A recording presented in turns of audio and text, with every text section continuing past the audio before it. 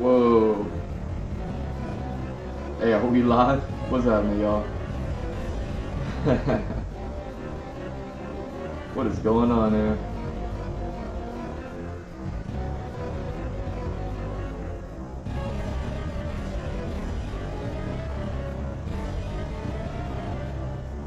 Alright. That's interesting. Sorry, I'm just seeing things. I'm just not seeing things. I'm looking at something. What's going on? How are we looking? Are we live? Are we live? It looks like we're live.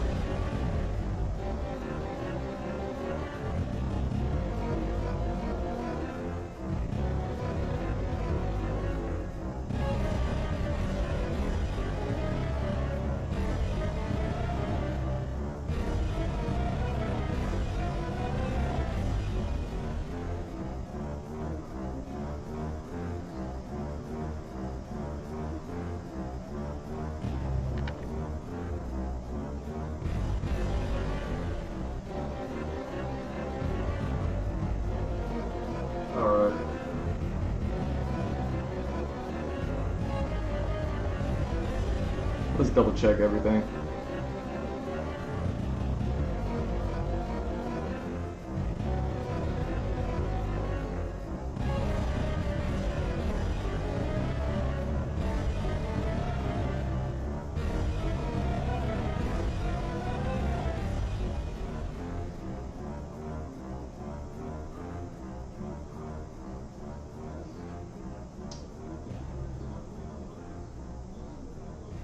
There we go. Alright, how are we looking?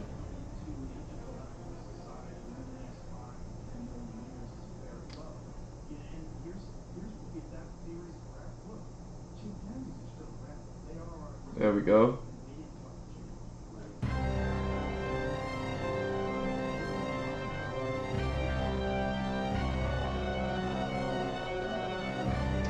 And how else are we looking?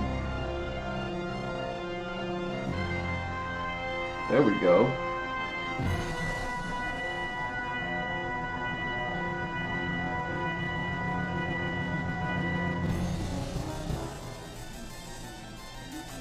Alright, looks like we're live, man. You know what that means. You know what time it is. What time is it? My bad. I'm coming in an hour late, huh? That means I'm just gonna stay an hour later. It's fine. It's all good. I've been super busy. It's, you know, that busy time of the year where I'm just super busy, as always.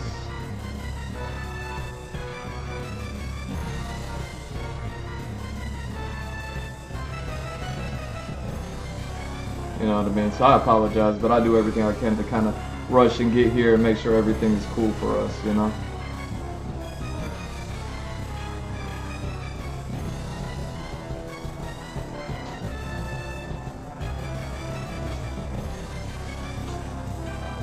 Go ahead,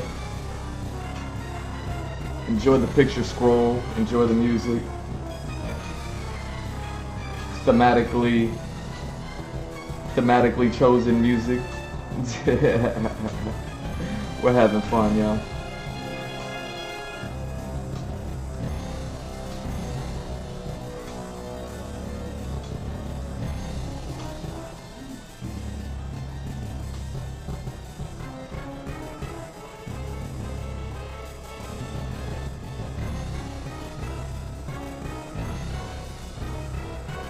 Oh man, you know what? Today actually will be fun. That's crazy.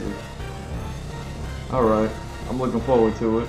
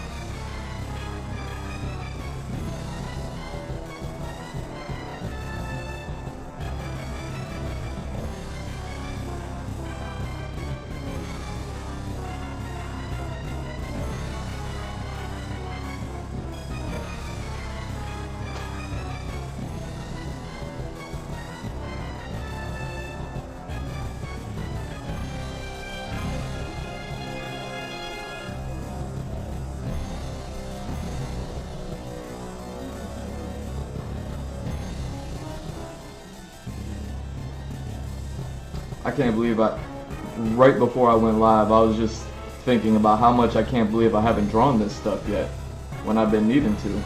I mean, I kind of have, but I really haven't, you know?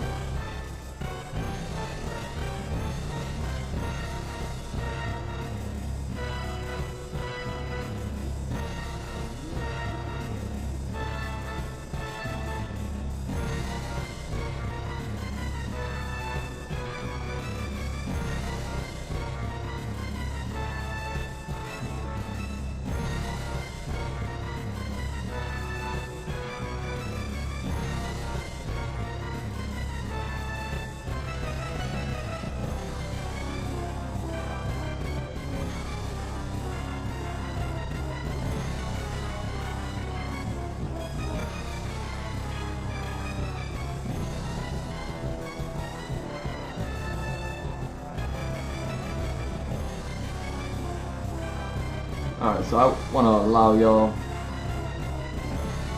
to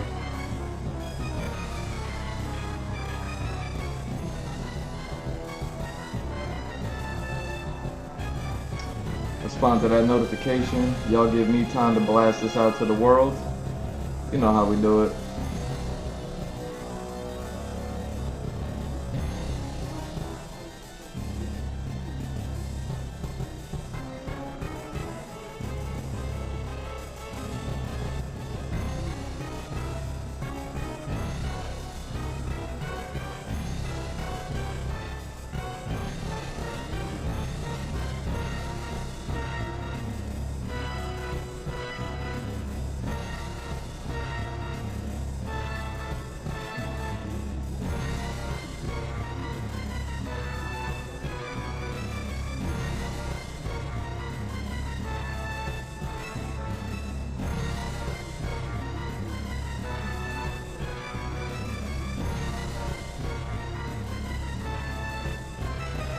Alright. Alright.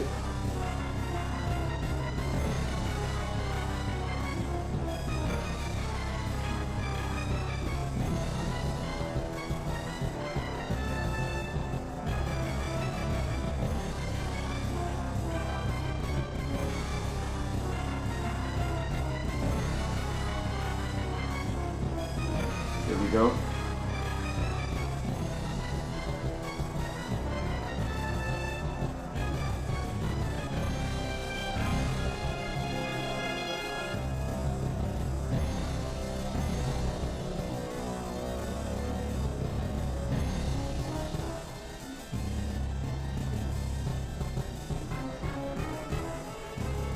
Here we go.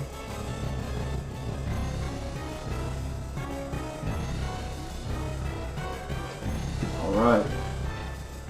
And with that part done, let's go ahead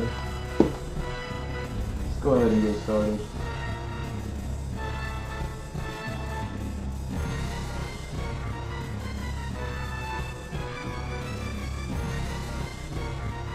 Oh man, I gotta turn down the music a little bit, man. This stuff seems a little intense, huh?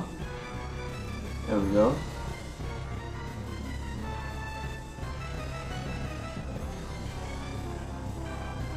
Okay.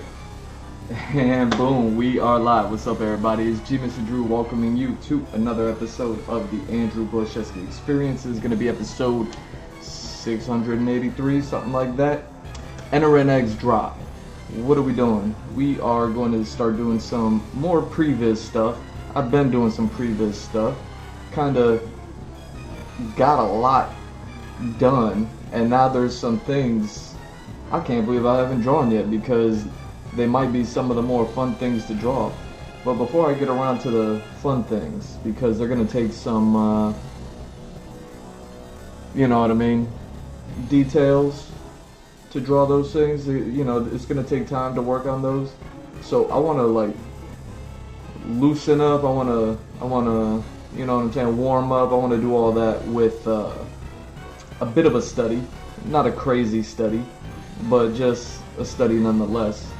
And what are we doing? Let me see. Gonna be drawing. I wonder if I even want to like save this last bit since it's only one square before I just go ahead and start something new. But yeah.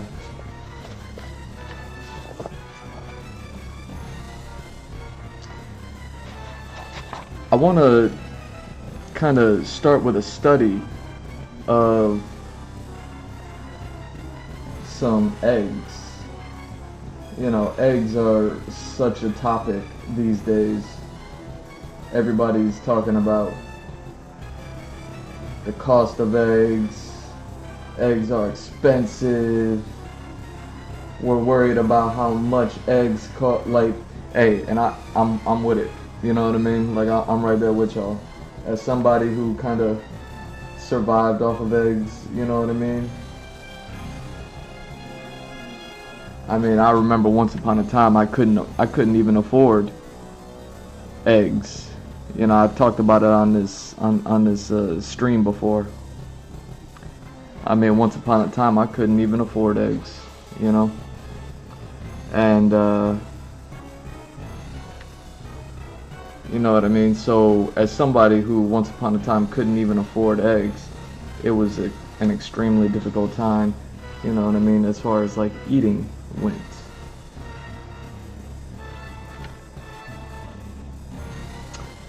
So, obviously, eventually, one day I was able to afford eggs again, one day. And it's interesting. Huh. Because eggs were like this thing. I'm just preparing this page, by the way. But eggs were like, you know what I mean? Like your typical whatever. Like you know what I mean? Not that we didn't care about them, but we didn't know that eggs were. The only thing that you knew about eggs were that they were fragile, and if you broke one, it would be like, ah, why'd you do that? But now, you know what I mean? Now you can't even break an egg. You gotta go to the grocery store and watch the checkout. You know what I mean? You gotta watch the people that are like handling your eggs, even at the cash register. You know what I mean? You gotta be like, yo, I know they're just eggs, but hey, you know what I'm saying?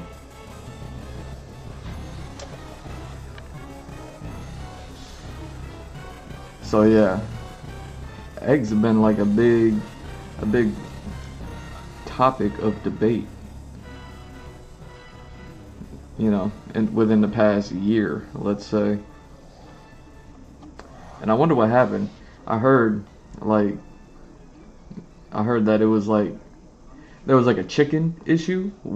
Like there was an issue with chickens at one point, and then like people were like, oh no, this chicken issue, how is that going to affect the eggs? And that was like last year, maybe 2023, 2024-ish type stuff.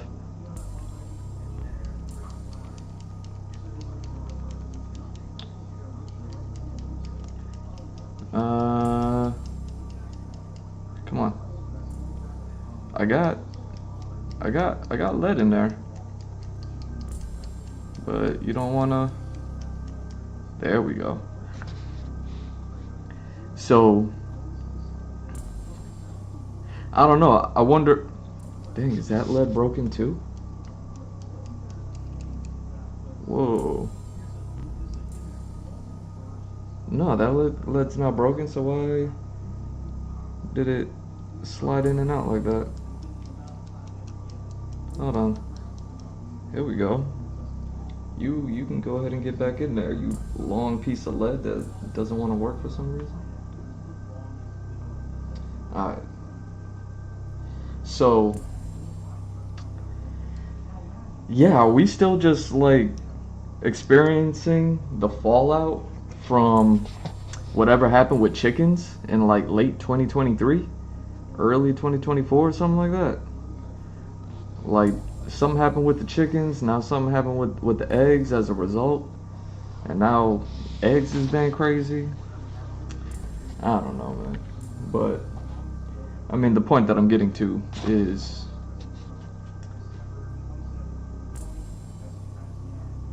just checking the music, checking the sounds.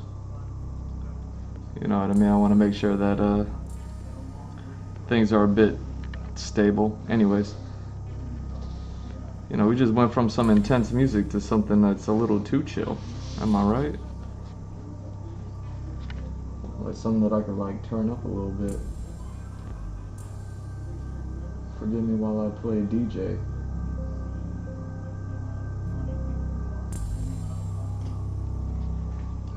So, yeah, we just like experiencing the fallout still of whatever happened with the chicken. What happened with the chickens, by the way? Are the chickens okay? Are the chickens back and healthy? Because now everyone's talking about eggs, and I don't hear nothing about chickens no more. So the only thing that I've heard, and it was like, I don't know, a few months back, was like, just as all this egg talk was starting to happen, was like, it's gonna take time in order for the chickens to be okay, to the point that they're making eggs okay, so that way we can go back to like enjoying eggs like we used to. Like, that's all I heard. That was the latest I heard a few months back, was that it's just gonna take time. But man, you still see, you go to the store and it's like, hey man, you can only buy so many eggs. You go to another store and it's like, we ain't got no eggs. And it's like, oof. Sometimes the only eggs you can find are the ones that are like really, really expensive, and it's like, why are those eggs so expensive?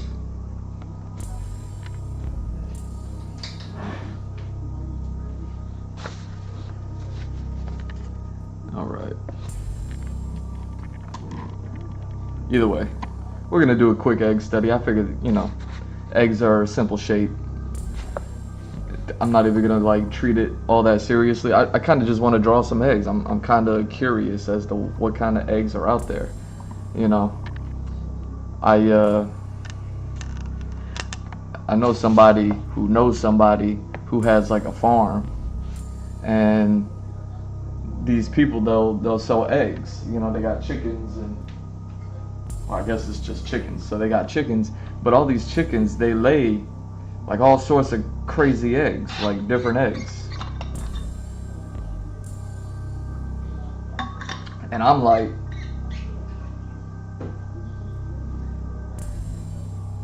that's cool. All these eggs are different sizes, different shapes, different colors. It's wild. It's really wild, like egg culture.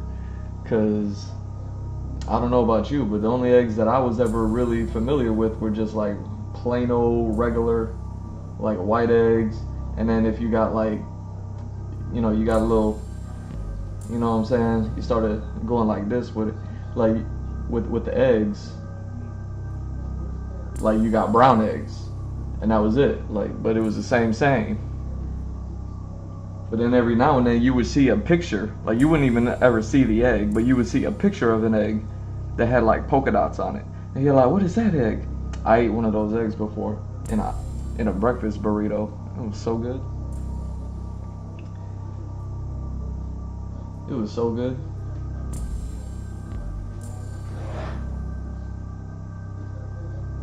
Just a nice simple breakfast burrito, you know.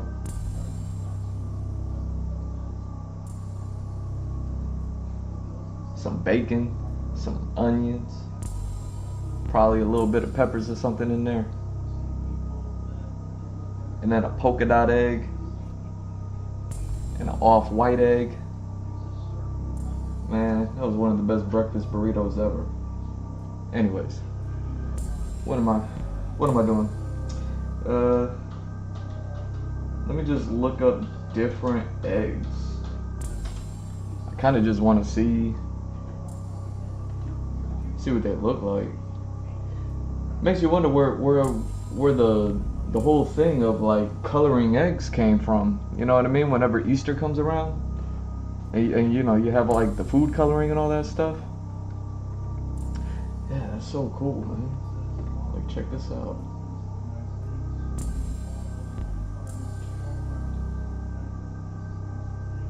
All right, let me see if I can pull this up.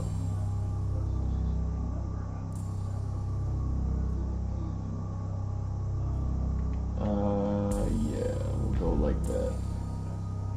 Or, no, we'll bring you down here, actually. There we go. And we'll pull you up over here. And you know what I'm saying. We know how my streams go, right? I think it's this one. Yeah.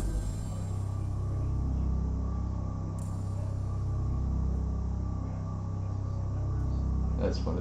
They're showing pictures of how to cook eggs differently. But yo, look at these eggs. Like, I've seen this,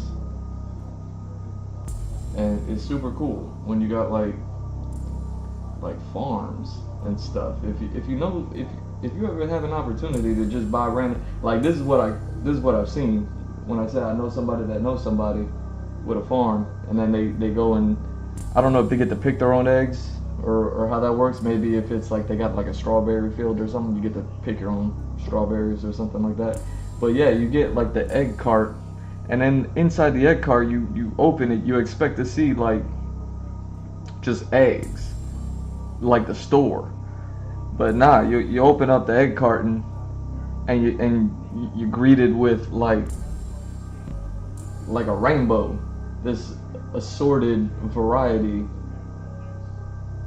of crazy eggs. You see what I mean? But some brown ones, some off-white ones, like all sorts of off-white ones. Like what? You know what I mean? You got these ones with like patches on them. Where do those come from? And then yeah, like ones with like polka dots. It is crazy. And then they're all different sizes and stuff. You see, like look at those eggs. Why are they so different? See, this is even a little bit like organized right here. You know what I mean? Like somebody had to tailor that together to get it, you know what I mean? Get them all lined up in a row. Types of eggs. This is perfect.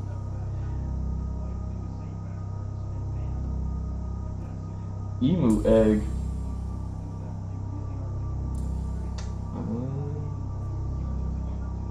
Chicken egg, turkey egg, duck egg, goose egg.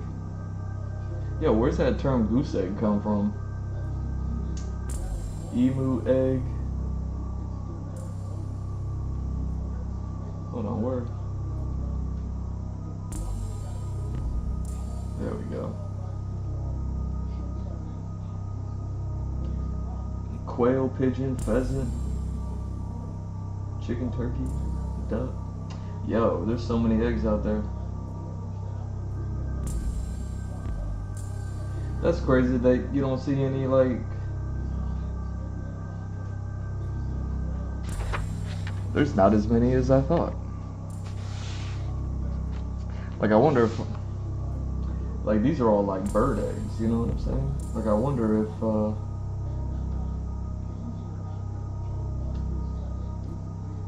Like reptile eggs, you know what I mean? Like turtle eggs and stuff.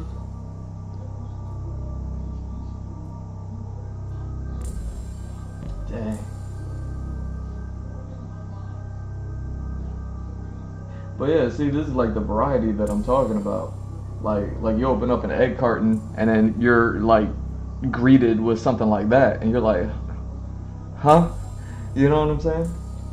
It makes you like wonder about the farming industry. Not saying that it's bad or anything. You know what I mean? Like I definitely partake and enjoy. You know. Hold on, let me sip on this tea. So I don't know, man.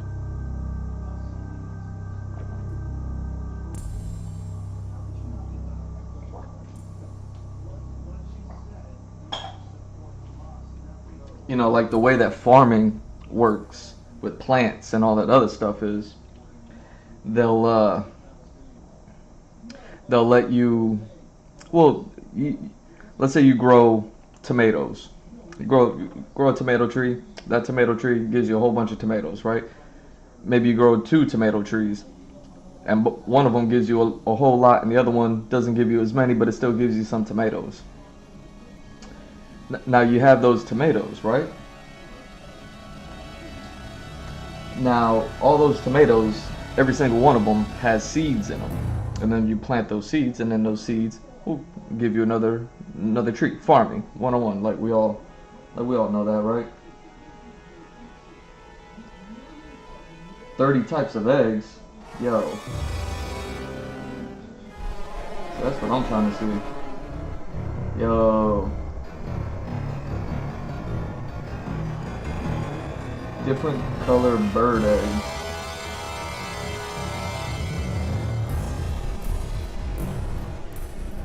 Yeah, see, they look like rocks and stones, yo. I wonder if that's on purpose, if that's like a defense mechanism to make them look like rocks and stuff and camouflage. Anyway, so that's, you know, you the way that farming works, whenever it's like done well, done right, you don't just replant anything. You want to take the fruit that's like ideal.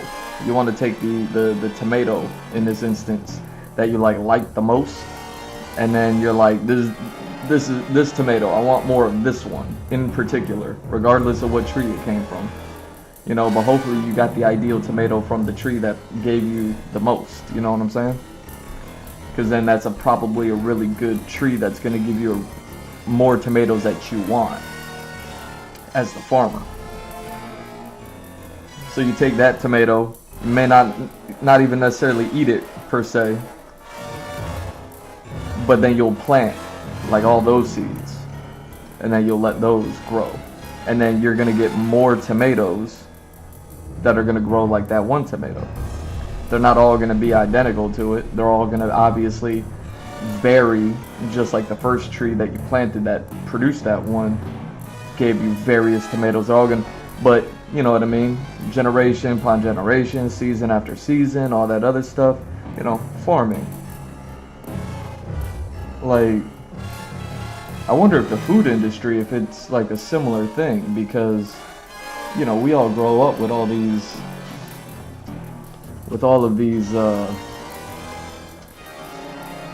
eggs and stuff. I think this picture is good enough.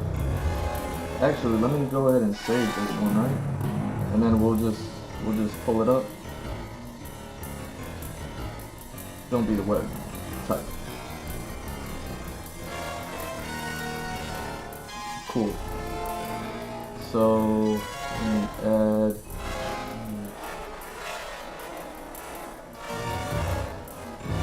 And there we go.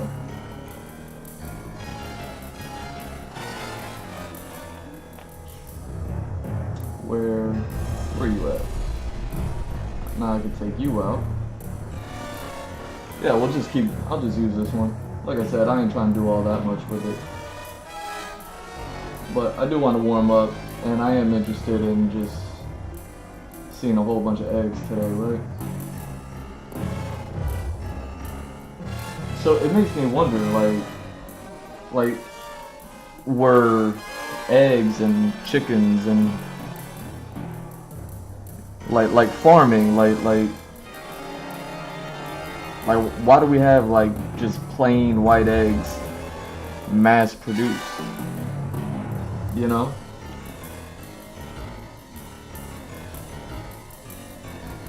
And I'm not complaining. I'm not saying it's bad or anything like that. I mean, you eat some eggs. Like eggs are great. I love them.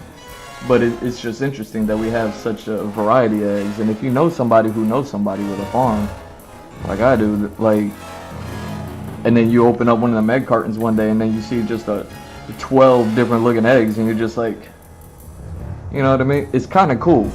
Like how come that's not what we see when we go to the store? Like that's what I mean. Like, how come when we go to the store, we're not seeing all these eggs? Like, yeah, it's cool if you have like white eggs here, brown eggs here, and then maybe you have two different types of brown eggs, where one is like small brown eggs and one is like big brown eggs.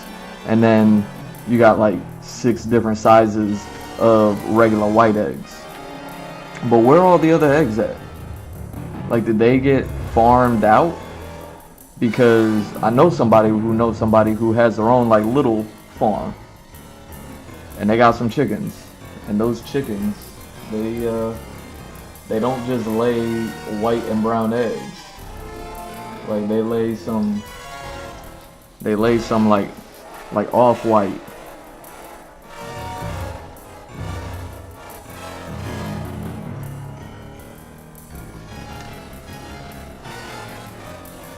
Yeah, circles are always a nice thing to warm up with, right?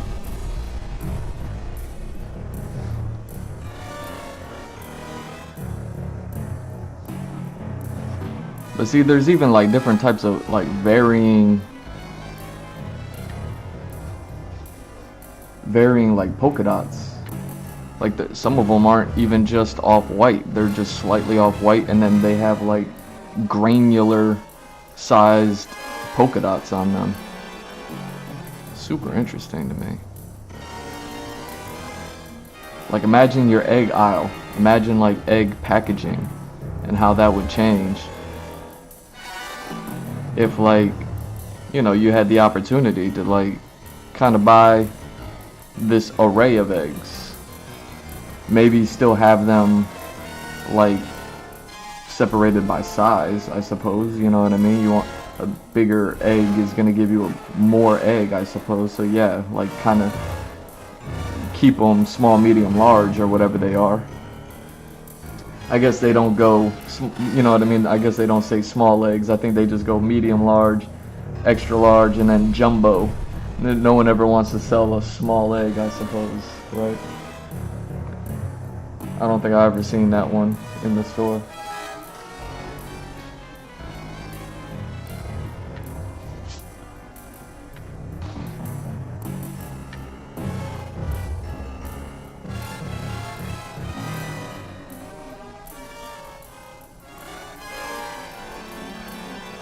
Yo, this music is wild, huh?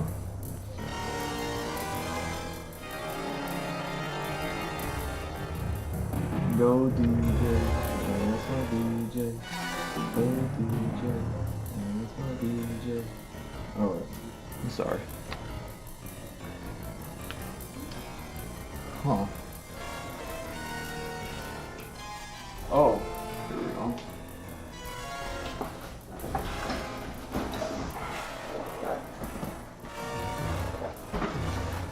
Now, don't worry, we're not gonna be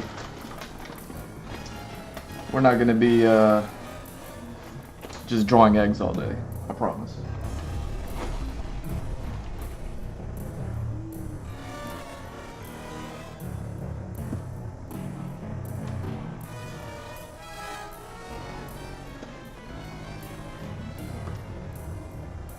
But I am gonna kind of go through pretty much all of them. I might get a page in or something like that. Hopefully this is fun. Hopefully this is fun for me.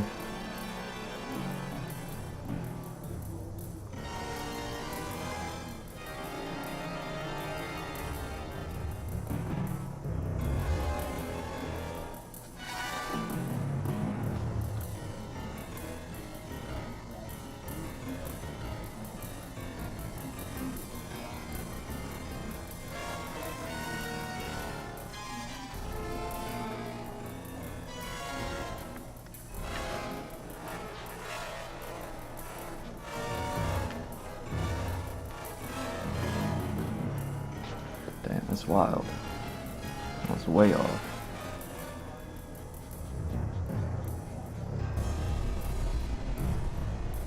But yeah, that's just curious, you know what I mean? Because it makes you think, like, all eggs are always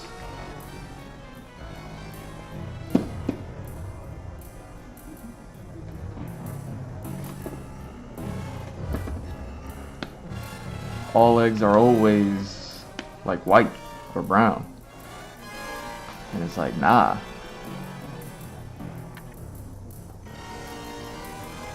Like, I don't even know how the size of the egg works. Like, if one chicken will be able to produce like multiple sizes of eggs, or if they kind of just stick to a single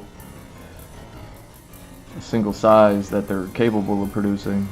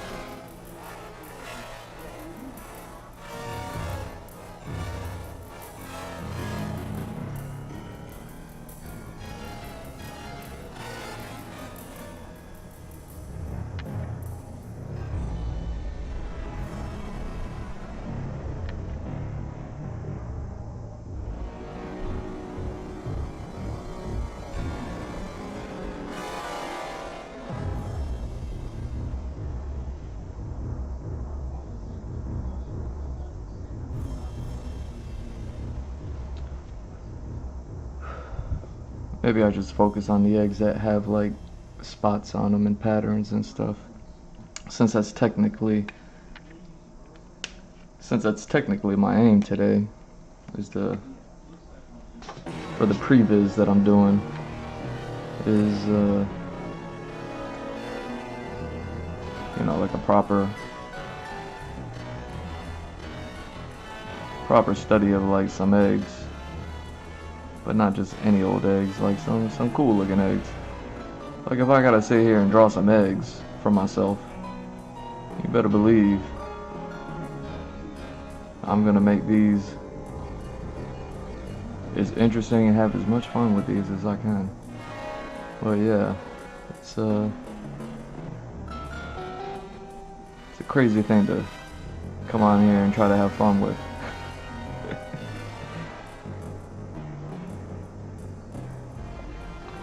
But I like it. I like it.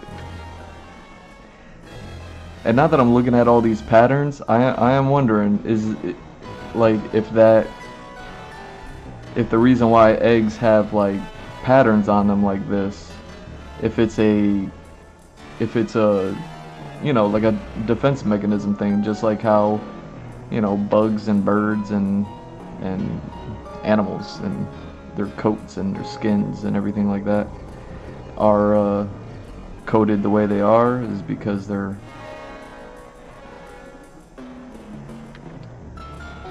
you know what I mean, they need to blend in, they need to not be seen, whether it's because they're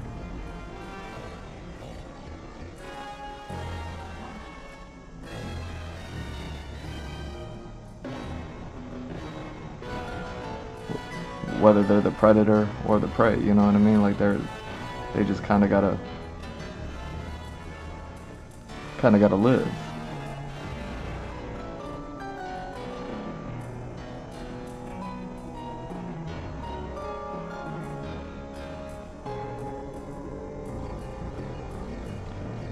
So I wonder if these patterns like help these eggs, especially if you find them in a bundle, you know what I mean, like in a nest. So you might have like a nest that's made up of a bunch of whatever, and then, you know, you lay a whole bunch of eggs out in the wild, and now all of a sudden, you know, predators are out there to look for them. Like maybe they don't see them. Yo, why is this thing leaking so hard?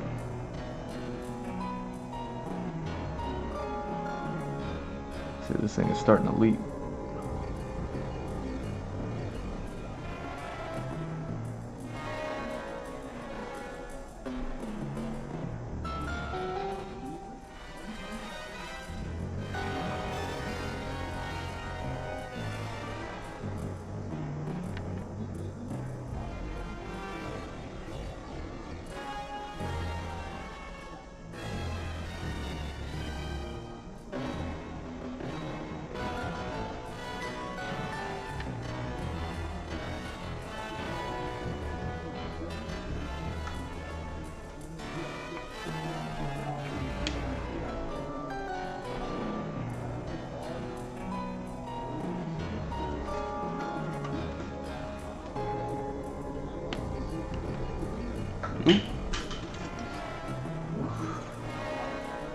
I hate when the cap doesn't stick.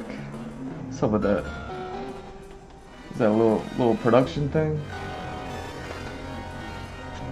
Little misproduction?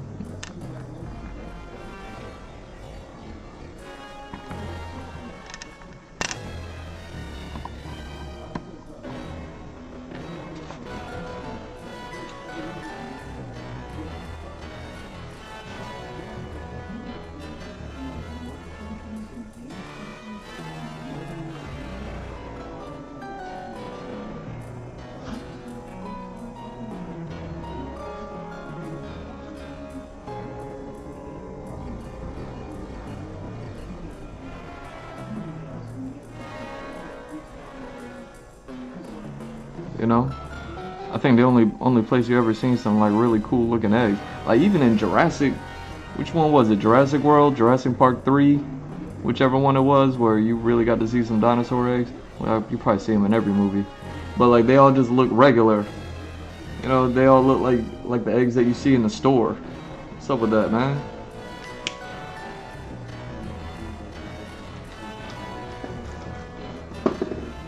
Just plain bright white eggs.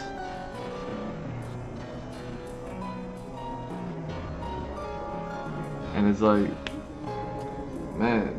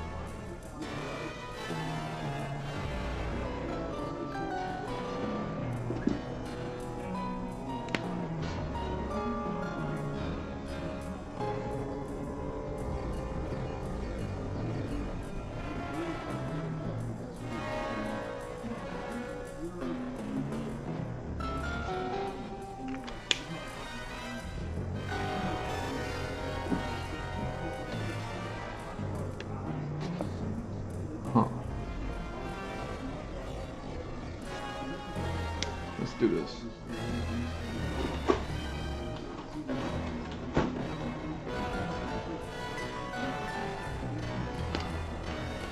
See, there's always something interesting. Oh wait, this is gonna be mad dark. Hold up.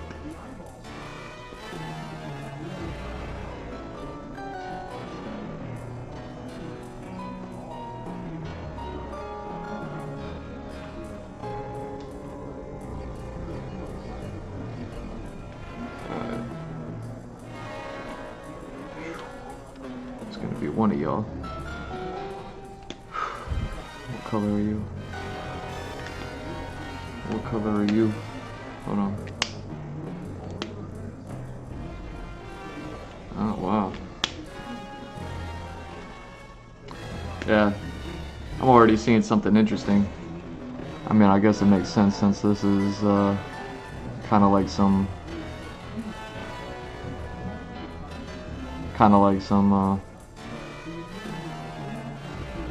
life drawing, you know what I'm saying?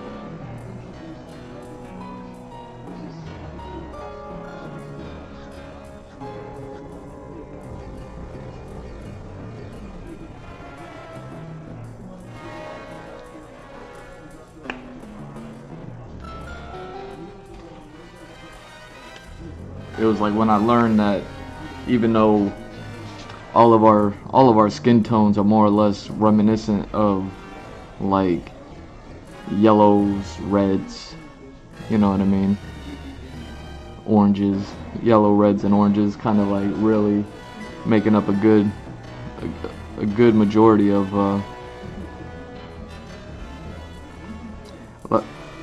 what we like see when we look at color. We're not really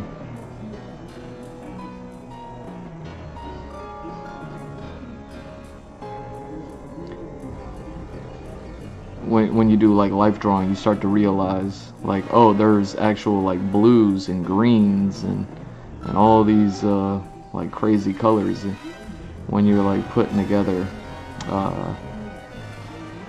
you know, when you're rendering out anything that's like has like life, you know what I mean?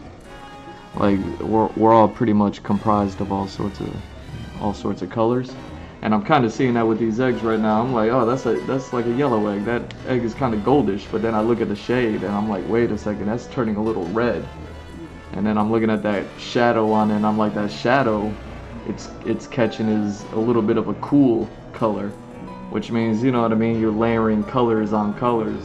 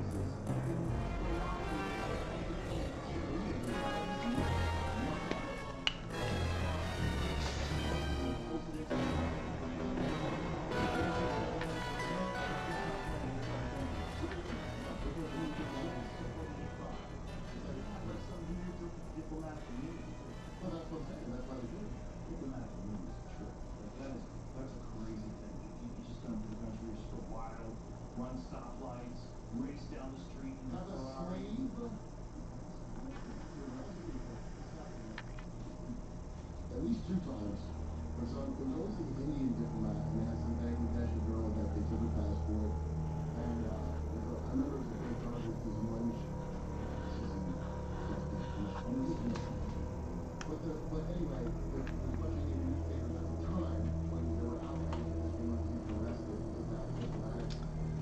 Because I don't know if you know, people that come from a lot of money, they think they should have slaves. They genuinely. And remember, this is the thinking philosophy. Learned that some people like to say this and some people like to say that. And it's the best.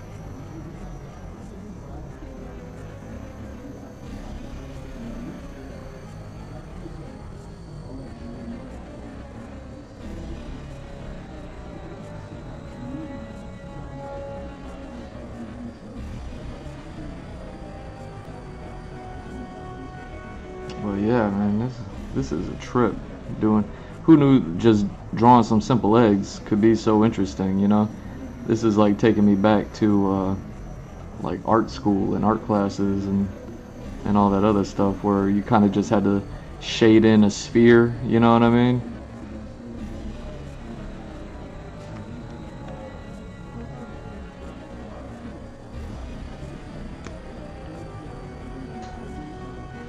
I mean, it's not really that bad of a practice, though, to do, honestly. I mean, one, for the artistic, whatever, but also because, like,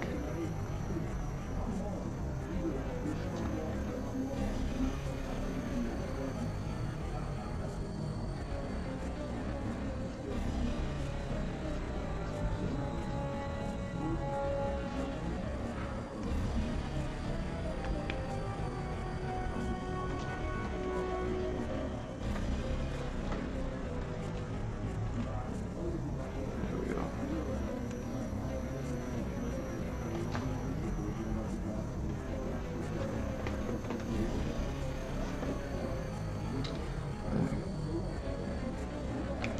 I don't even know what color you are. Huh.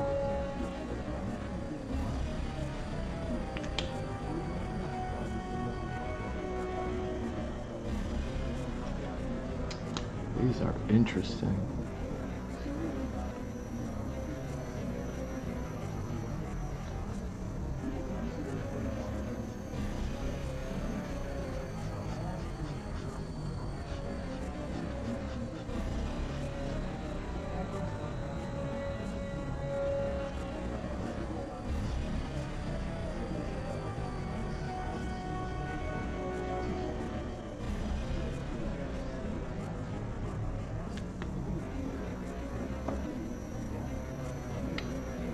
There we go.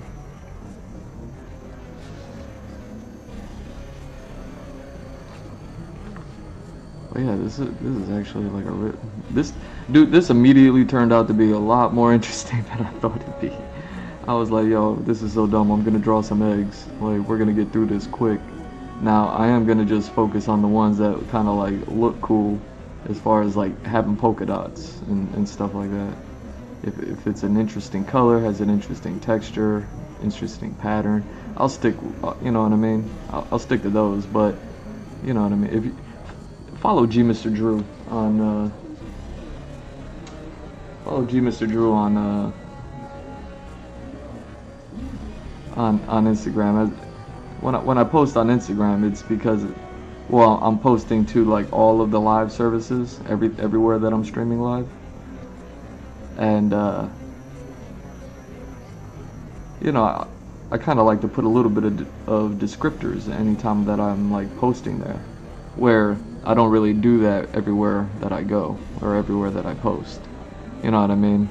I might say like, hey, I'm doing this art, that art, but I won't like really describe what it is I'll be working on. But on Instagram, since I'm posting like multiple posts per post, it's like I don't want to say the same thing every time. So let me try to like give y'all a little, you know what I mean, a little preview, you know what I'm saying?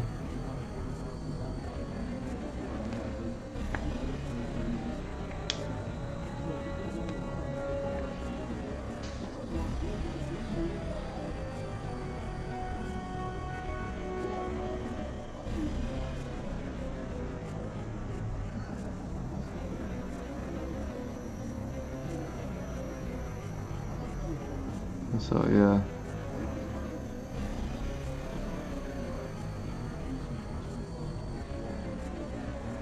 Definitely thought this was gonna be the sillier thing that I did today, or on today's stream. And I was like, alright, it'll be fun. It'll be silly to draw some eggs.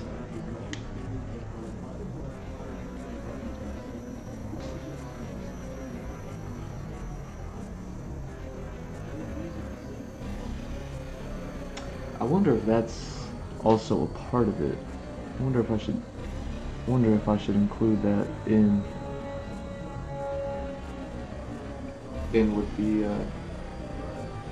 with the renders.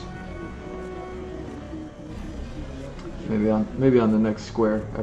Let me do this last one here. See, like, what is that? That one looks so interesting.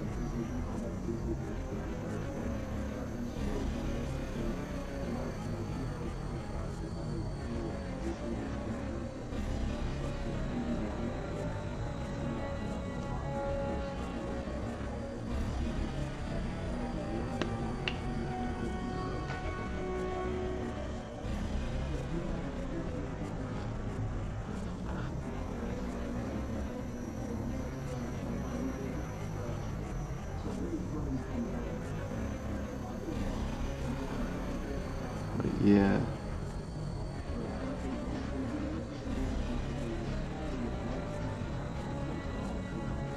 Oh, so what I kind of lost my point. I guess what I was getting at before, talking about defense mechanisms and these shells kind of like mimicking the earth around them, perhaps, you know, dirt, rocks, whatever, you know what I mean? So that way predators are less likely to find them, things like that. Like maybe, just maybe, like I wonder if the reason why all of our eggs are kind of just white isn't, like I wonder if it was a farming decision, like when a farmer was like, all right, we're gonna take these perfectly white eggs, and we're gonna take the chicken that laid these perfectly white eggs, and we're gonna get them to keep producing and have little baby chickens, and we're gonna have, you know what I mean, and farm chickens in a way, so that way, you know, more and more and more just regular eggs started getting cultivated. Or I wonder if it's a side effect of the farming system, because they would actually, you know what I mean, like farmers are going to protect their investment in these chickens and the eggs that they lay. So I'm wondering if yo, this one looks like a Jackson Pollock painting. That's crazy. That's crazy. Why are you looking like a Jackson Pollock painting?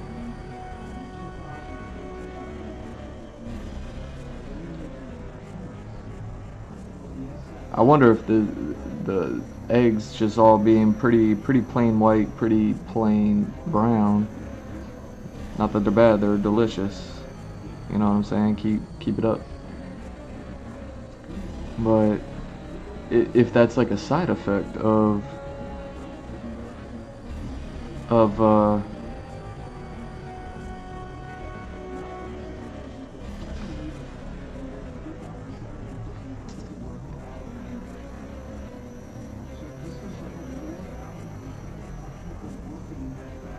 if it's a side effect of like,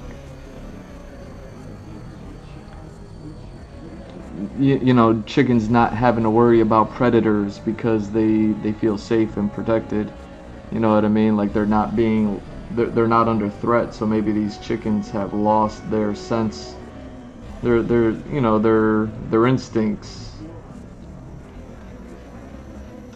to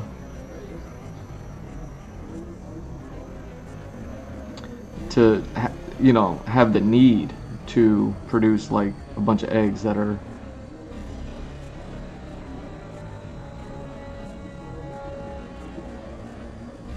like kind of mimicking rocks and dirt and stuff like that. And you got to think like chickens are from all over the place. You know what I mean? Like I'm sure they're in like a bunch of different type of uh,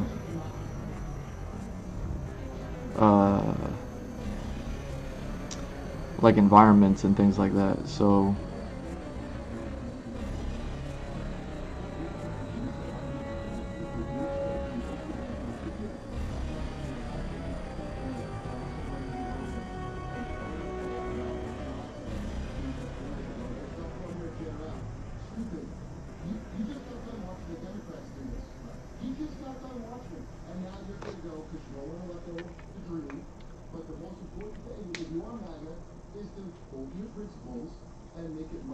yeah.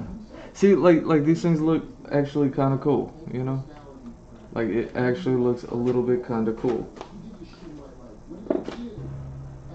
Let's So yeah, that was the point I was trying to make earlier. Like I said, y'all know me. I get lost. I get lost in these drawings sometimes. People like to say it's like an attention thing, but I'm like, nah, it's more of a focus thing. I'm trying to focus on the physical render. I don't have time to sit here and concoct a thought. You know what I'm saying?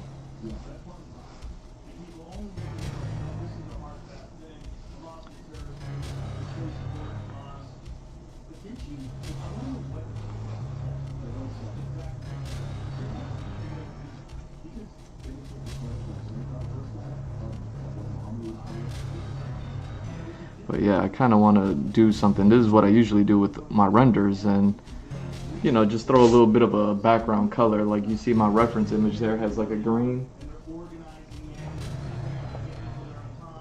It's kind of like a green thing going on.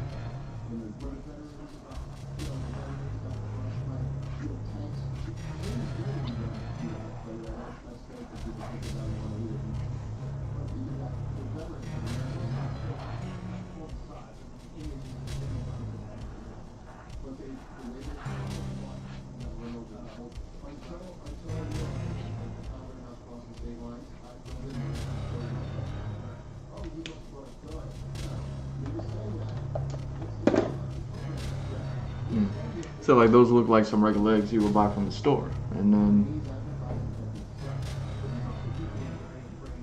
yeah, let's do that.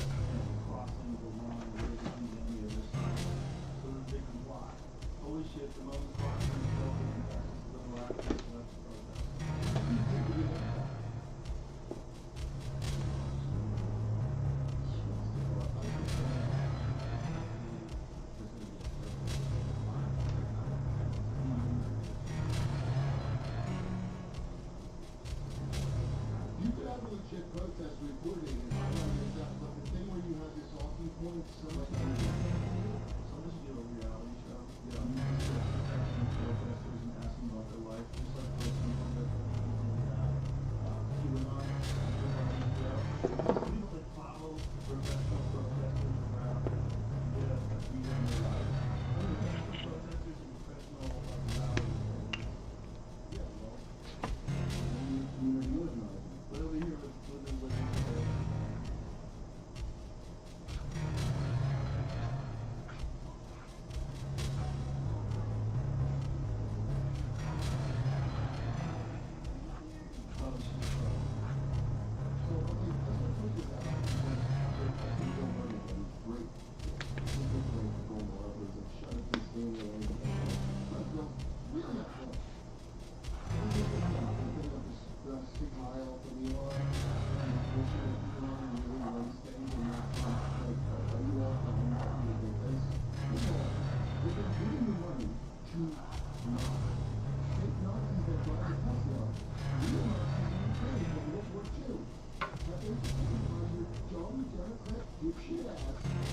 everyone's money for how long now? People have real swastikas and tattoos. John Stewart's friend, yeah. Nazis ever the fucking man after I watched Canada Salute. And they watch him. I know the EDL says it's okay that one group is not Nazis anymore, but I don't think the EDL's are like that. And I know that sounds really unsmart. But they're not reliable.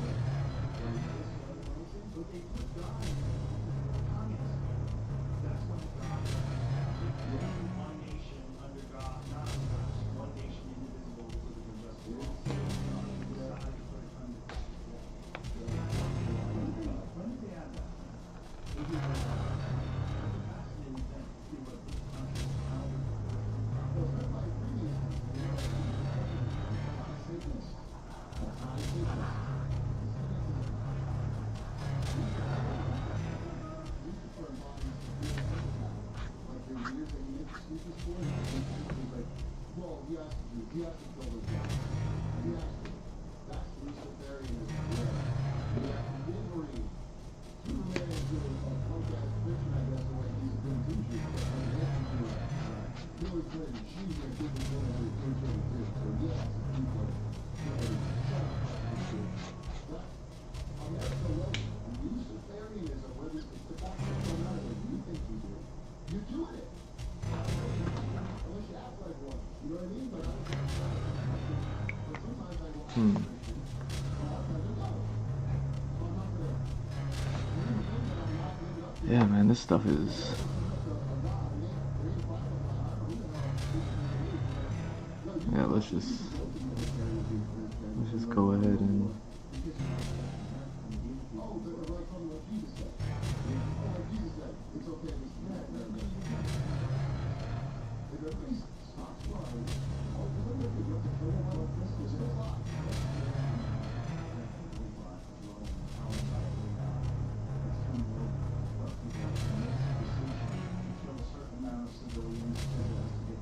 I'll tell you what, one that grew so beneficial around the ship because they can't get that idealized and it's not, and so they're growing branches. You can never Egypt what's more than that is a person.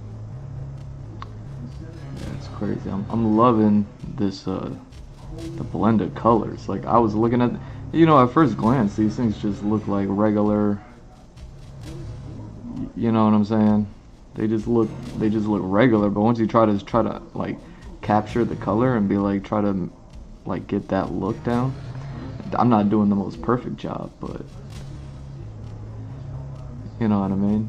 It's helping me get a better understanding of not just these eggs, but also my markers. And blending these things. This is where like kind of drawing something off of reference kind of has like its benefits. You know what I mean? I don't do it too often just because I'm like too big on trying to create my own stuff over here. But this is immediately turned into something far more interesting than I ever thought it could be. But yeah, let's do this. For revealing the truth about the criminals that run your government. There's a guy in prison for revealing the truth. We did 3 years ago. The guy's speech about how a lot of people. Yeah, the drone operators that got put away under that act. Trump's abusing it now. What the hell's he abusing? That's when they grabbed these people for charges and because they supported Musk and some people espionage act. They're doing shit like that. So talking about the drone bombings as an espionage act, is that what it is? There we go. Working terrorists, or worse, 90% civilians. That's collateral. That's who you kill. The collateral thief you get fucking terrorism. That's the reason that happened. The guy in prison for telling us that Obama, the one that did the ones that Bill, I guess, thinks are not Nazis, even though, boy, you should kill like Nazis, don't they? Again, Bill's right on that. So yeah, turn this down.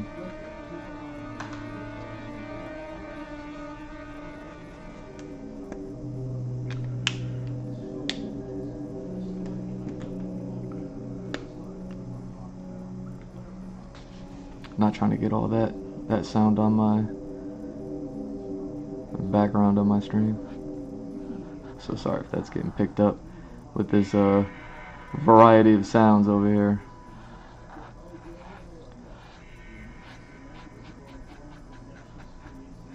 But yeah, man, I gotta be honest.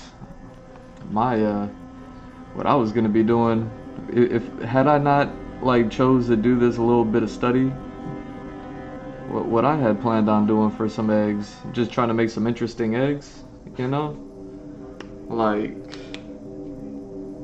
was not interesting at all, like compared to this, you know.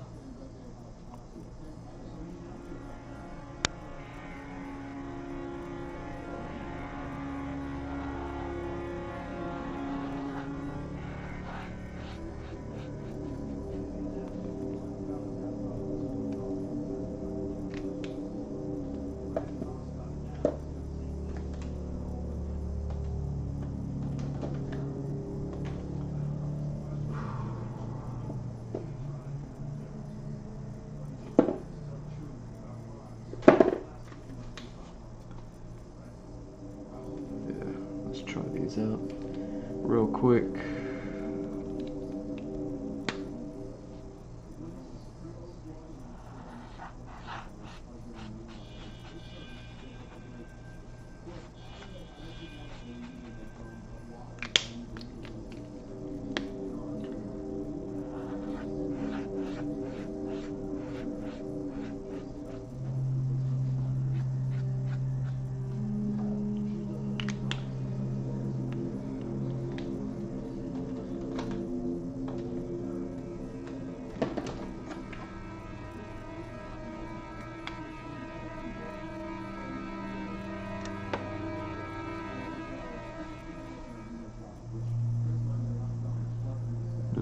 So crazy.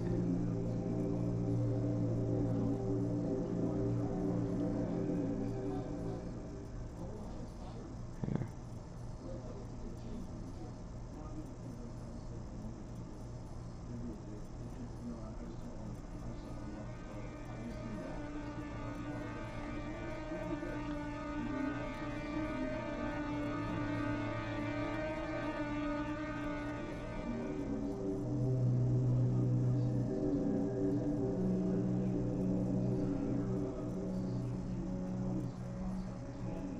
This is so cool, man.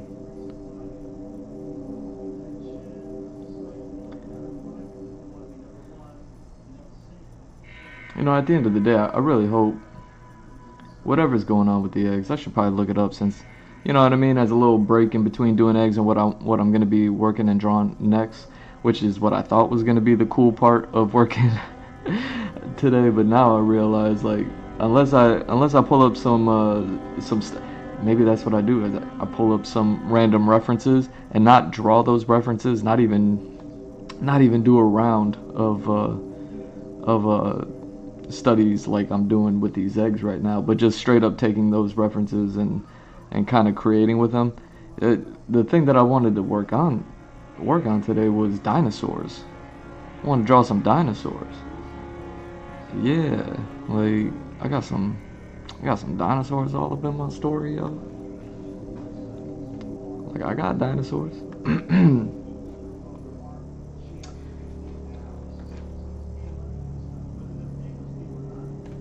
Here we go.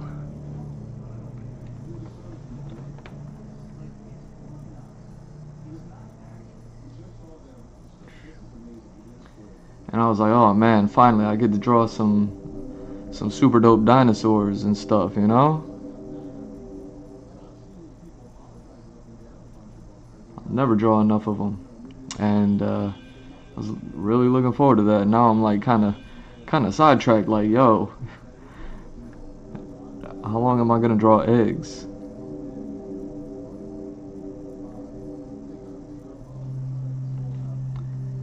Because this is super fun right now.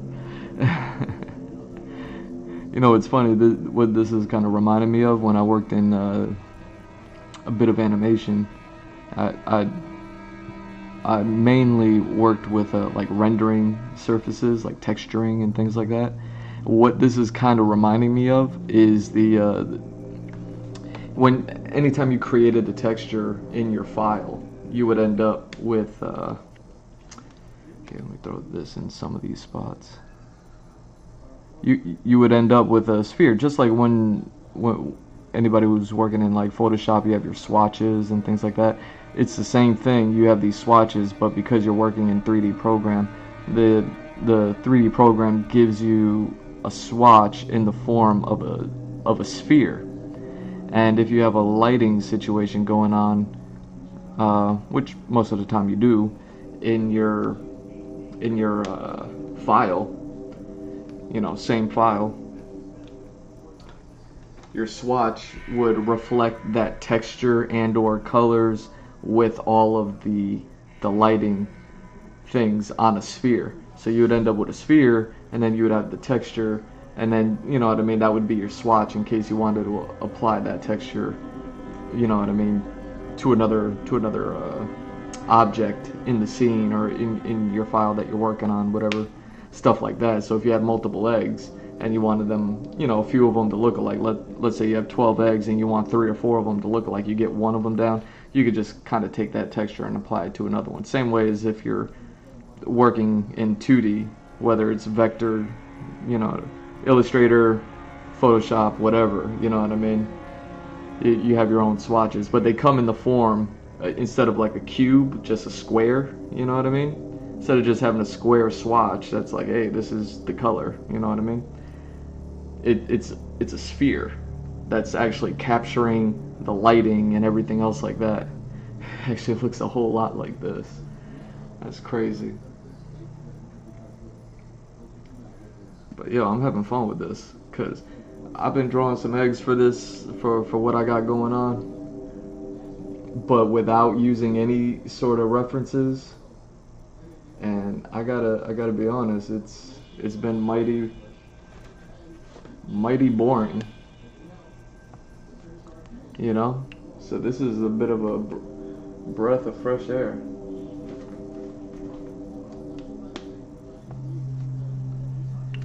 There we go.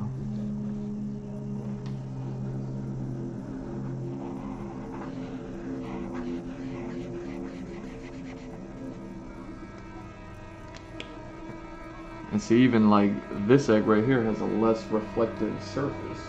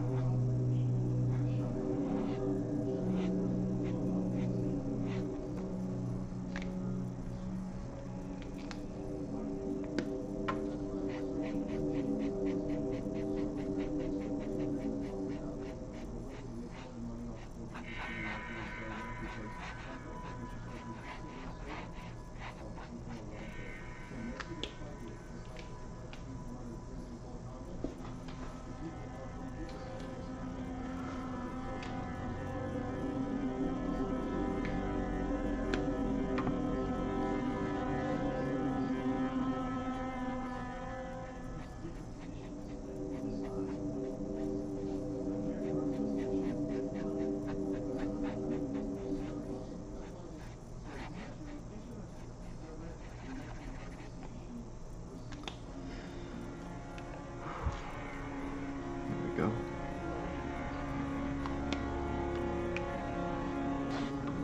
Oh wow, it's looking real different on the screen from what I'm seeing.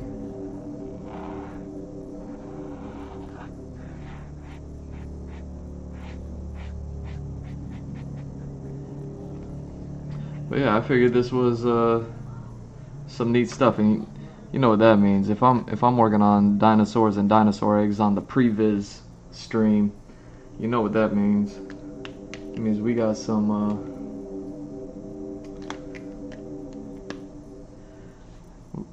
we got some dinosaur eggs and dinosaurs coming up in the story at some soon.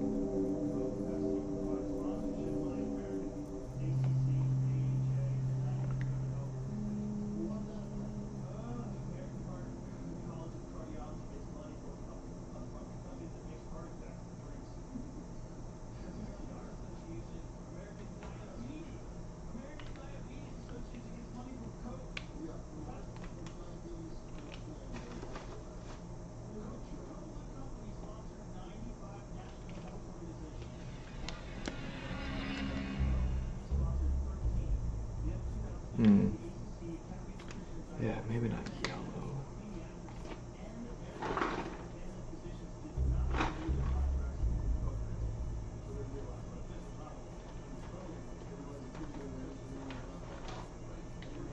This ought to be interesting.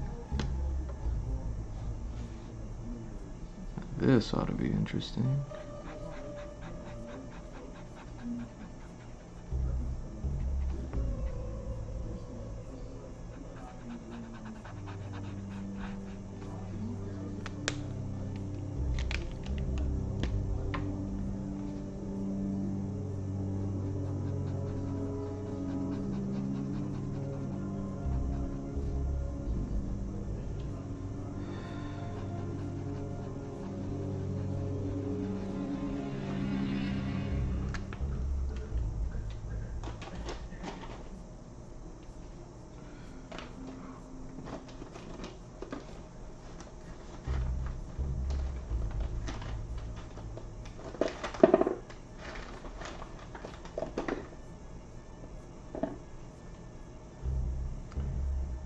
What are you gonna give me?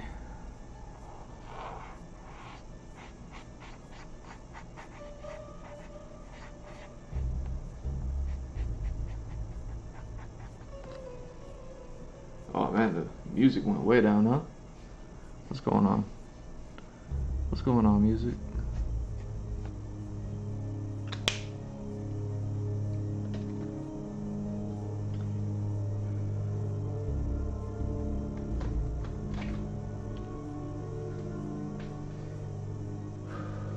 Turn this up and let me get some background noise for myself. I thought I already set that up. Apparently not.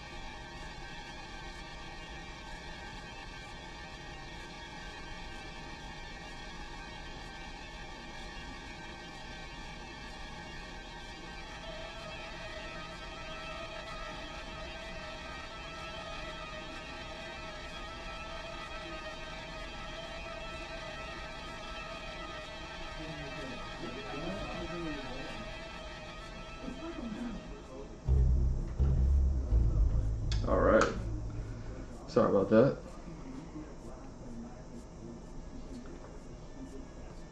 Well, we're only 90 minutes in.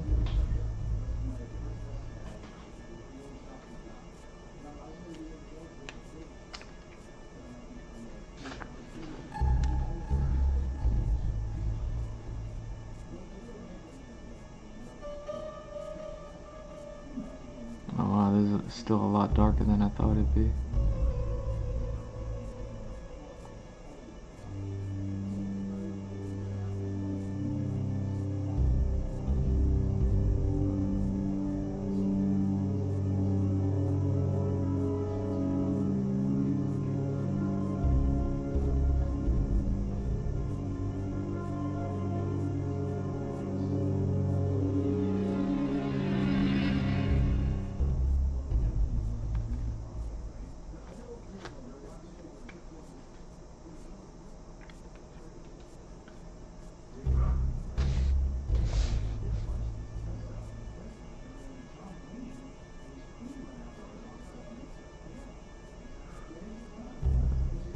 So cool.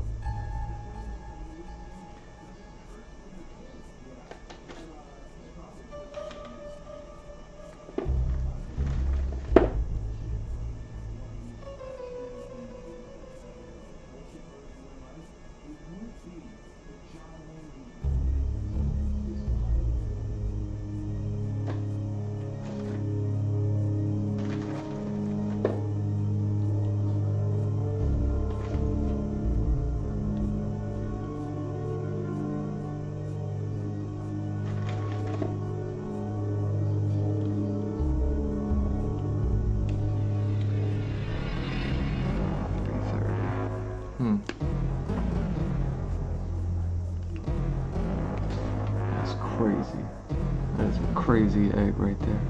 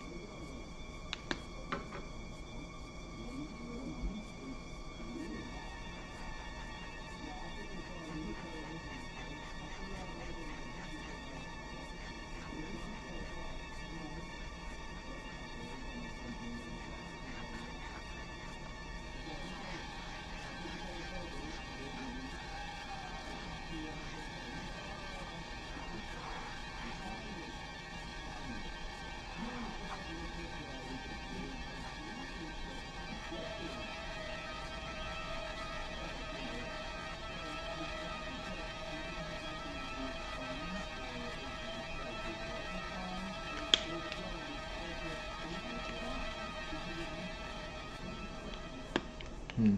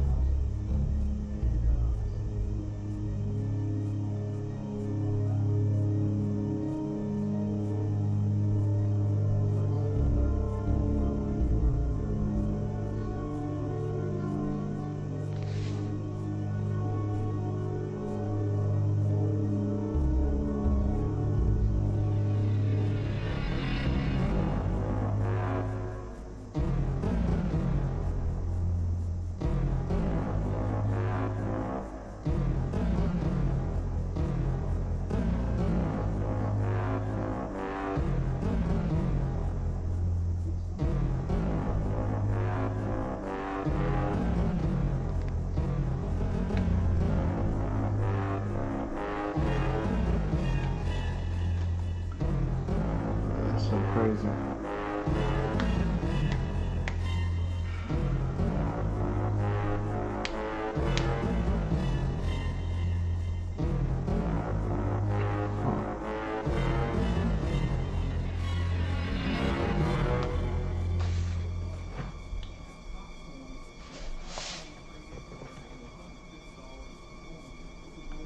Let's see, we're about halfway through this. So maybe only a couple more. I mean, if we're not even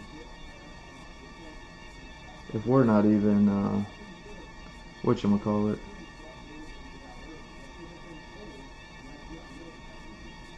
more than a few hours into the stream. We're not even a couple hours in. I can do. This is so interesting to me. These eggs are 1,000 times more interesting than the ones I would have just drawn had I just like used my imagination.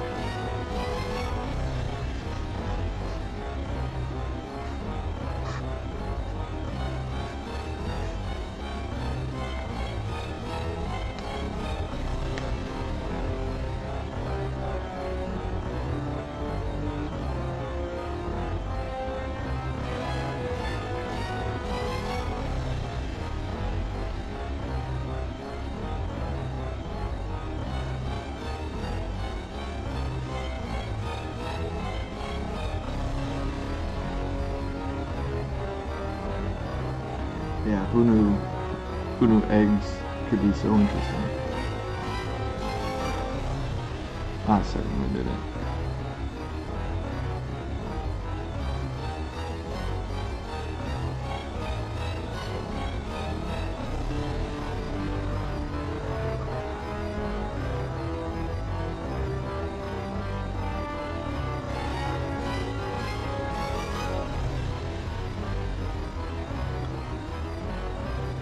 Now all I'm thinking about is like how uninteresting eggs have been in like everywhere that you may see eggs in any cartoon or anything like that. And it's like, yeah, why they didn't blow up the eggs? You know what I mean? So that way they'd be like way better.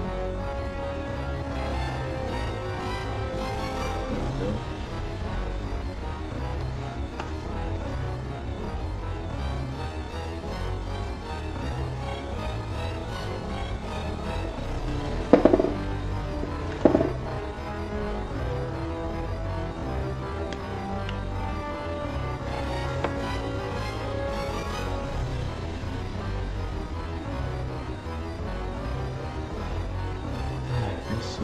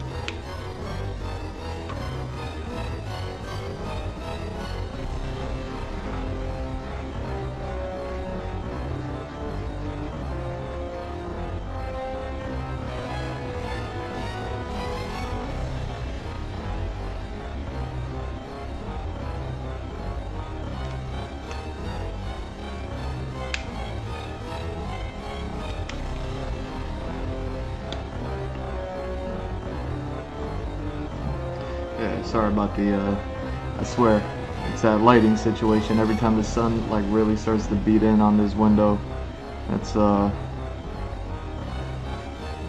really affects the cameras and their ability to pick up the lighting.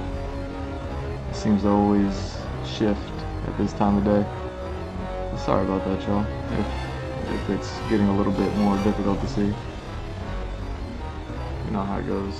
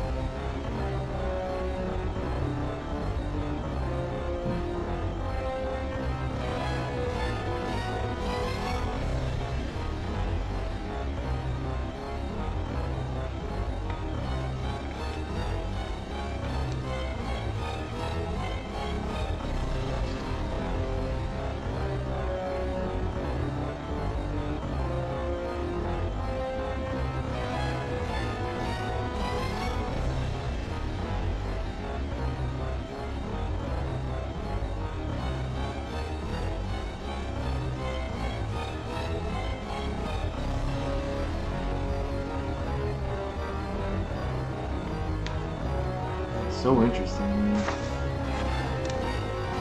Like look at all these. Look at all these. It's crazy. It's craziness. Why is it so crazy?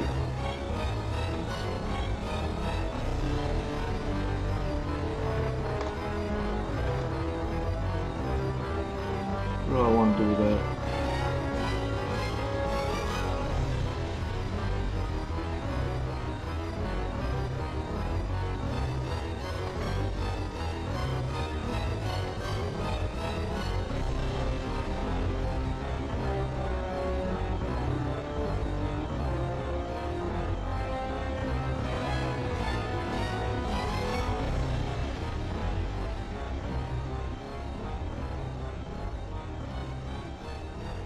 There we go. This would be interesting, I think.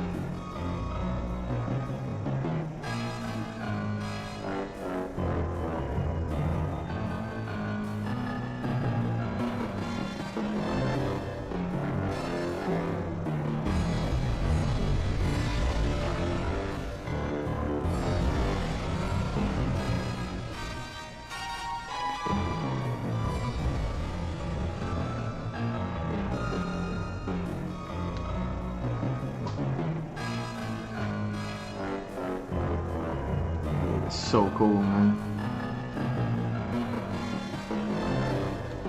This is so cool.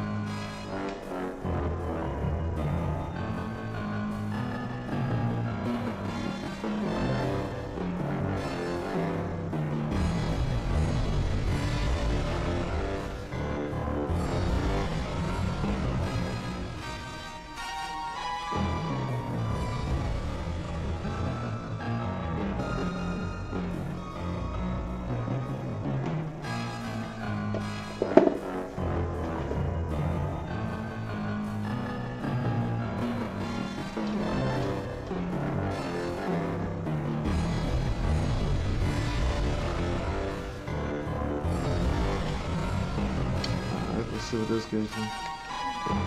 Let's see what this gives me.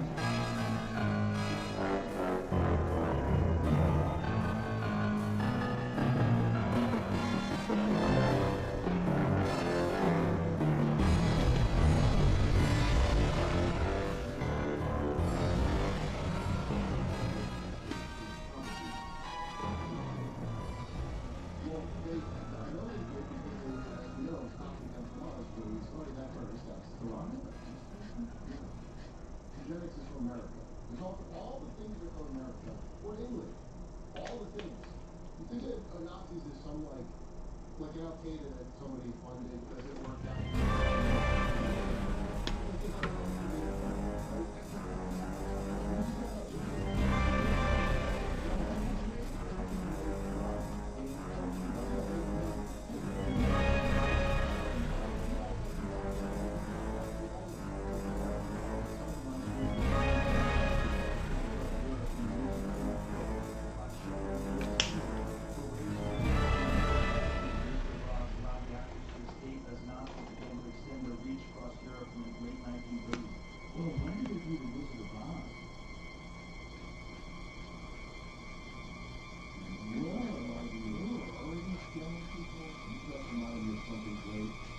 There we go. So this is one of my favorite historical.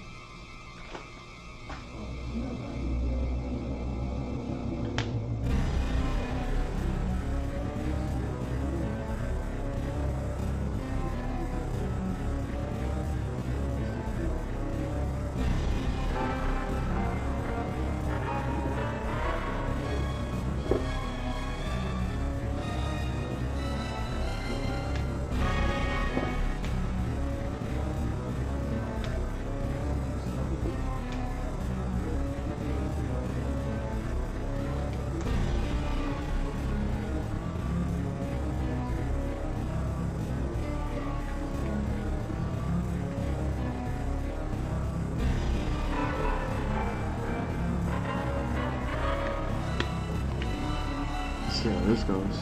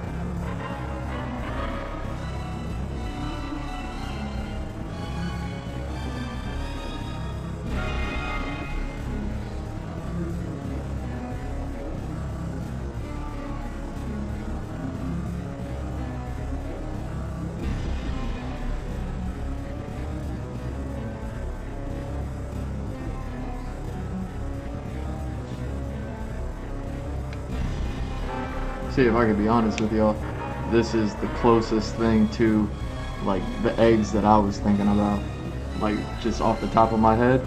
But they weren't even that cool. So it's good to see. It's good to see those. You know what I mean? I mean, dude, there's so many cool eggs that I could like still do. You know what I mean? As far as ones with like patterns on them, there's still like 3 of them. 4 of them. Oh wait, that one. Yeah, see. Yeah, let's do one more of these and then we'll go ahead and move on. I'm having too much fun. This is all super interesting to me, to be completely honest. You know? And it certainly looks like a bunch of eggs, right?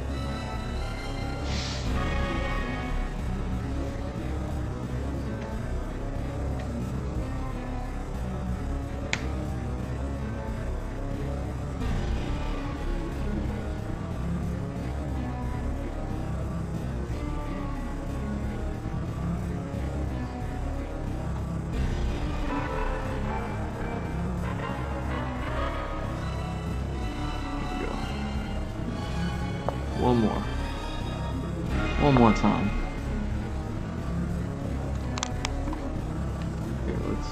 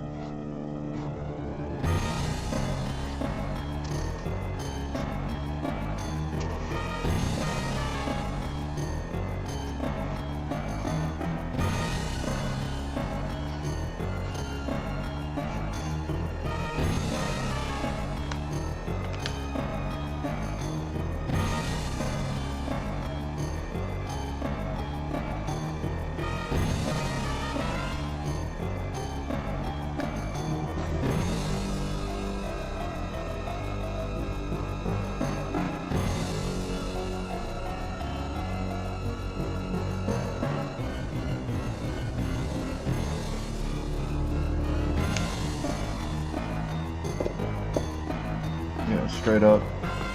Like, how interesting would it be if you opened up your egg carton and you always ended up with some sort of variety, something like that. Like, I'm still there. I'm still there. Thinking about how cool eggs are. You know what I'm surprised to see is that even with the shell and the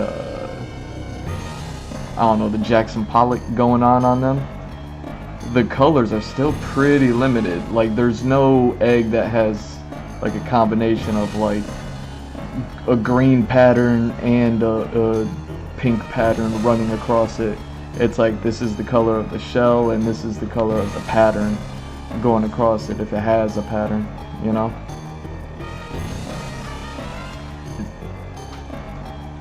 It's just interesting.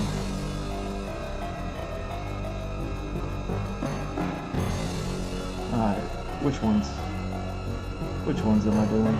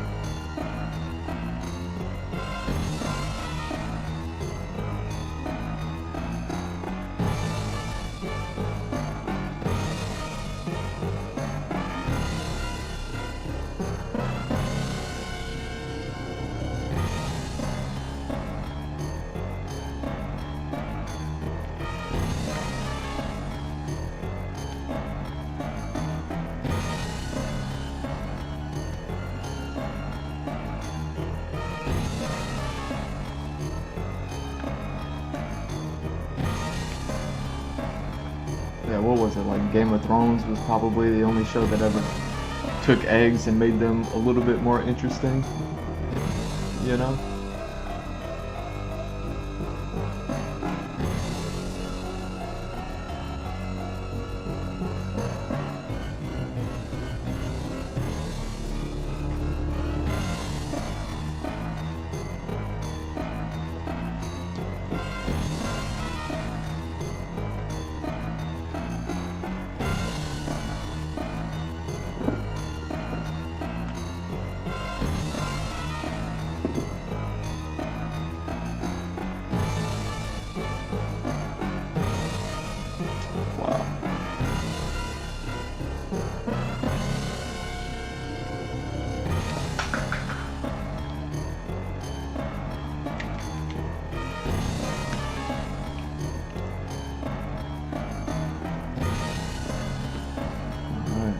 what you give me.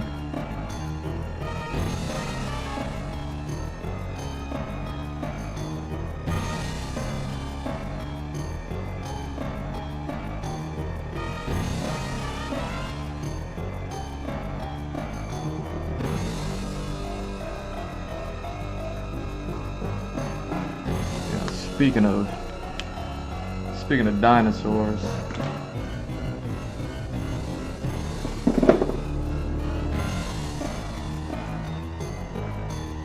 y'all see that? Y'all watch that Nintendo Direct? Was it a Nintendo Direct? It was something like that.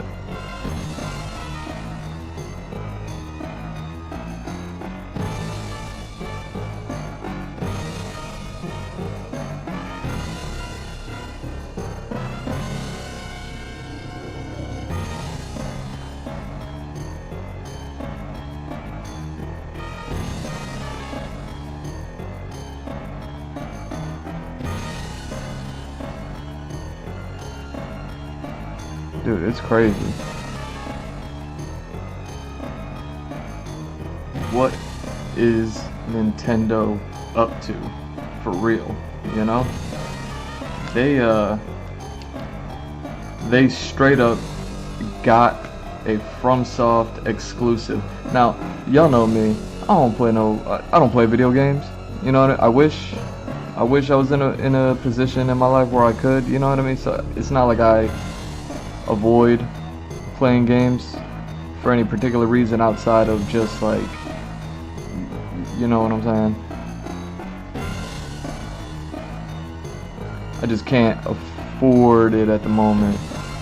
Even though I do have plans on playing video games, especially live streaming them. Like if I'm gonna be like having fun playing games and stuff like that, even if I'm gonna be doing it like one play or anything like that, like even if I do it that way, like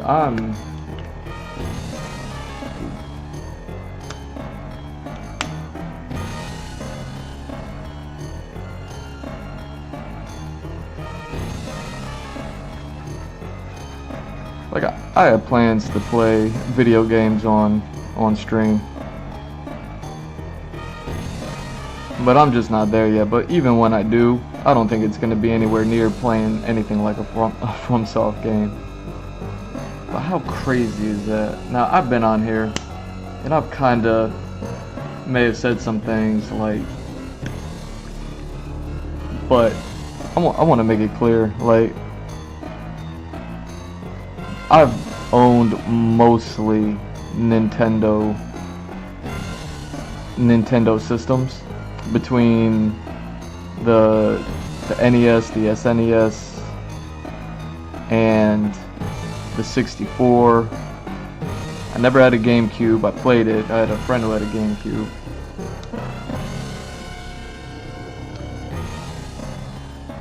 But yeah, I never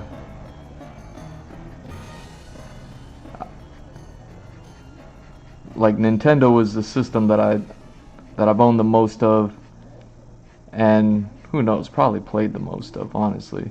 I don't know, the PS2 is a hard contender for that.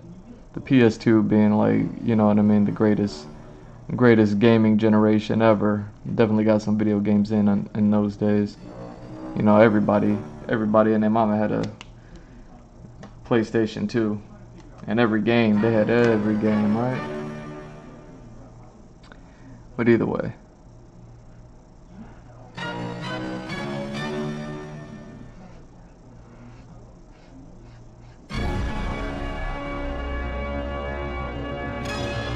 like, I was watching that Nintendo Direct, and it's cool. Like I'm always interested in what Nintendo's doing. I've had I had a Wii as well, and now I have a Nintendo Switch, and if I played anything, it would be on the Switch 1. You know what I mean? But so yeah, I'm a fan of Nintendo, like I'm a fan of apple pie. You know what I'm saying? Like I've been on here saying, because I'm a Sony fan as well, and I've never owned an Xbox. I only ever played Xbox at like friends' places, my brother's places. They had Xboxes, things like that, and I just never owned one. I couldn't afford it. You know what I mean? If I had to play, if I could only afford a Sony or an Xbox, like I went Sony. You know what I mean? Like, it is what it is, right? There was the console wars and all that good stuff. But yeah, man, how crazy is that? The Switch 2 seems impressive. I'm not gonna lie. I'm not gonna lie.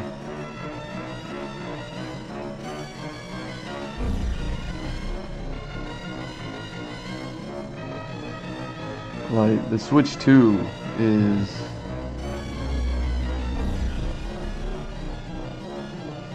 They definitely stepped their game up, seemingly. Like, it still looks like a... It still looks like a Nintendo product, especially because Nintendo has so many classic IPs, something that a lot of the other systems kind of lacked.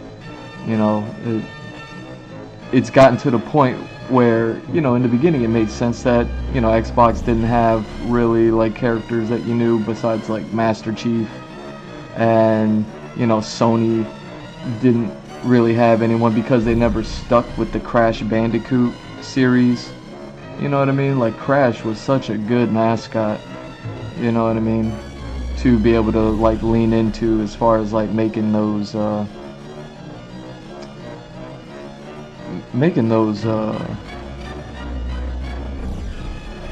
sort of party games that Nintendo has definitely like led the industry with. And I know that they tried doing some things with Crash, but obviously Sony focused on other things. So even when they were giving Crash, you know what I mean, the opportunity to be kind of something similar to a Nintendo product for the Sony, you know what I mean, like it just didn't work out. And then Sony kind of went down the route similar to Xbox as far as like franchise faces and stuff like that goes, with their characters and games and all that other stuff. But it didn't lead anywhere great. What I mean is, like, they had like humanoid characters rather than like kind of cartoonish characters. You know, even though Mario represents like a human being, he's still extremely cartoonish, you know?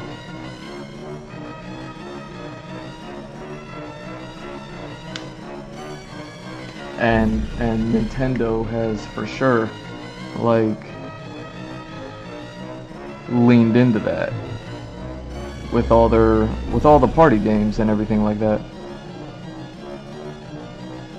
So I've been on this stream before talking about how I'm not that big into the direction that Nintendo took because I became a Sony fan. Like I said, I had a Wii. I still have the Wii. What am I talking about? I just don't play it. You know, I have Twilight Princess on there and maybe some other games. And the most fun I had with them were the sports games. Whenever you have like co-op and you can play the tennis, you know what I mean, with your amiibo or your Mii or whatever it's called. You know what I mean? But yeah, man, it's.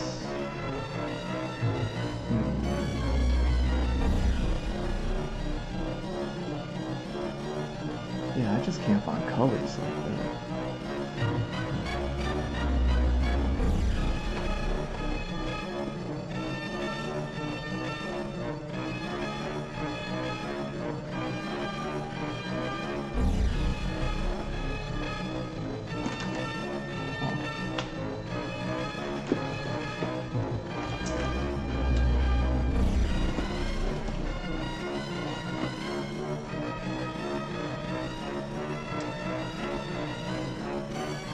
So yeah, this new Switch is definitely going in the direction that I've been also on here while I was criticizing Nintendo a bit about like not really pushing graphics, and I don't even feel like they need to push the graphics, but it didn't even seem like they were in a place to even try to keep up with the graphics. And I don't mean like keep up with it in a way of like desperation, but even just keep up with it in a way that is like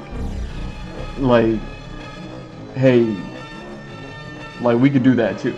You know what I mean? Like we could be there too. Like everything with the Nintendo seemed more or less to be very, very like cartoonish. You know, where it barely left. I never had a GameCube, but I'll say it, like it barely left the GameCube era. Whenever I think about the GameCube, I always think about like Mario Galaxy, Mario Sunshine, something like that. Like it never seemed to really get past that, even with their more like cartoony textures like Wind Waker, things like that. They never really seemed to even care to keep up with the industry. So Xbox and Sony were pushing graphics, cinematics, you know what I mean? And like I said, they ran into their own pitfalls, like not having enough really popular cartoonish characters that they can create interesting party franchise games with, much like Nintendo. It's like Xbox and Sony could learn from Nintendo, as much as I kind of wish Nintendo would have made an attempt to keep up with Sony and Xbox graphically. And not even in a way of like, hey, we're going to compete with you and we're going to push the envelope of graphics, but at least just say like, hey, you know what I mean? Oh, you did a Uncharted game? Check this out. Oh, your Halo ODST is great graphics. Like, check this out. You know what I mean? Like they could have, like, I don't know if they could have done it, but like I feel like they didn't even care to do it. They focused on their games, on fun games, party games, child games. Like they did everything, and they kept the market young for the most part, or at the very least, you know, a whole lot of whimsy in the Nintendo brand, and a lot of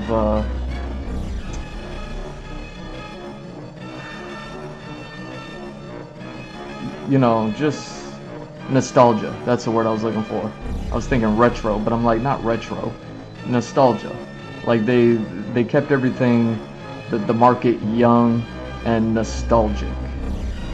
And they developed an interesting thing, and they also focused on pushing more of the instead of just playing with a controller, like, you know, the Wii with the nunchuck, and you know what I mean. They had all sorts of different like extra gear to go along with the games and stuff like that, you know, to good and bad results. But that's what I mean. Like they went a different direction. They pushed things in a different direction. And yeah, Sony, I remember Sony had the wand or something like that at some point, and it was kind of like their nunchuck. So definitely the industry, or the brands, the big three, were definitely borrowing from each other, but maybe just not in the way that the entire industry as a whole could have benefited necessarily. So yeah, I've been on here and I've criticized Nintendo a bit, just because the sticking with a younger audience. Obviously I got older, so I just wasn't interested in simpler gameplay. And then sticking with nostalgia, again, just the nostalgia adheres itself to simpler gameplay, just because the nostalgia factor of like, these were back when games were still simpler, you know what I mean? So it kind of went hand in hand. While, you know, Sony and Xbox, they were like crazy controls, crazy graphics, crazy everything like that, and I was always an action RPG, action hack and slash kind of gamer. And yeah, there wasn't really all that much of that for the Nintendo, for the most part. You know what I mean? Like, you had some Zelda games, But even the Zelda games, like, they came with a quirk that was, you know, not my favorites, you know, because again, being a Nintendo 64 player, Ocarina of Time didn't really have too much of a quirk. It had the targeting system, which revolutionized like gaming, and that was like the quirk. They had a good fishing sim, they had a good bow and arrow, they had the hook shot, you know, like they had all that stuff in Ocarina of Time, and I think that's where like Zelda kind of peaked before. And I never played Wind Waker, so I'm not being too fair, but I understand like that's a beloved game, and I definitely need to like give it a fair shake, just because the art style looks interesting to me. That self shading, but you know what I mean. Like I just never got to it because I think it was a GameCube game, so I never had the GameCube, so I never got around to it. But yeah, what they're doing with the Switch 2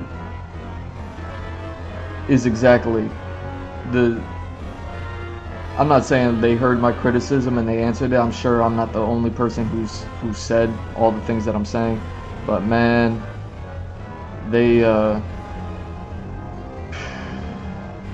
what they're doing, what Nintendo is doing is crazy. They're definitely taking it in the right direction, where the Switch is incredibly successful. I have one. Thank you. Thanks, bro, for giving me the Switch. I'm finally getting around to finally playing it as the Switch 2, on the dawn of the Switch 2. But the Switch 2 is definitely pushing graphics. It's definitely pushing gameplay. And then the highlight, at least for me, because you know I've been on here with the Elden Ring and the Bloodborne and the Sekiro concept art books, talking about how big of a fan I am with FromSoft, and I didn't even know if they were like Sony exclusives or if they do have games with Nintendo or Xbox or anything like that. But yeah, like what's it called? Duskblood, I believe is the game. Yo, that's what I'm talking about, Nintendo. What that's what I'm talking about, Nintendo. That's what I'm talking about. Like,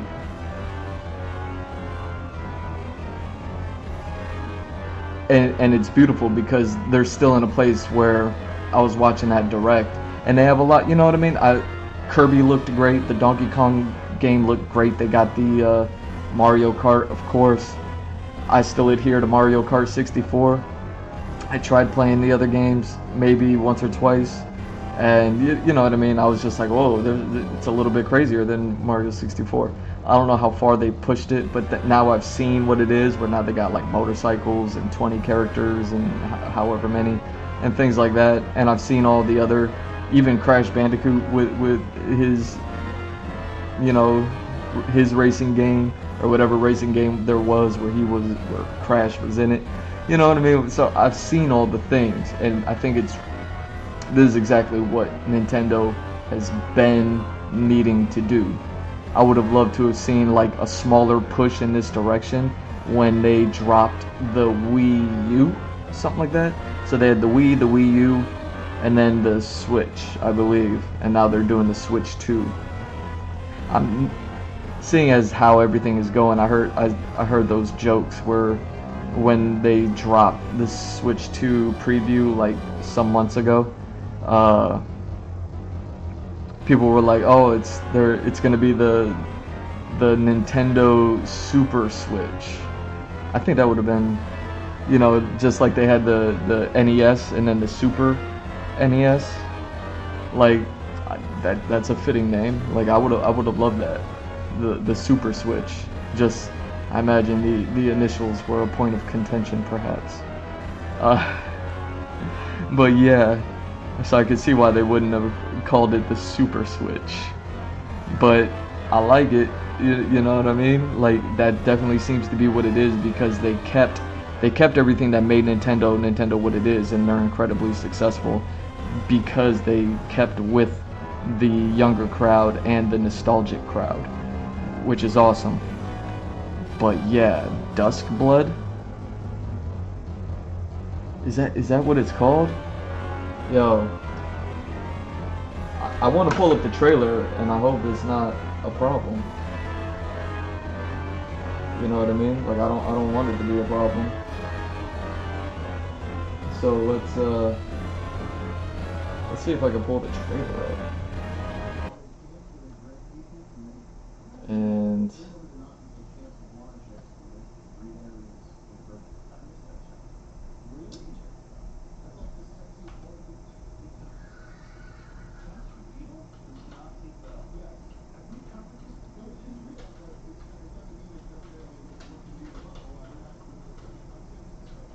yeah, Duskblood. Like the fact that this is a Nintendo thing. So let me pull it up here.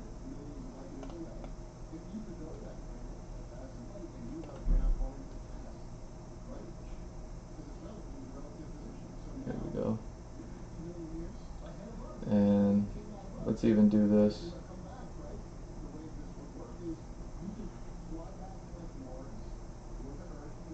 What are we doing? Oh, don't do that.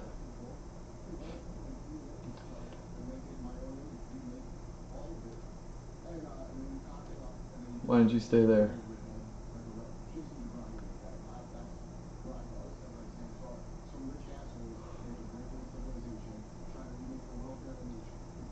So check this out.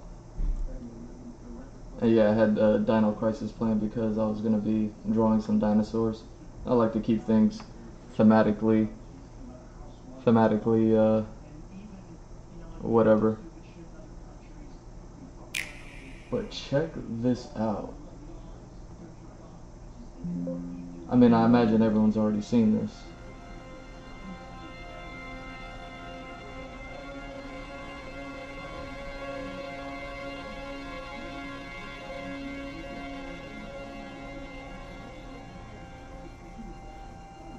Oh, really?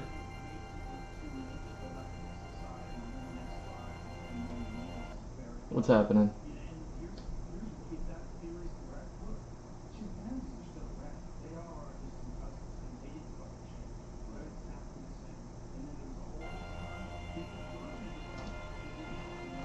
Like, this is what I mean. I'm not showing you the trailer to show off, but there were things that or to show you the trailer, like, you know what I mean? Like, I'm sure you could watch it. I give you. Oh yeah, let's do this. Let's also do that. My blood. I want y'all to see, like, I give you my life.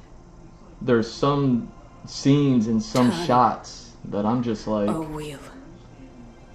it's incredible that this is And happening transport him on a Nintendo system, to a finally. night of moonlight.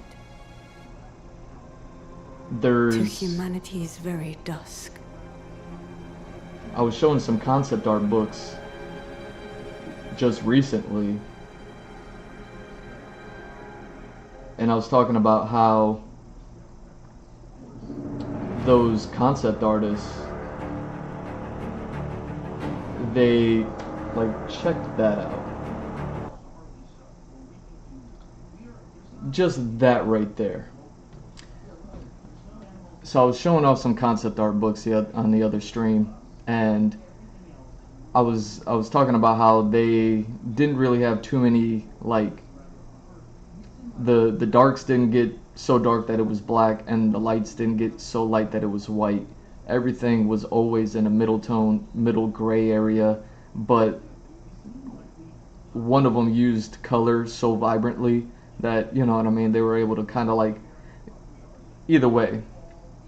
those concept art books showed shape and everything by pushing the values, pushing and pulling the values, the shades, the tints, the highlights, everything like that. And they created all these shapes with color. And it was a beautiful use because it didn't go completely light and it didn't go completely black. So I'm looking at these things. Let me wipe this off. I got the sunlight creeping in, so it's like showing me the screen right now. Let me wipe this screen down. Just this shot right here is insane to me. That,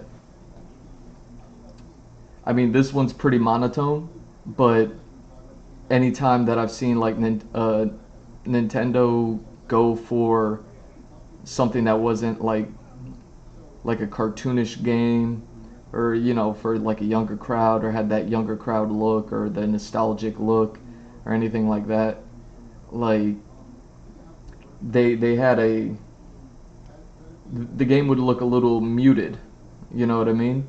Even this being a single tone for the most part, like it's mostly like that reddish brown. There's some gold at the bottom you can't see behind my website there. Go check out gmrdrew.art. But I mean, as you'll see in this trailer, like it's definitely not muted or monotone or anything like that. But just this shot here, looking at all the values, looking at the detail, I mean, obviously they're pushing like graphics and things like that. But when I saw this, I was like, oh, Nintendo, you did it. I was like, Nintendo, you did it. I think right now, as far as like, if we're gonna talk about the big three and the race and the industry and the, you know, them like battling each other or whatever, you know, the competition. I would say this direct immediately put Nintendo up front. And like I said, I'm not even that much of a Nintendo fanboy. Like, I grew up on their games and they're the systems that I own the most, and I love Nintendo. They're always there. They're always going to be there as far as video games go for me. But you know what I mean? Like, I grew up and I moved on from there. But and then my criticisms were always about, you know, everything that I said. But this and it is the answer. This was the answer to that. And I'm sure I wasn't the only one with that criticism, so I'm sure like plenty of people had said these things. But yeah, second I saw this shot, I was like, whoa, and I think they even come back to it later in the trailer. Maybe. I might be wrong about that. But there's some shots in here that I was just like, graphically, even though it's dark, it's a FromSoft game, even though it's dark, I was looking at this and I was just like, there we go. This put them in the lead because this, they have everything that they have going for them, and now they just bridged that graphic gap that I made the complaint about, as far as like seeing what their games are, what they've become, and all that other stuff. But look at that. Like, it's not muted, it's not monotone, you know. It might be slightly desaturated, but that's the look. That's the look of FromSoft games, but it's catching everything perfectly. Like, look at everything here, man. Even the textures, you can see the difference in the textures. Even in the cloth from the leather. Cloth and leather look different from each other. You know, the metal looks different.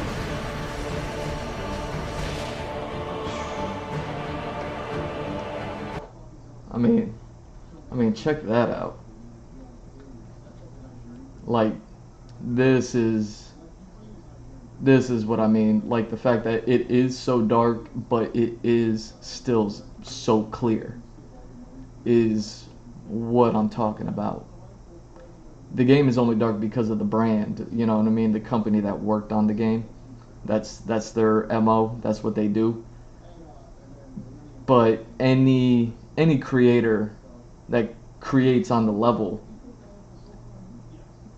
of, like, you know, that higher fidelity or whatever, like, this opens the door, or you know, the Switch 2 opens the door to like, hey, like, check it out, you know, like y'all are welcome. I imagine, I don't know how the industry works. I don't work for Nintendo or anything like that, but this is like a call. You know what I mean?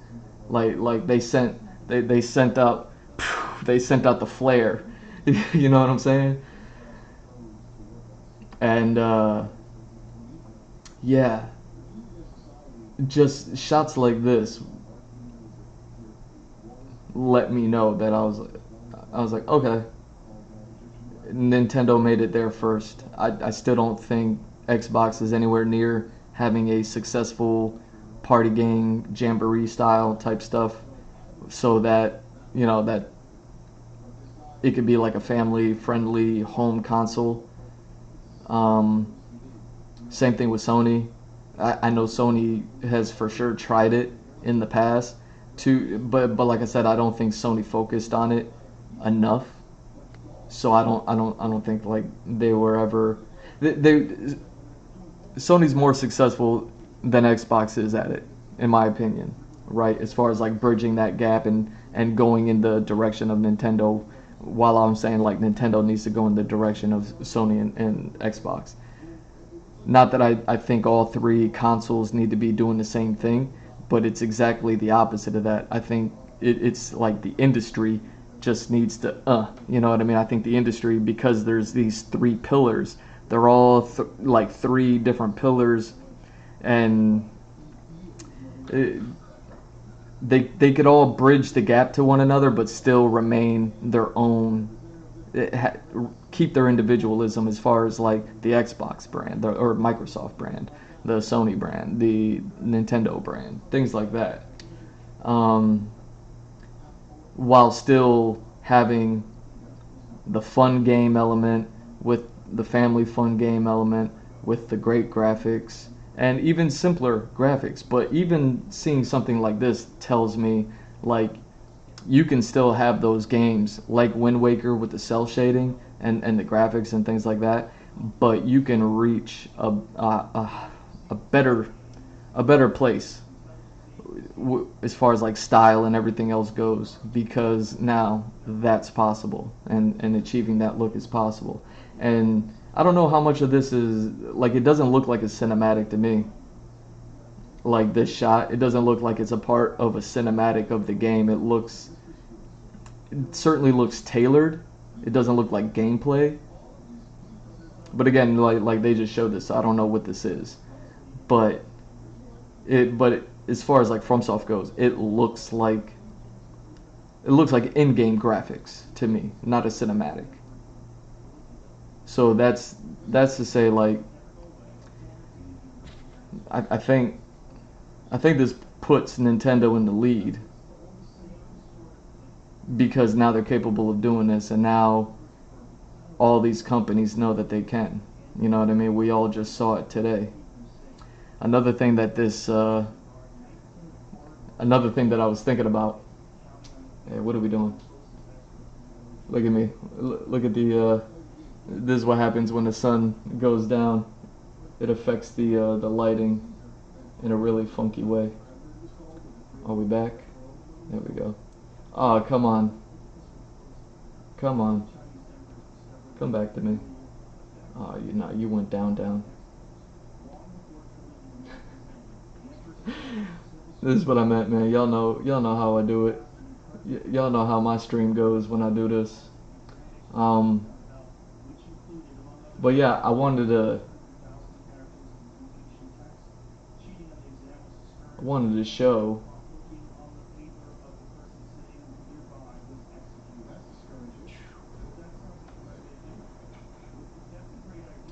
here we go. So yeah, another thing that I was thinking about when I saw this was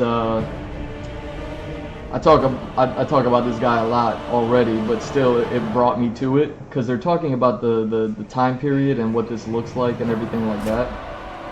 I thought a lot about Gendy Tartakovsky's latest cartoon, and I don't know how like popular it was or anything like that.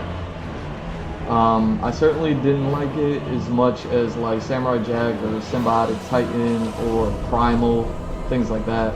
Close your eyes and But it was still contemplate an now the moon, interesting. as befits the It was still an fiend interesting cast. show. I just pray don't that know you if it are all able. came together Carrier of bliss. great.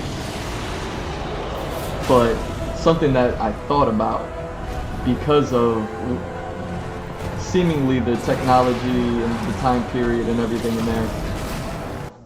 I want to see that. Look at that dinosaur for a second.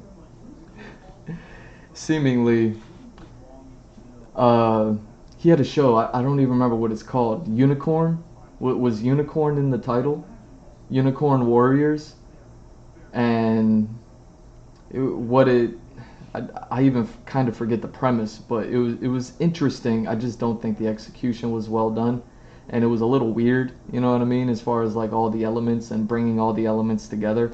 But it was called like Unicorn Warriors or something. Like it had like a long title. Well, it had a semicolon, so it was kind of like a main title, subtitle, and I guess it was like warriors of all time, but they reincarnated into people or something like that.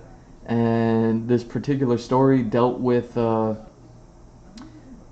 know, the one of the warriors dying and then being reincarnated into another body, and the teammate who was also another eternal warrior or whatever was in love with the one that died, so they pursued the one that became part of the reincarnation, but like they weren't ready, which was like kind of the whole story, like, you know what I mean, as far as like the call, the call to a journey, the call to adventure, whatever.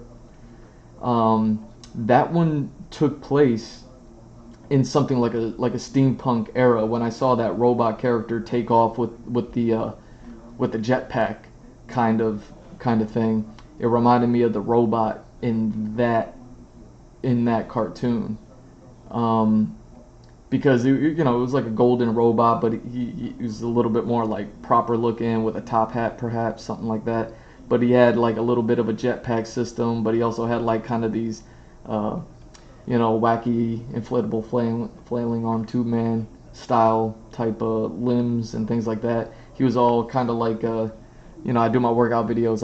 I do those squats I call accordions. He had like accordion type like limbs or whatever it was. It was all very steampunkish, with the cogs and the wheels and all that other stuff. Like it was that kind of age, and it was very similar to this. And yeah, I was thinking about that cartoon while I was my second or third time watching this trailer, and I was like, man, it's so cool. And then I started thinking about, like, why doesn't Gendy get his own game? You know what I mean? With so many developers, FromSoft has developed their own style. And I'm not saying it'd be great if Gendy did get a video game. I know there's a Samurai Jack game out there already. But like, let's say he gets a game. How cool would it be if that guy could work with not necessarily FromSoft, because there's plenty of other companies out there that are doing it now, like the Liza P developers and things like that. Like I kind of forget their name, but I should definitely look that up, and I should definitely see if they have a concept art book, because they had that whole thing going on as far as like the puppets, the robots, you know what I mean, and the time period and stuff like that. And this seems to kind of coalesce with all that stuff as far as like the look and everything. But yeah, what's up with the dinosaur, yo? That looks like my character with the white hair. The moon tears will flow for one. How about that? I think he said tears will flow from blood or something like that. Yo, I started thinking about Vicious from Cowboy Bebop. He had that epic line, and you shall shed tears of scarlet. Man, how is the live action gonna make him open with that line? It was the most hardcore thing, and we didn't even see his face yet. And then we see his face, and it's like, ah, man, you're not the one. You're not the one. You're not Vicious. But either way, like this game is hitting a lot, you know. And one alone. How's man's not even still gonna be in his in his pajamas like that? You know what I'm saying? He ain't even put on any clothes. He's like I woke up like this, and I'm here. You know what I'm saying? Just he just like rolled out of bed, and grabbed a battle axe, and a helmet. He's still wearing like long johns and stuff. He's looking like one of those like 50s cartoons where you got the character in the long johns with the flap in the back with the buttons. Yo, that's so rude. It's so rude. But yeah, Dusk Bloods. I'm not gonna lie, man. When I saw the vampire character, you know, like taking in the blood, part of me was thinking about Soul Reaver. You know what I mean? Like when Soul Reaver opens up and then whoop, whoop, whoop, whoop, like takes in all the souls in the room that he just from the enemies that he just like defeated and whatnot. Like I was thinking about Soul Reaver, but I was like, it was like a vampire with blood in this game, and I was thinking it. You know what I was thinking? I just had the Bloodborne book out the other day on the stream, and I was just like scratching my head because I was like, this is Nintendo? Like, I was thinking it, but then I was just enjoying it because it was hitting all the right. This trailer, this game, I feel like it just did it. You know what I mean? This game did what I wished at least one of the Zelda games would do. This game did what I wish at least one of the Zelda games would do. You know what I mean? Out of all of the Nintendo IPs, and I'm sure there's like a lot of them that I'm not even aware of, but of all the IPs, I think Zelda, the Zelda games lend themselves to the increase in fidelity. You know what I mean? Like taking Ocarina of Time and giving it this treatment. I'm not saying they should do that. I'm saying like a video game that's like that. Take Ocarina of Time, and you know we have all the nostalgia with that game as far as like the graphics, what it looks like, and it's great and it's perfect and it's fine. But just taking that game, knowing that story, knowing where it goes, and how dark that game is. You know what I mean? But not even leaning into it. Just let the game be itself. Let it be what it was. But now with this level of fidelity, that we can create the environments in the world and everything like that, man, you know what I'm saying? Like, you know what I'm saying. Either way, let me take this. Let me take this down.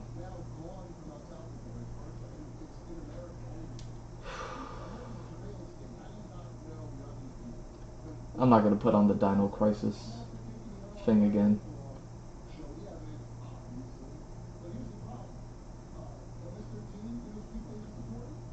But I do gotta put on something, right?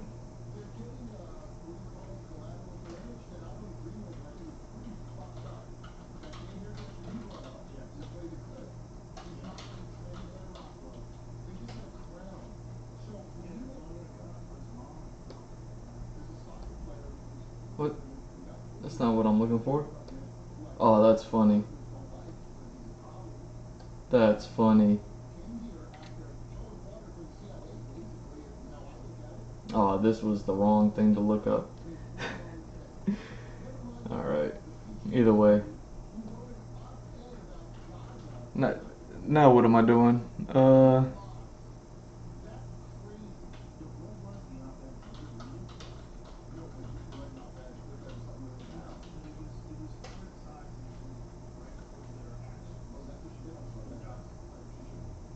Let's do this.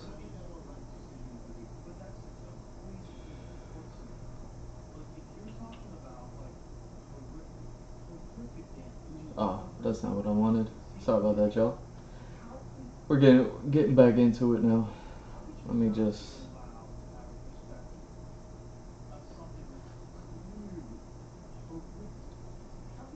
Oh, is that all? Is that all you got? Dang.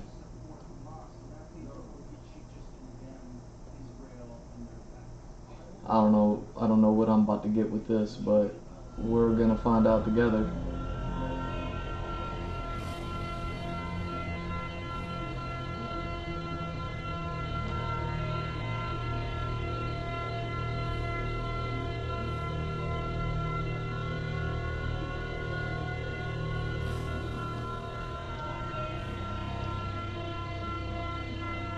Really? You're gonna make me do this like that? There we go. Sorry about that, y'all.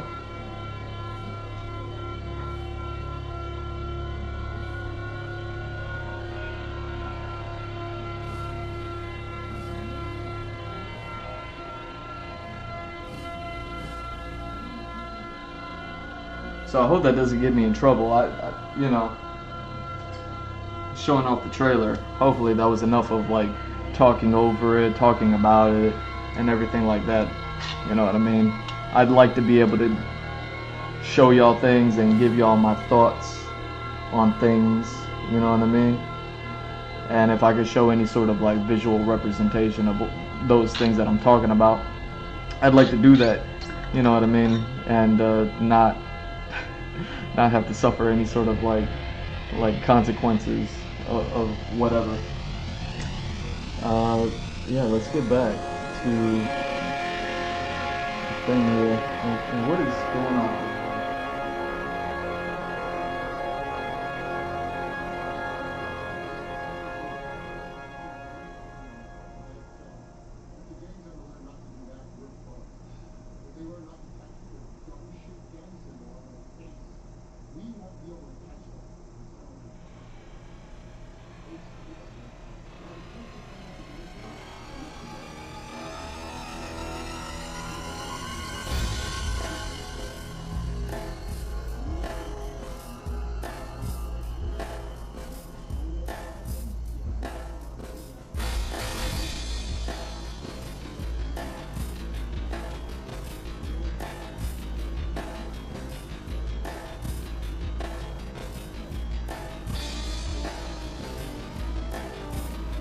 Sorry about that, y'all. Hopefully that wasn't too much of a crazy break from everything. I want to finish up these last couple of eggs. I don't even know what I'm gonna do anymore. I don't want to say I'm over it like disrespectfully, but I mean, I'm looking at this now with a fresh set of eyes, and I'm like, you know what? with this being the one that I'm like is a little bit of the most representative of the eggs I was gonna work on, I was like, I think I got what I needed from this. This was just so much fun as a practice, as a study. You know what I mean?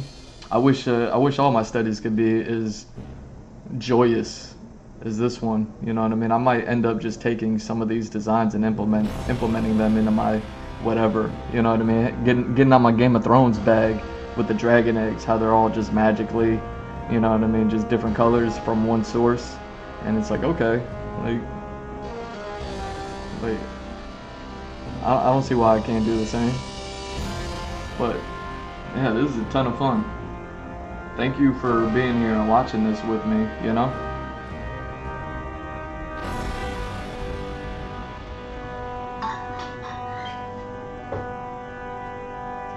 Talking about these dinosaur eggs, and I'm mentally gearing up to try to draw some dinosaurs, because there's a few that I need to draw. It's not just like one that I need to kind of achieve.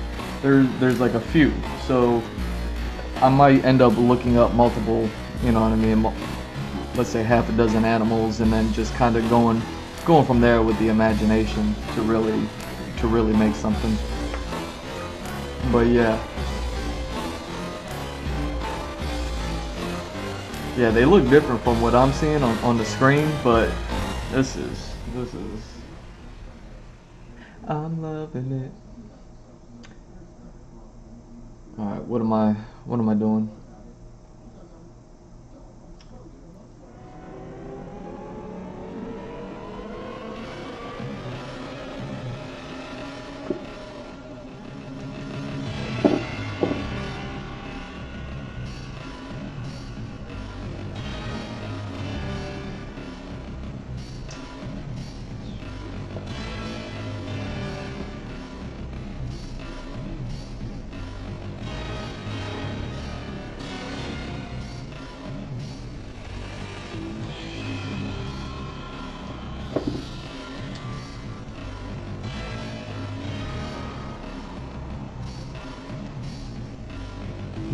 Didn't I already do something with these?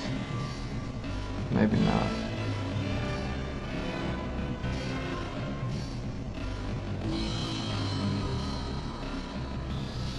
I'm trying to make sure that I don't like kinda do the same thing twice with some of these egg designs.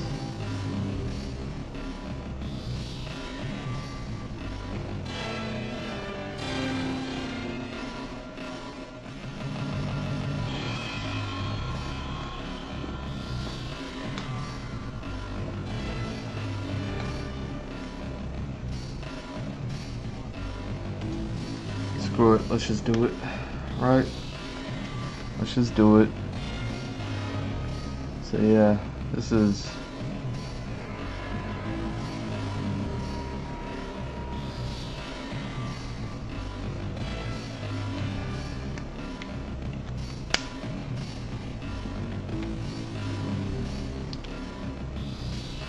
but yeah, I hope y'all are cool with that. You know, just kind of me giving my thoughts on the video games and stuff. I kind of really want to be able to do more when I live stream. I understand the whole me just sitting here drawing pictures while the end result is interesting. Getting to the end result, you know, the journey may not be as fun as the destination at all times.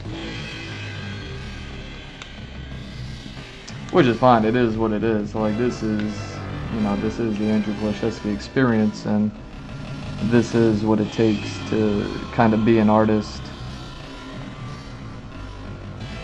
is to be able to sit down and draw and draw and draw and draw. You know what I mean? Like it's a part of it. And that was the whole goal, was to not show that I can draw, but a lot of people don't know that, you know? A lot of my family and friends included, like they never really quite understood it. Not like they were confused by it, like I'm an artist, I draw pictures, like, you know, how much could there possibly be to know? But this being a gaming platform, and not that I've ever had a video game job, trust me, I've tried. All we got out here in Florida, at least, especially back in the day when I was just graduating, all we had was, not that there's anything wrong with them, but just like slot machine video games to really work for. You know what I mean? And there's one like right down the road from me, like just a couple miles away, and I really wish I could have got a job with them. You know, I just never could. But you know, like the casino games, that's what I was looking for. The casino games. Like I said, there's nothing wrong with them. It's just, yo, this color is gully, yo. That color just like kicked in. That color just kicked in the door. Yo, what are you doing? Relax. Um, it wasn't until like I started, like I learned about Iron Galaxy, that I was like, whoa. I was like, we actually have like a video game studio in South Florida. They're up in Orlando, not exactly South Florida, but close enough. Hey, that's close enough to me. You know what I'm saying?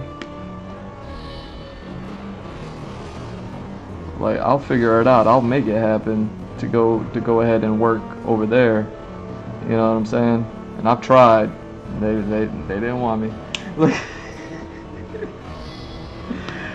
but you know, and now I think that there's more companies now, perhaps in Florida, that kind of create games. There's, you know, I see here on Twitch there's like plenty of Florida channels that stream video games.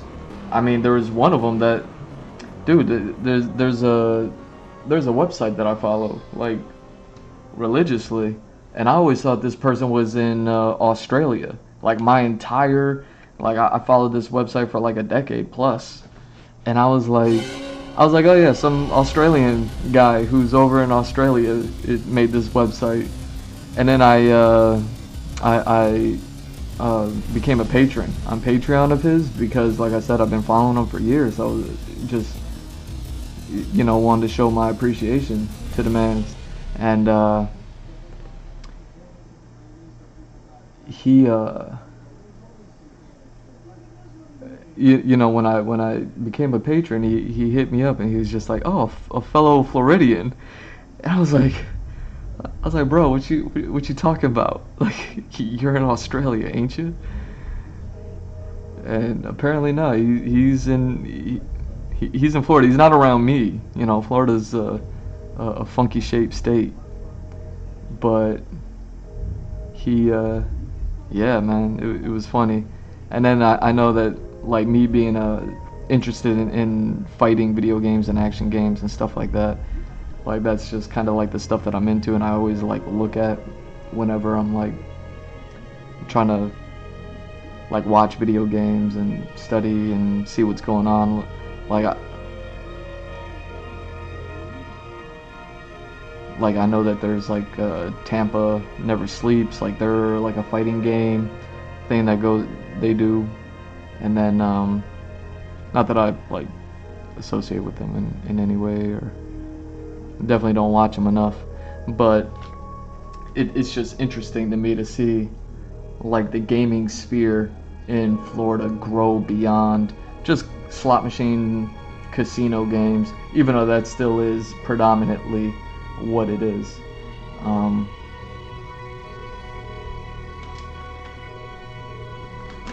Oof.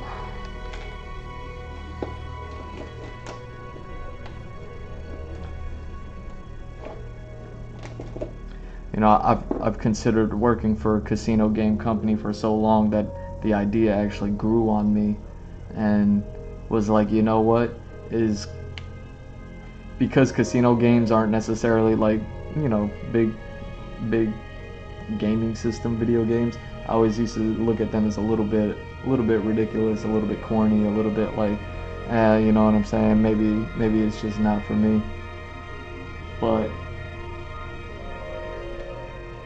after some time, like, the idea kind of grew on me, you know?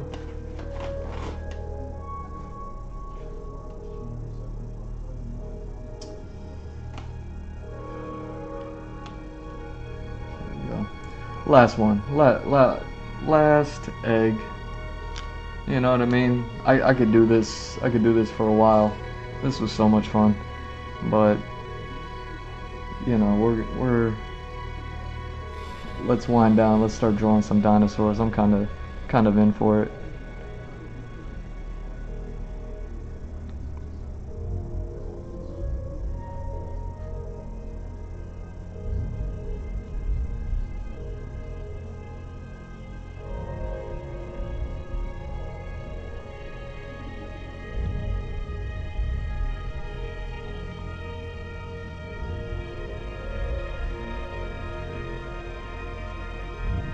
But yeah.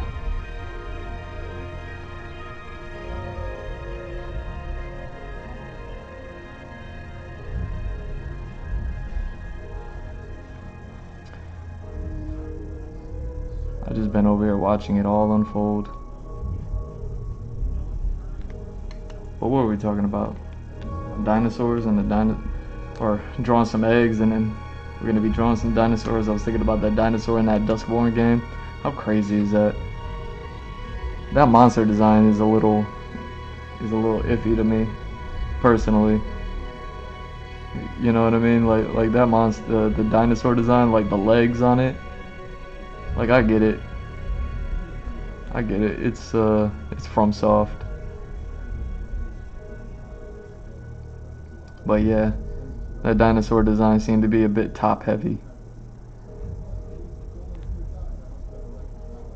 You know, that dinosaur skipped leg day. You know what I'm saying?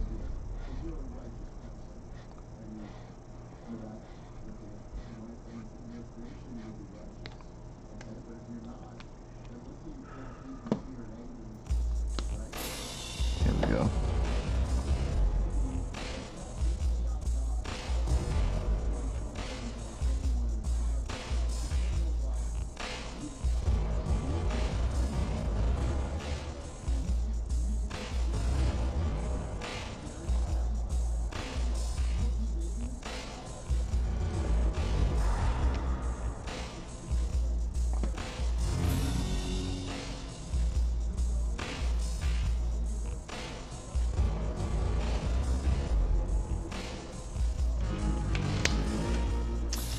Let's just do it.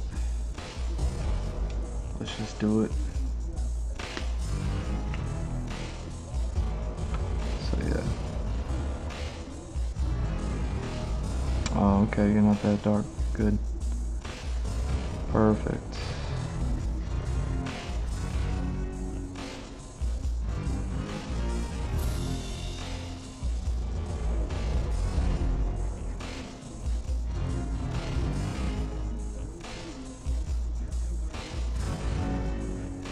So yeah, it's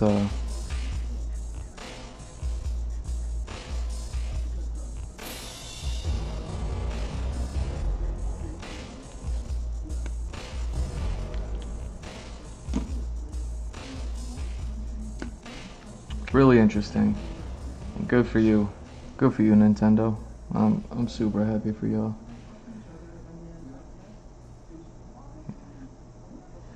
It's good to see that, you know what I mean? Considering Nintendo was here before Sony and before Xbox. It's just good to see them propel the industry a bit, you know what I mean? It's been a long time coming. Like I said, I think it was around the Wii U. It was around the Wii U time when the Wii U failure happened after the Wii, because the Wii was so successful. I mean, I still got mine. Like, the Wii was so successful as a gaming system back then that for the Wii U to have been what it was a definite blow to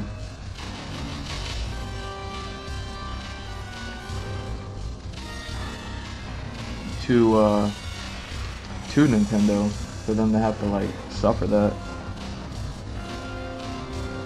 Oh, nice. Okay.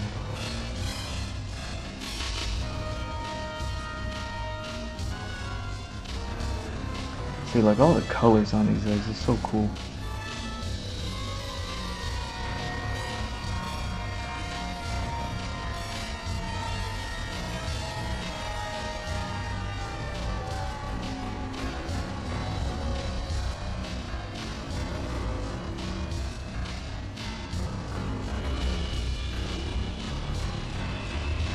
So yeah, all the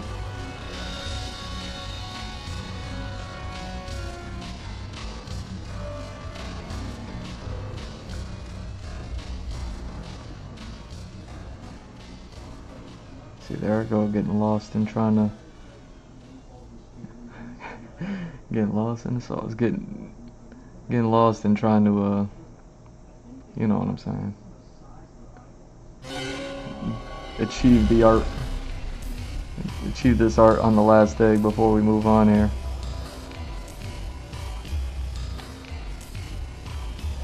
Dang, that one looked good, man. Yo, this egg got this egg right here. You know, just stick that landing. You know what I'm saying? Yeah, I mean, technically, this isn't a concept art day. It's a PREVIZ art day. So you know what I mean. All these, welcome to the stream. I see some of y'all coming in here, coming and going. This is some PREVIZ for some bits of the story that are coming up quick, fast, and in a hurry. So you know what I mean, between all the dinosaurs that I'm going to be drawing coming up and everything like that.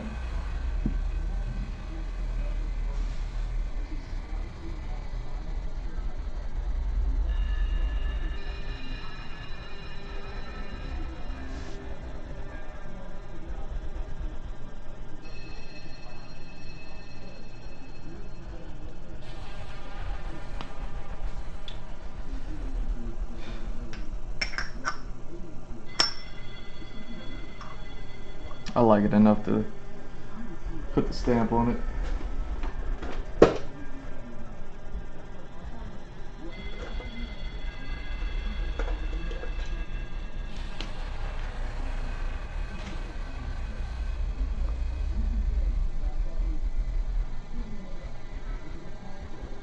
What's today? The 2nd, right? April 2nd.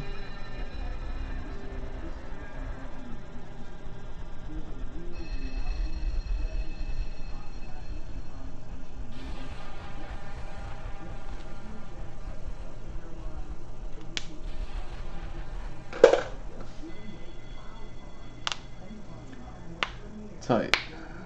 Yeah, let's just appreciate these eggs for a second, man.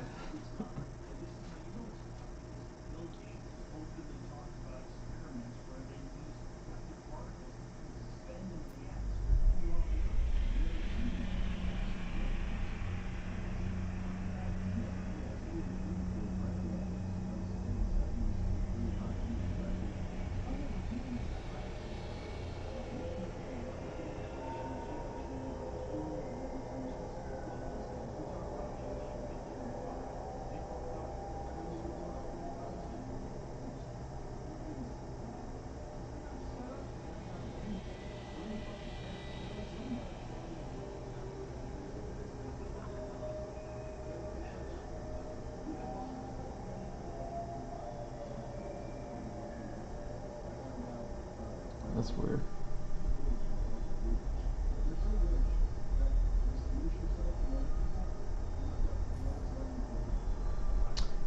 That's weird. That's an ominous text. Nothing like getting an ominous text midstream. What time is it? Is it time for a break anyways? We've been going for, well, 3.5 hours because I came in a little bit late. And I am about to switch gears.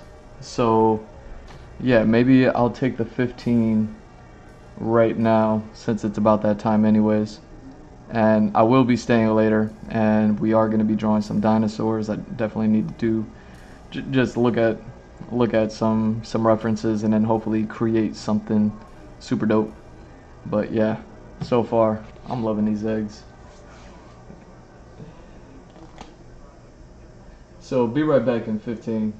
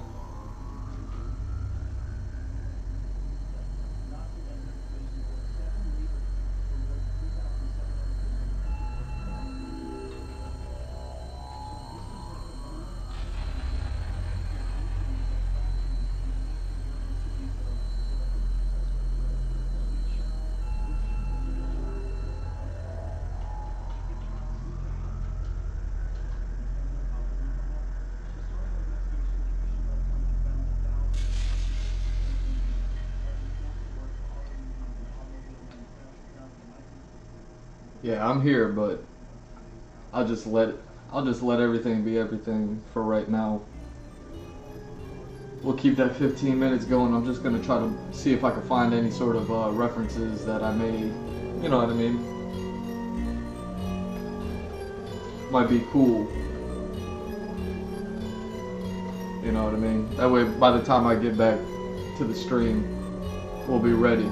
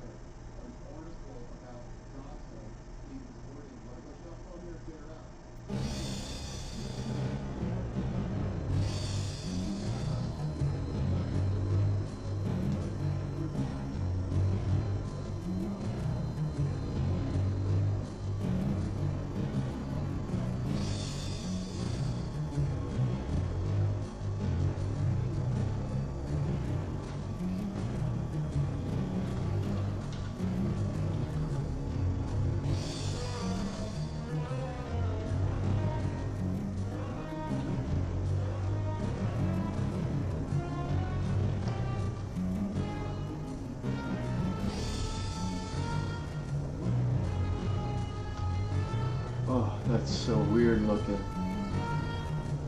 That is so weird looking.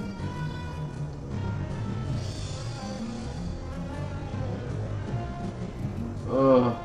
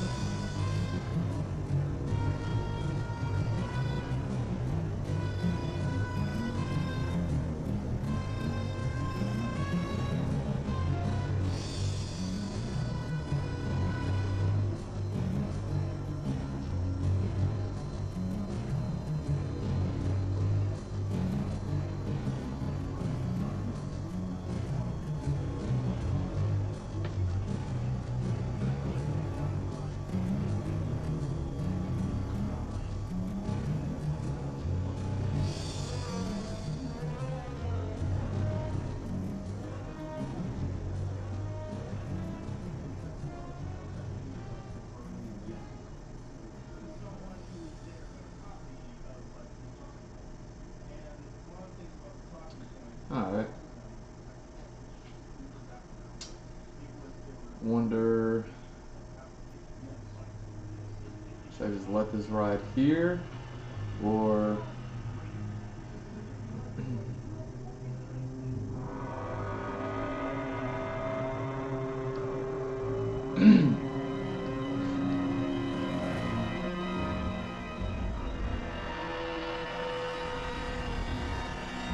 oh, this is so scary. Cool. Let me see how this goes.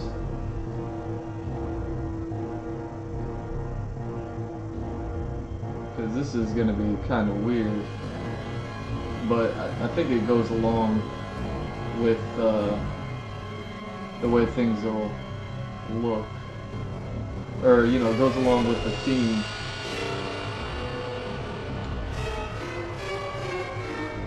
Oof. Goes along with the theme. Alright. Oh, you know what? Since the sun's going down and we're just coming back from break, let me go ahead and, you know what I'm saying? Because it's almost that time. So let me do this for y'all.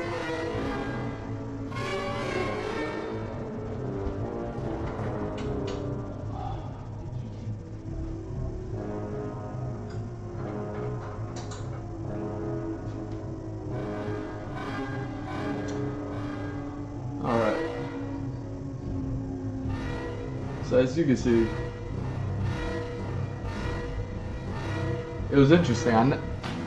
Even just looking this up, I knew I was gonna run into a bunch of funky chickens, but I saw this really interesting looking bird. My algorithm's crazy. I saw this interesting looking bird on the on Instagram. They called it the Dracula parrot or something like that. And when I looked it up, I guess it's called Pesquet's parrot. I don't know how you say that word. It might be French or something. But yeah, I saw a picture of this thing that's on the right, and I was like, oh, that's a mean looking bird, man. I ain't never seen no parrot that look like that. Like coming from El Salvador, we have parrots down there, but you know they look more or less like the green ones. You know what I mean? Those green parrots. You know, your typical parrots. But another thing that I kind of wanted to look up, and it kind of runs along the same theme as, you know, From Software's monsters that they make. I've never even seen these things before, and I've never even thought to look them up. But I didn't even know if you call like baby parrots chicks. You know what I mean? Like how like a baby bird is you know they're a chick. You know, a baby chicken, you call them chicks.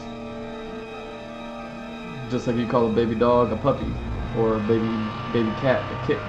Like you call a baby bird a chick. But I never heard anybody say like parrot chicks. You know what I mean?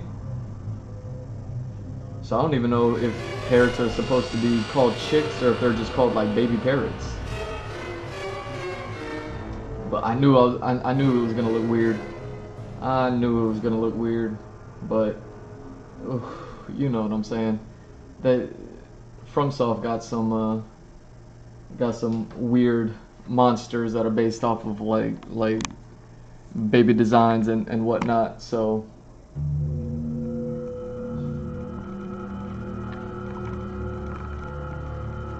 and you know we just got done talking about some FromSoft stuff. So this stream is going full circle. It seems like.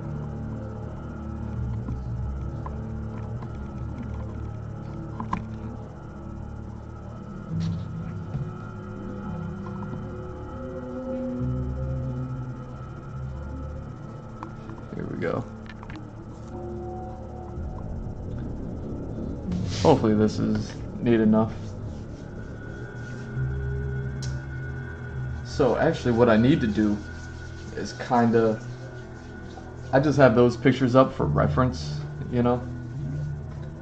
What I need to do is actually really pull up the actual PREVIZ things that I need, which are these comic page layouts, and see what exactly do I need from this, you know.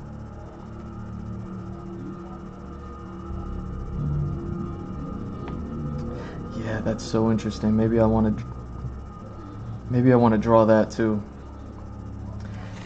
I want to draw that too.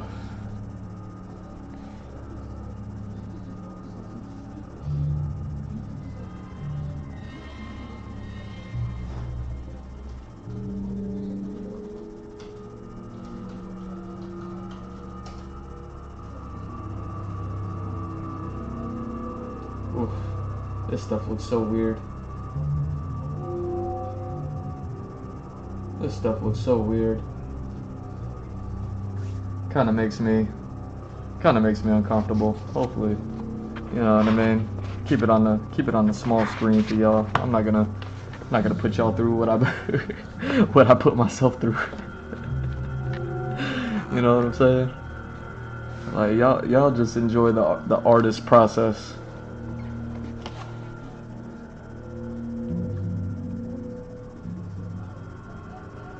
This is so wild.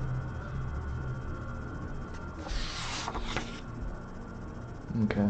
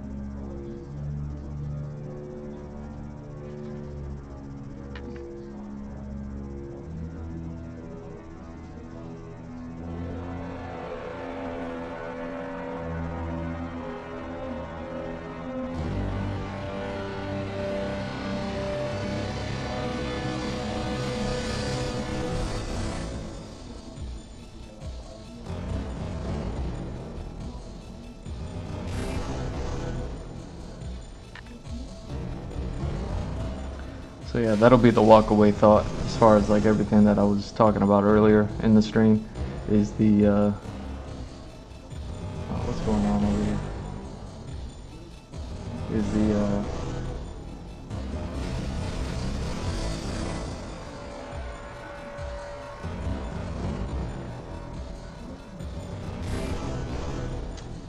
Gendy Tartakovsky getting his own game. Getting a nice, what I feel like Zelda needs a treatment as far as like their video games go and stuff like that.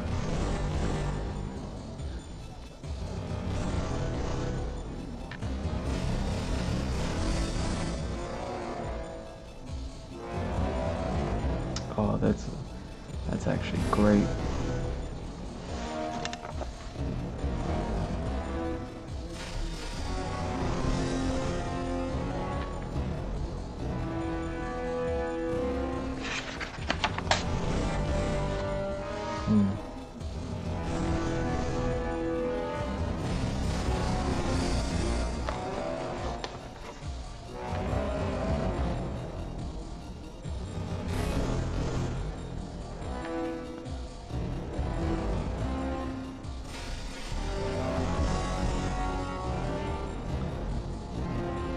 I'm just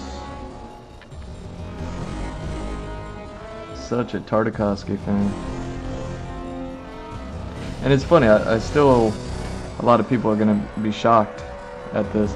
I may have only ever seen the first, what was that vampire movie? Speaking of Dracula Parrot, what was that vampire movie that he made? Transylvania? Was it the series of the movies that he made that were like the Count Dracula? I think I may have only ever seen the first one, and I don't even know if I did. You know, which is a shame because those were like his cinematic features. Those were his cinematic efforts. You know what I mean? As someone who's a fan of directors, you'd think that my favorite animated cartoon director having a feature film directing, and I think there's like 3 or 4 of those movies. I definitely haven't seen any of the sequels. I know that for sure. But you think like with me as much of a fan of his as I am, that I would have seen those things.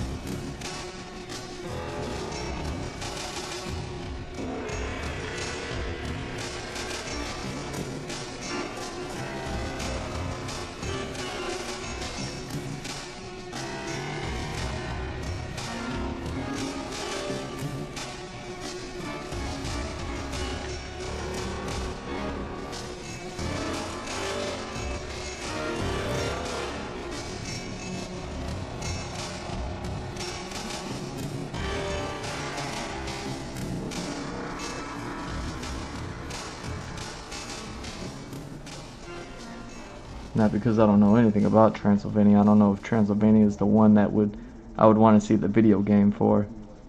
Samurai Jack almost seems obvious. I heard that game was actually really good.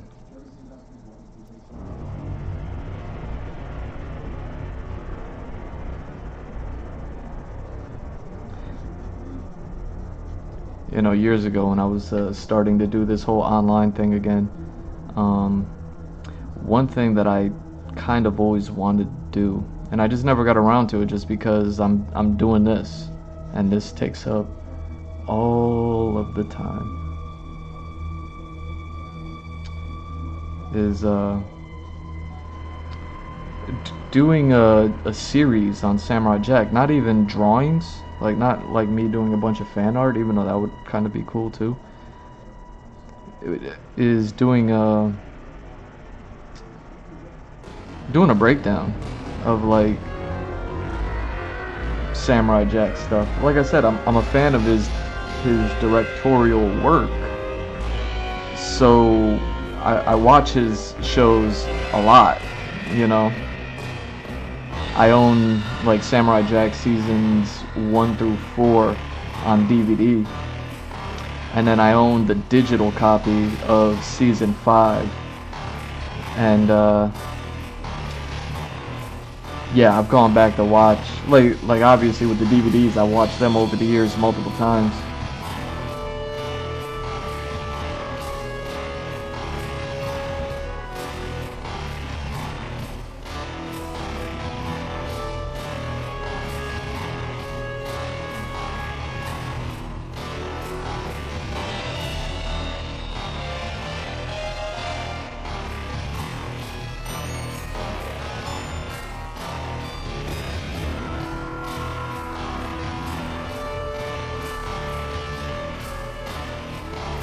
But yeah,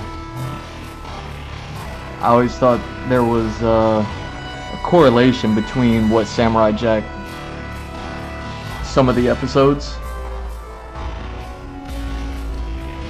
Oh yeah, I forgot I turned the volume up when I went on break, I think.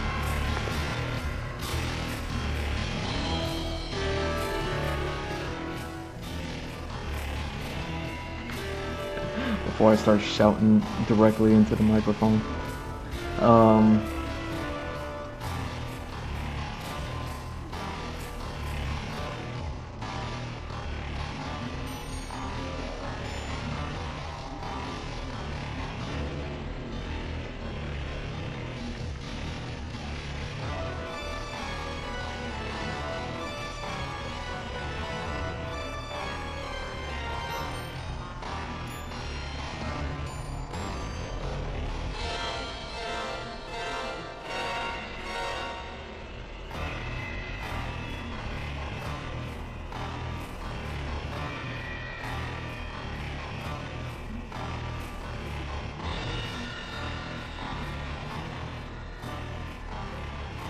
But yeah, I always thought that there was a correlation between like some of the things that Jack would go through on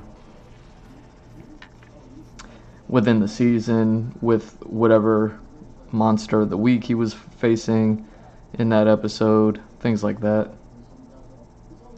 And then like season 1 had 1, and then season 2 had 2, and season 3 had 3, season 4 had 4. I never really looked at season 5 with that lens because I think I had these ideas since before season 5 came out.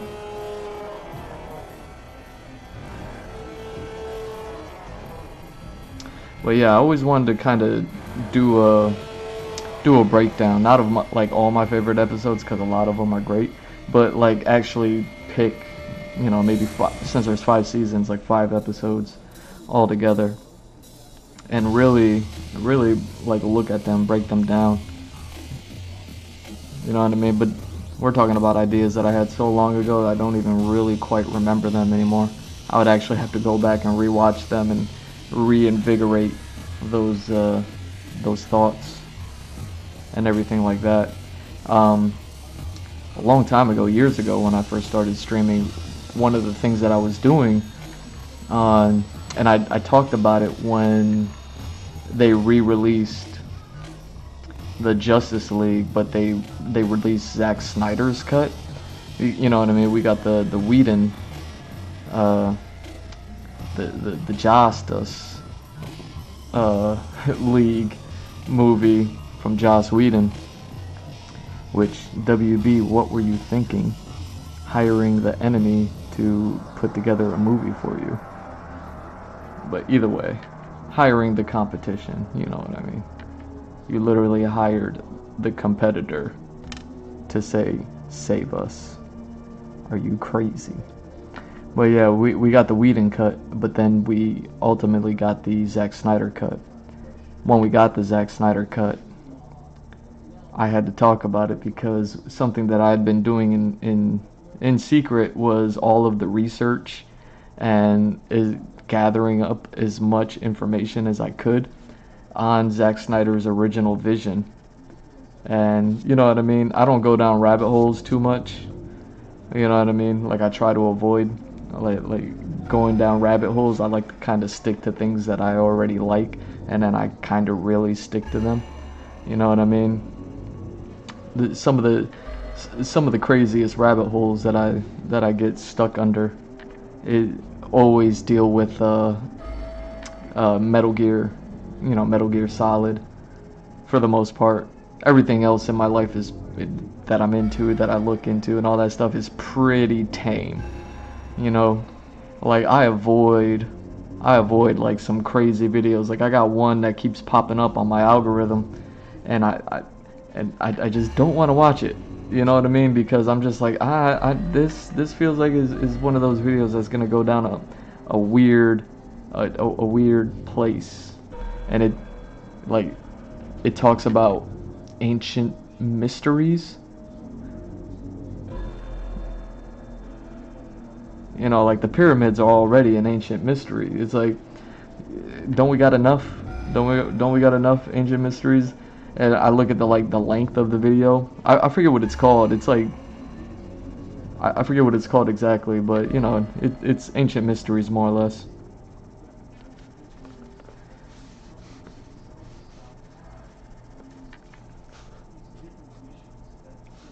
And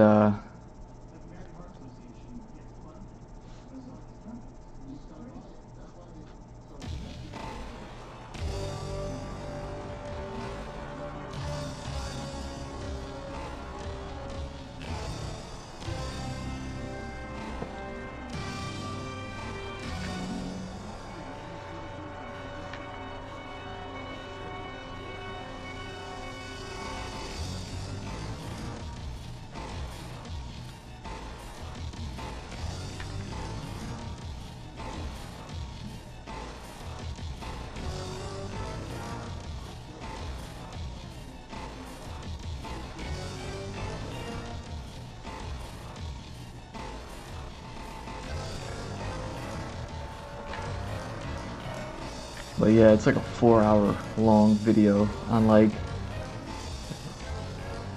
ancient mysteries, and I'm just like, nah, that's one of those things that's gonna get you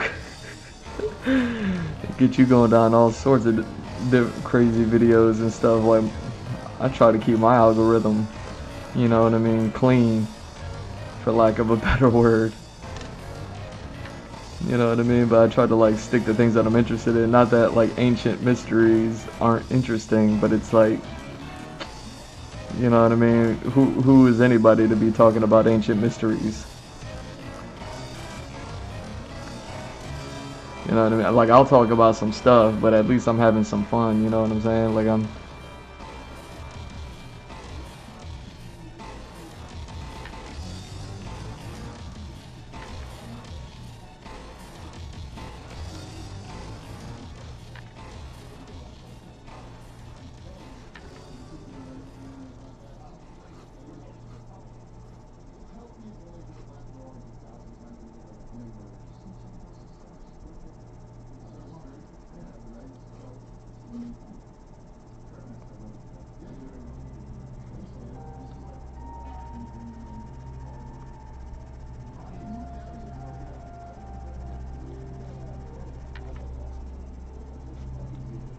so funny thinking about the Yoshi egg hatching sound effect while drawing this.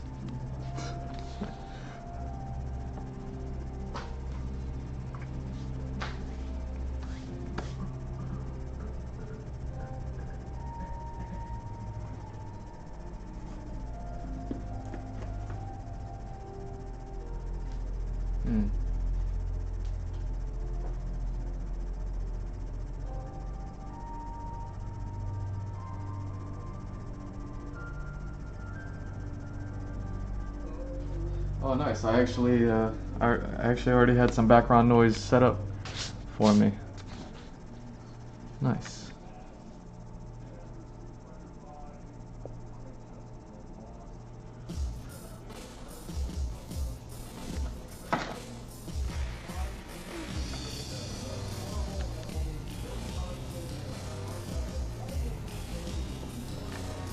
Actually, before I continue to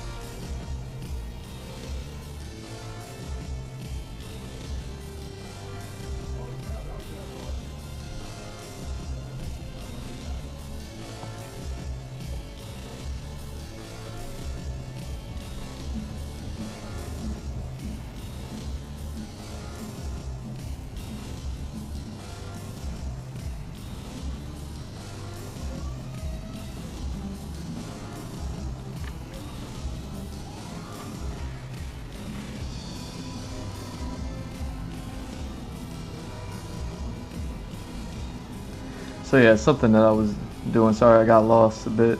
You know how I do it. I was thinking about like making the Zack Snyder cut, making a video based on it, using any and all information. And while I was still doing research, that's when because I definitely had a lot, but I didn't have everything.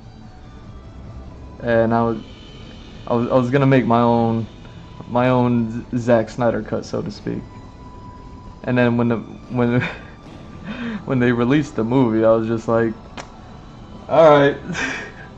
I had so much like pages of research and sketches and that's is. So it's like anytime I'm a fan of a director, if I get inspired, like usually I'll know I'm definitely inspired when an idea doesn't leave me for years. And that was one of them. But fortunately, he got the opportunity to fix it himself and finish it himself, and he did great. You know what I mean? I wish it had gone down better as far as like the end result and everything like that. But like the movie itself was great. But I mean, as far as like the world building and the continuity and everything that they were going to be doing, like following up from that, like how it all just didn't pan out. That was unfortunate. But yeah, so similar to that, every now and then I get inspired to do something, and I still like Samurai Jack and thinking about it often enough.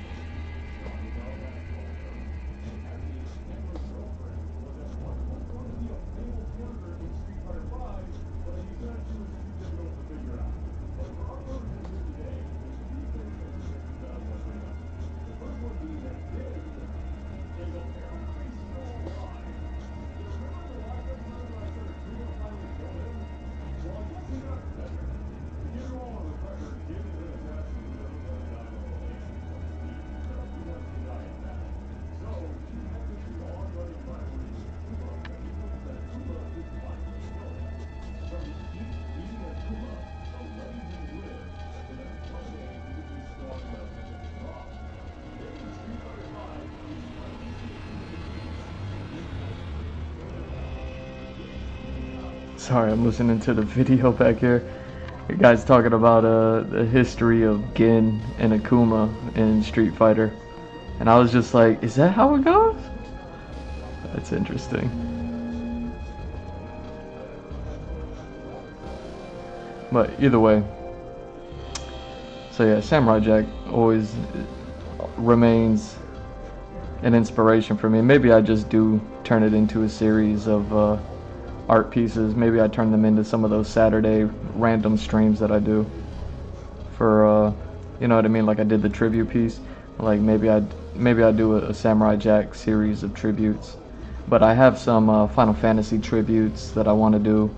I have some I have some other things that I want to do. There's so much, right? There's so much I want to do, never enough time. And but yeah. Hold on. So, here we go. That's exactly the page I was looking for.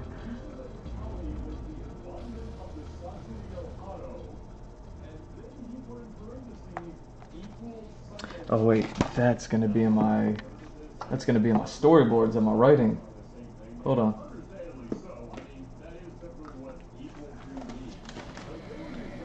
I'm trying to render this out correctly. And since I got all the information here, I might as well utilize it.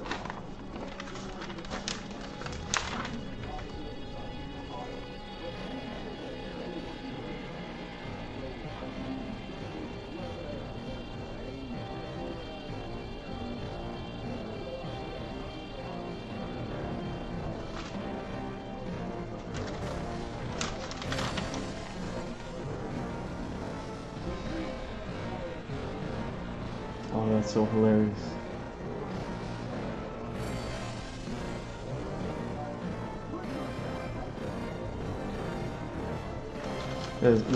This is so much fun.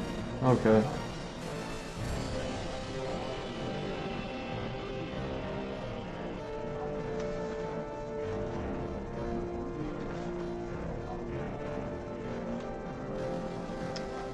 Okay, so he here, so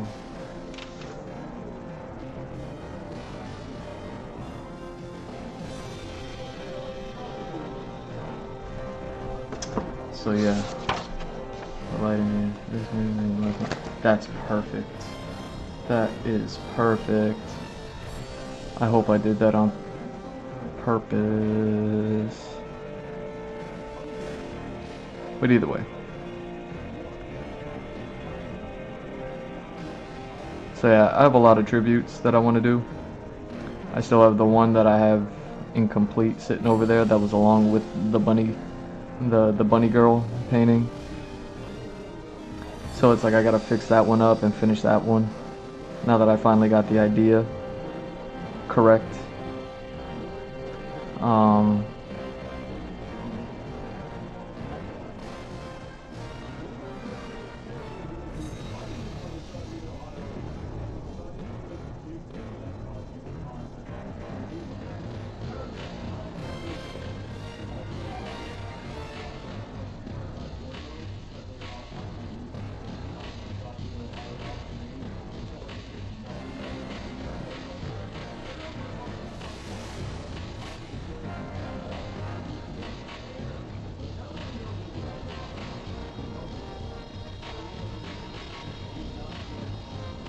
But yeah, seeing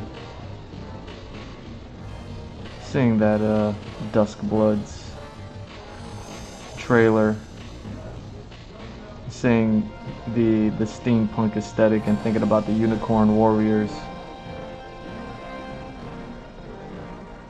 I was just like, man, I heard that Samurai Jack game did good. Why not get another game? And anybody who hasn't watched it, because I never hear anybody ever talking about it. Like I said, it's a weird thing, but it is about a team of superheroes that are kind of they're not ever living because they do pass, but they reincarnate, and when they reincarnate, they reincarnate into I guess I don't know if it works like this all the time, but they reincarnate into somebody who is already living. So you'll be an already living person, and then you'll just become like possessed by this superhero essentially. And then the drama is having to pick up the mantle of being that superhero, even though you know what I mean.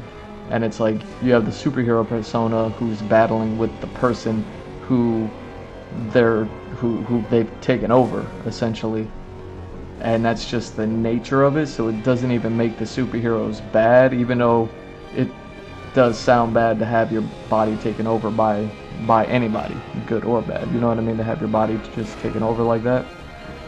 So it's a very interesting show like that, but it took place in like multiple timelines, multiple everything, because everything took place in like a long course of time. But it also had like elves and magic, but also because of the steampunk stuff, there was technology involved. You know, it's a very interesting like story concept, everything like that. And just thinking about Dustbloods and like Lies of P and those games and how they look, I'm like, yo, can Gendy Tartakovsky get another game going? I mean, Samurai Jack was a hit.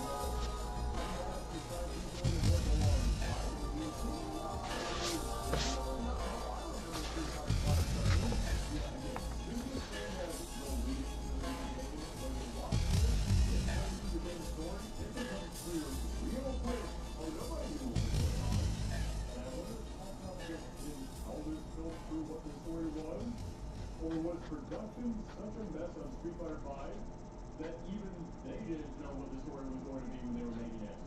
Now, before we move on, similar covering other bits of Street Fighter.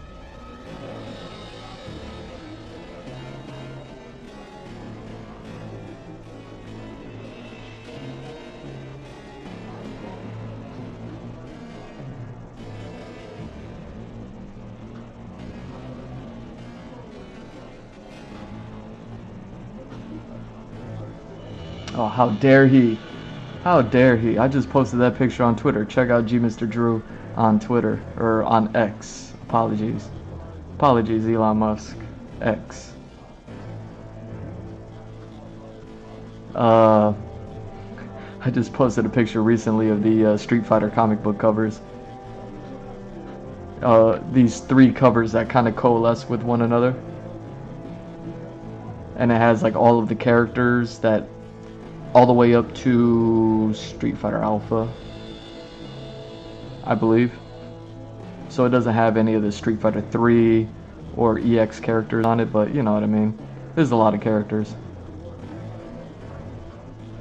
I just posted that the other day. This video just came out, and they're also utilizing that same image.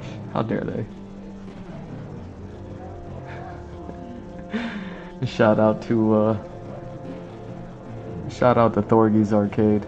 He did a great series on Street Fighter, and that's what I mean when I say I dive down rabbit holes, and I try to keep them to the things that I'm interested in. You know, I'll talk about Street Fighter and Capcom all day, and he just recently finally finished, at least for now, until Street Fighter 7 comes out, or more DLC comes out, supposedly, maybe, perhaps. He just finished a series on Street Fighter, and it's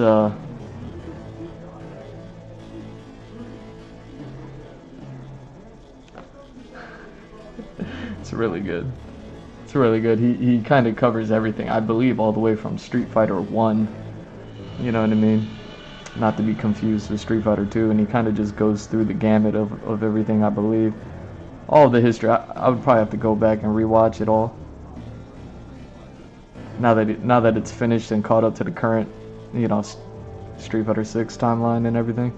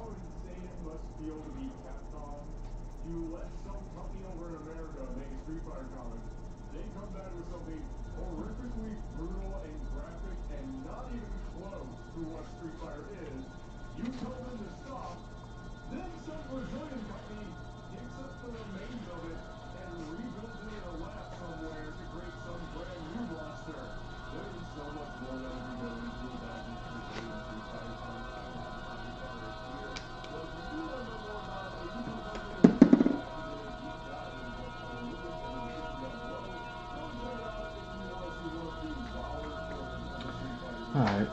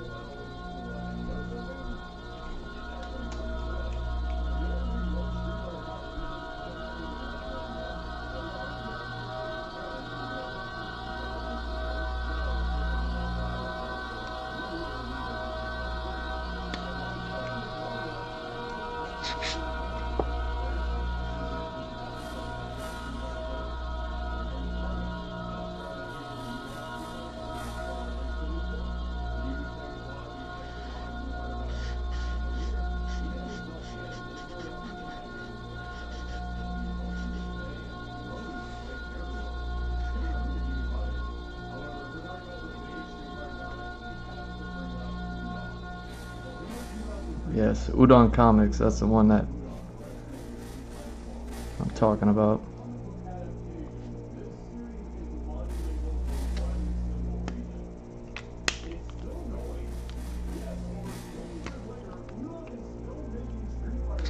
That's crazy. They're still publishing.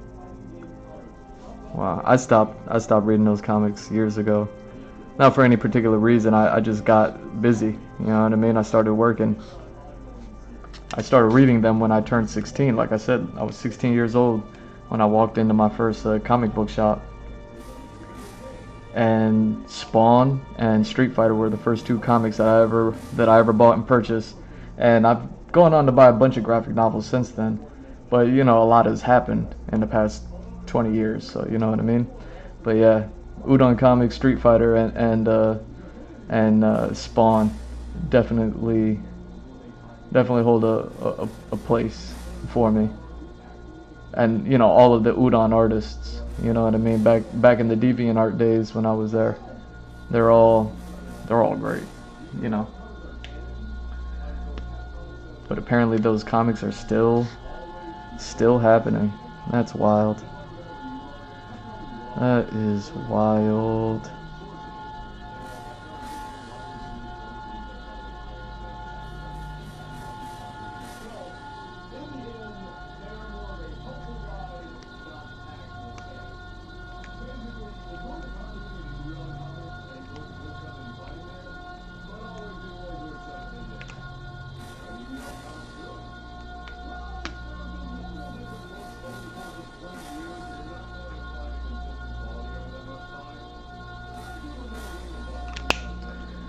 Yeah, I got busy, started working. I was doing graphic design. I was extra busy, and then yeah, started making my own stuff. So now anytime I get anything, I guess that's kind of like why I started getting away from graphic novels and then into concept art books. I never really thought about that before. That might actually be the inception. That might actually be the inception. How interesting.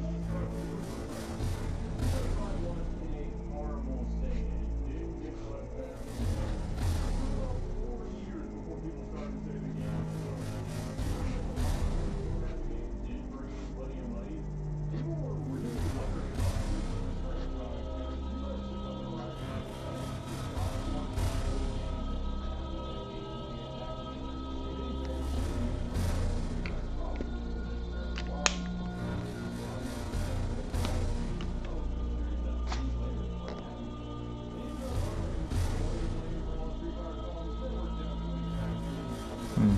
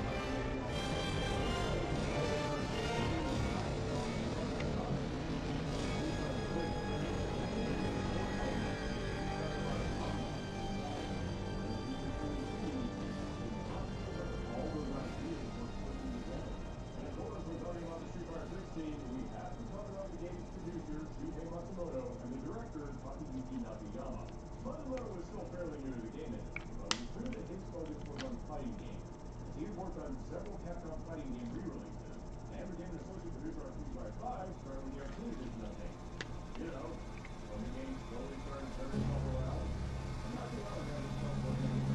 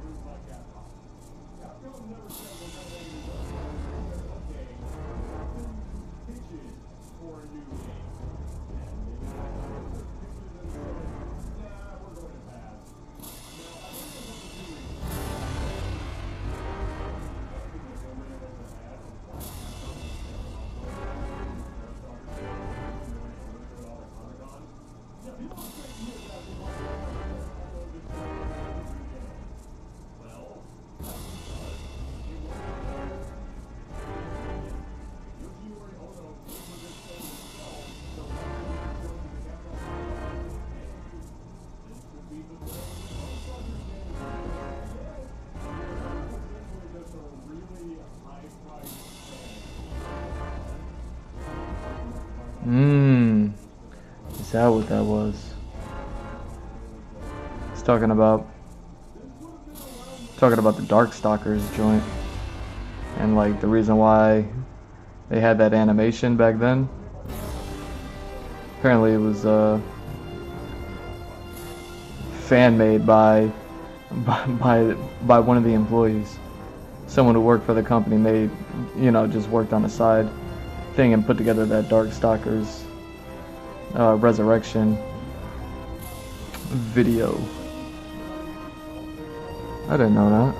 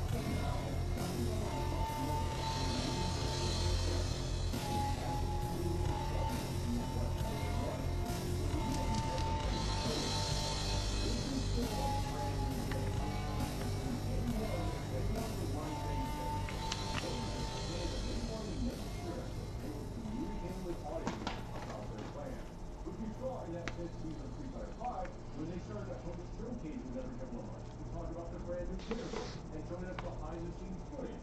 And according to Andrew Alfonso from Game 10 Pokemon, early in development, Akiyama started throwing out ideas for this big, grand, single-player mode, unlike anything this game had ever seen. He really started this team with the idea of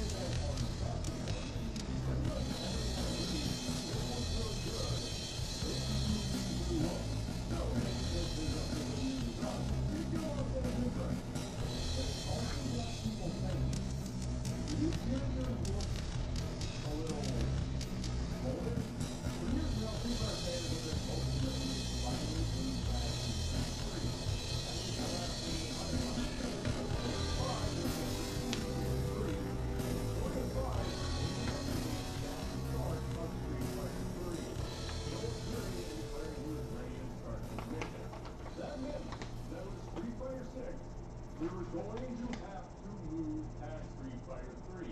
There was nowhere else we could go. What were you going to do? Set a game between 1 and 3?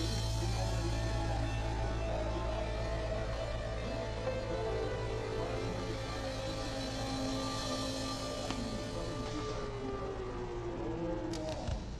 A lot of fans didn't just want to move past 3. They wanted to move way past 3. They wanted a time skip. They wanted years to pass. That might not be the only game.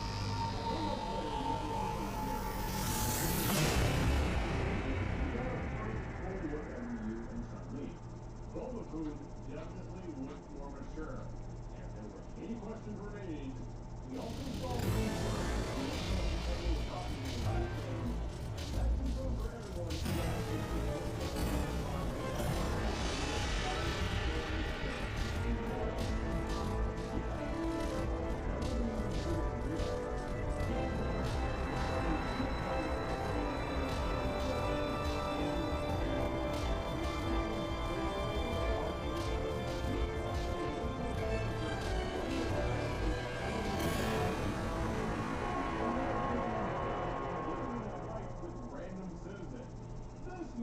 Wild! We were starved for single-player content in the last game, and now a whole new world of possibilities were open to us. This trailer was all anyone could talk about. For like 2 days, because there's Street Fighter 6 special we got on Thursday, and we had one of the biggest leaps in Street Fighter history.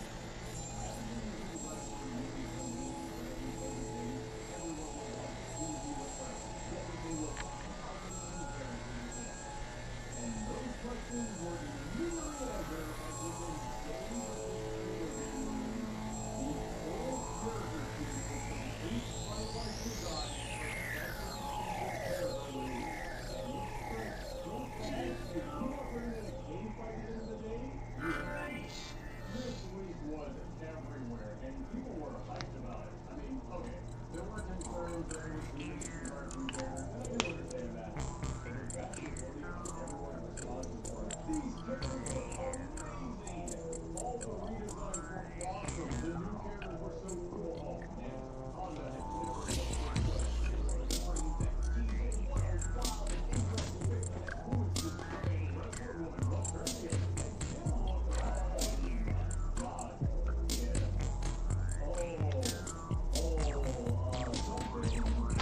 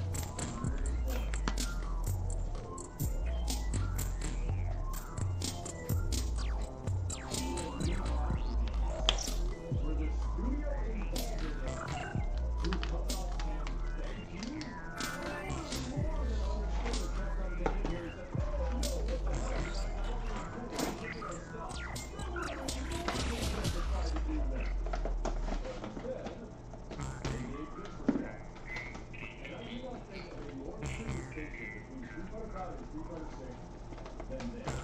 Because do you remember when Ono got quiet for 6 months on the service on the G4?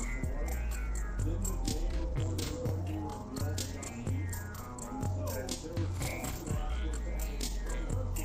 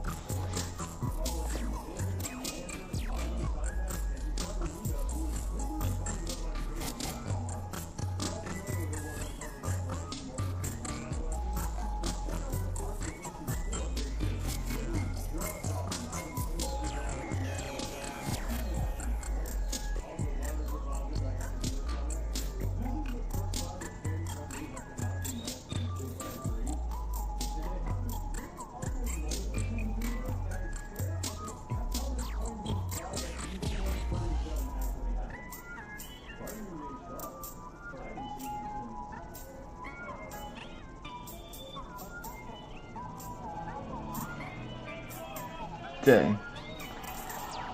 Justin's still getting it.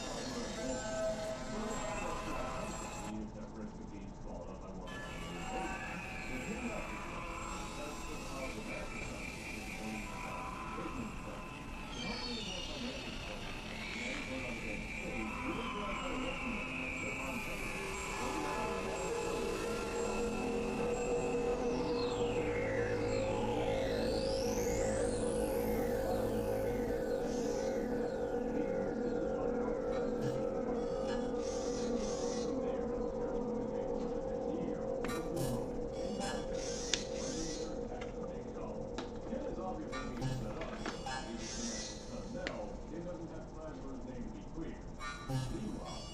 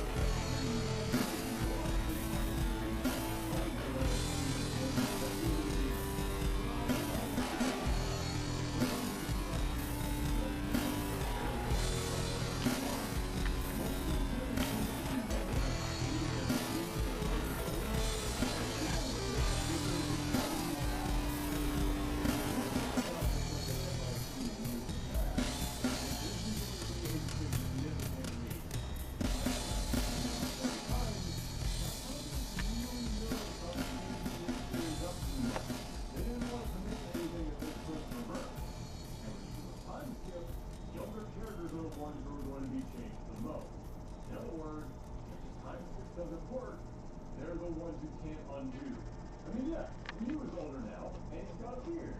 But if this time skip doesn't work, he just shave off the beard and then show up, and now they're closer to 30.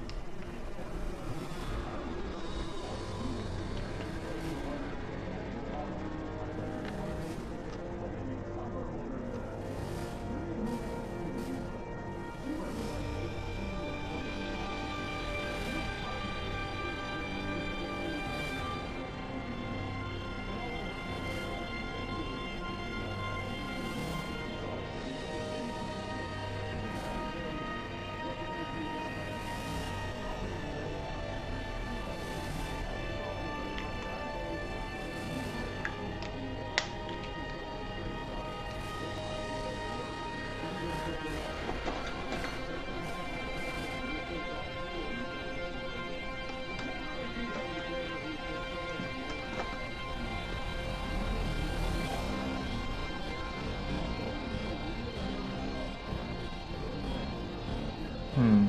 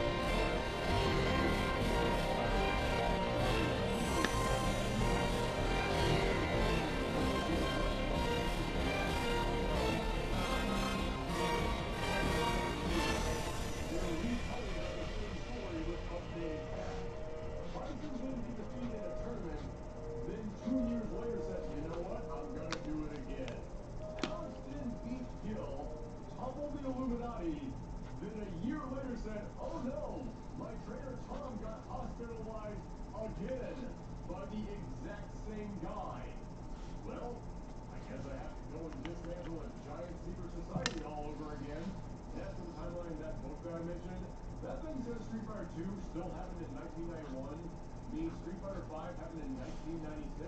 And I'm sorry, Rashid is walking around with a smartphone. I'm not buying it.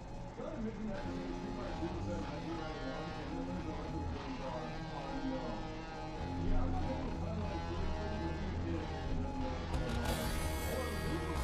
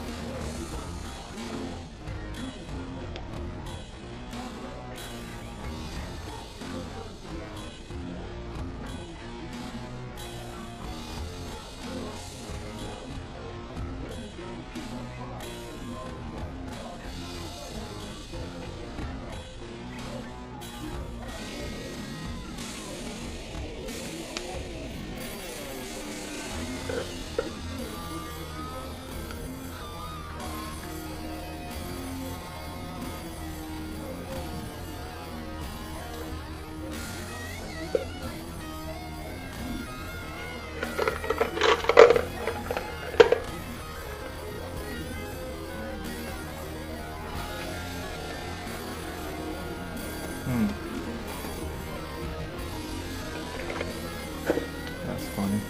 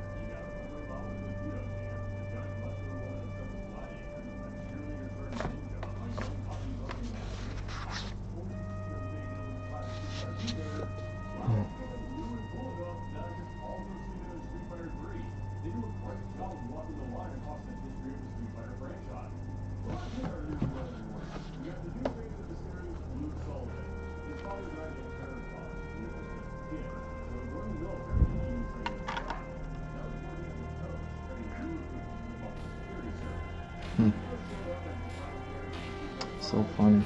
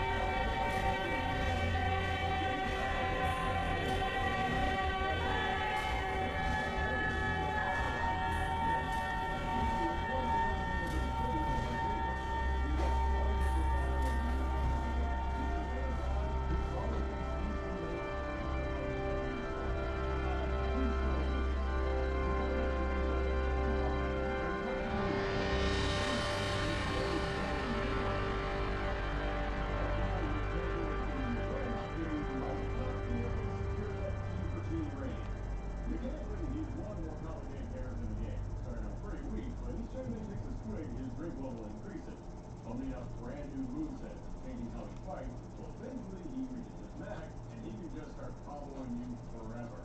Then join from one of the harder characters to play to one of the easiest. From Italy, there's Larissa. Story designed by Danny. Let me check something real quick.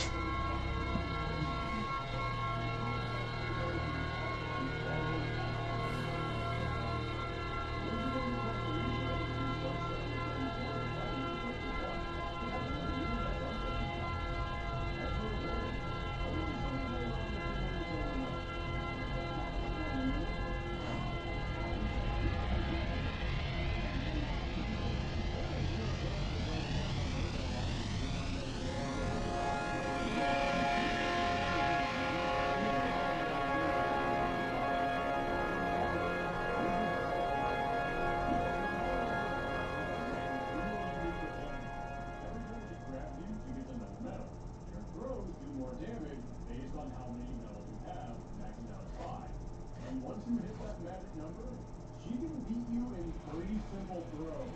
Sure, there's no other 5 medals is on the scariest thing that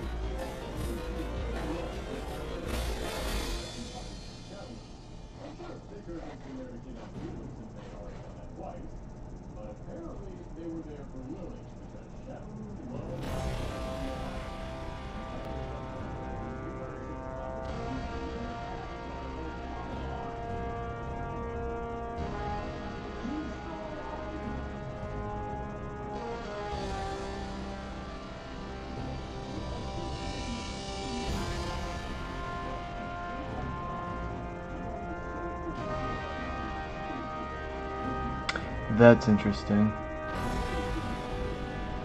I didn't know that. That's funny. I never kept up with any of the Street Fighter 6 like story mode stuff. Like I watched it in the beginning when the game first came out. But yeah, it's interesting that I guess like every character has their story. It makes sense. I always thought it was all relegated towards the World Tour mode with your main character. I didn't know that each individual character had also their own story mode. I guess within the arcade mode or something maybe? I always thought everything was just about the World Tour mode. Huh, maybe that's something I need to look into. Just to see where these characters ended up going, because yeah, I'm watching a Street Fighter video, but there's so much in it.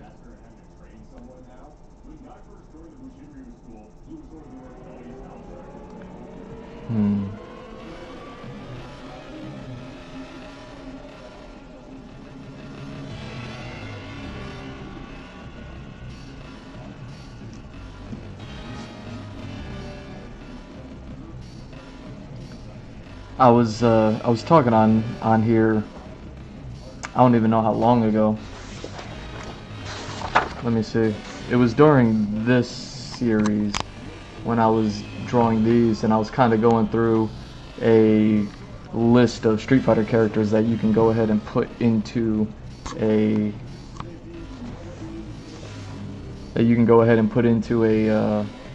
Mortal Kombat sort of thing, and introducing like whatever Street Fighter characters have ever existed that you can go ahead and put into the Mortal Kombat universe. And a lot of it was a lot of the androids, robots, spirits, and demonic characters. So none of the human characters, essentially. You know what I mean? Pretty sure that's how that went. Yeah, so anyone who... Oh, and then like a handful of like Street Fighter 1 characters that just like never returned or came back. And then some crossover characters. But yeah, like I said, anyone that was robotic, demonic, or... that was essentially it. Or from the first game that never came back. I was like, you know, you could basically put all of them in there. So following the demonic sort of thing, who's a little bit more spiritual, I have this drawing that I did of Nikali, except I just turned him into a squid because I thought it was funny.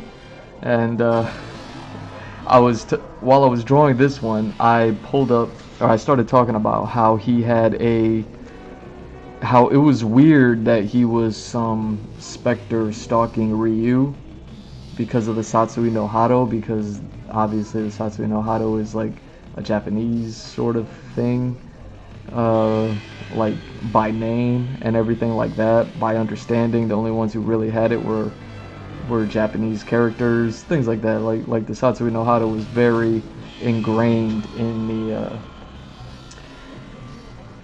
the Japanese culture of Street Fighter.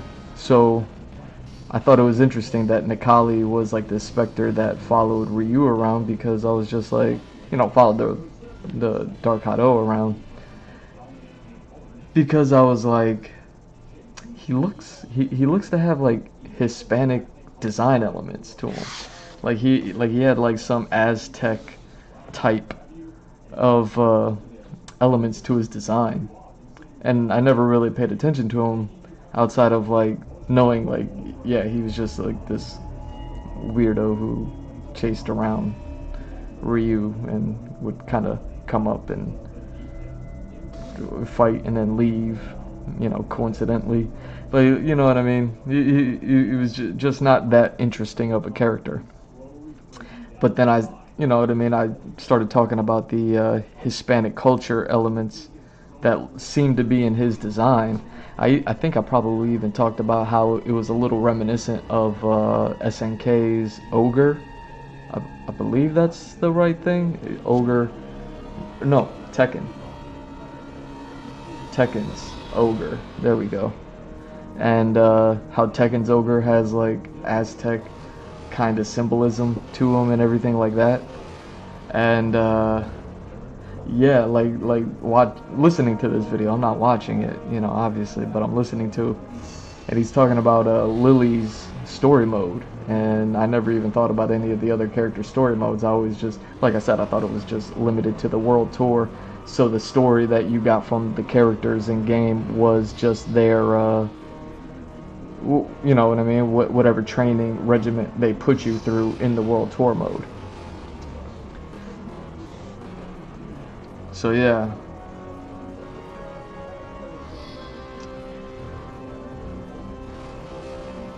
Yeah, Lily being a character that's from the Mexico, from, you know, the Thunderfoot tribe, the T-Hawk tribe, and all that stuff.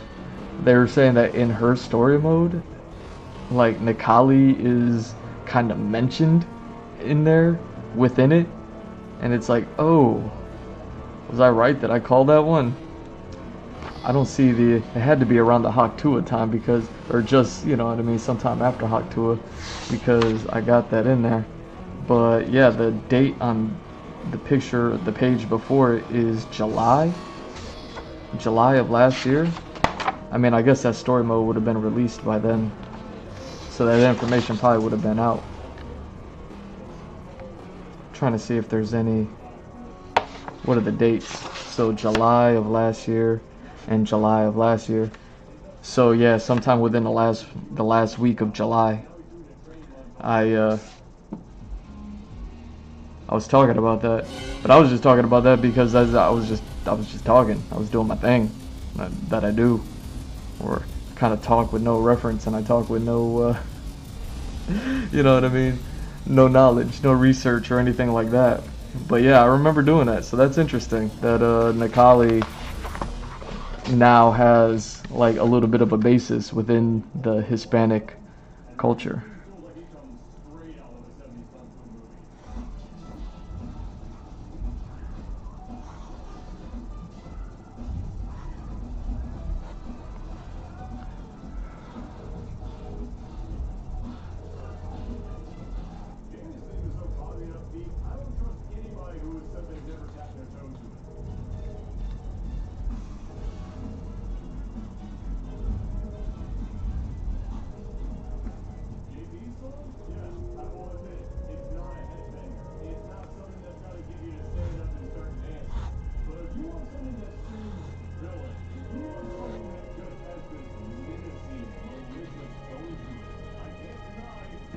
Hmm.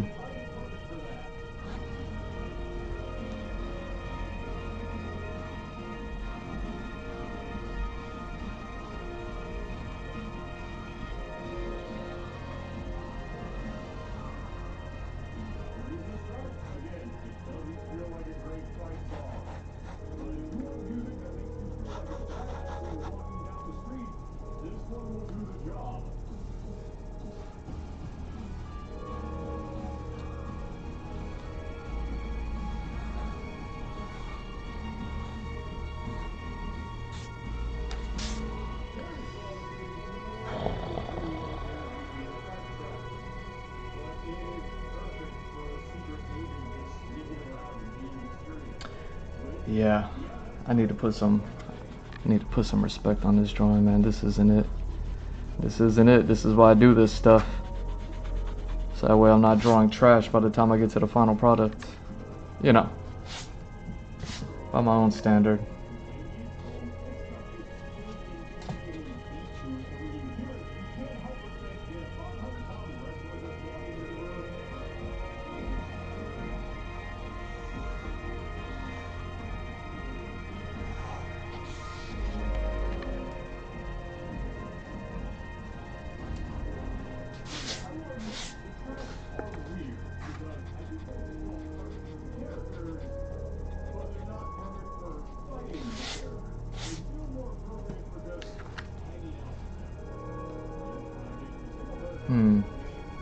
Let's do this.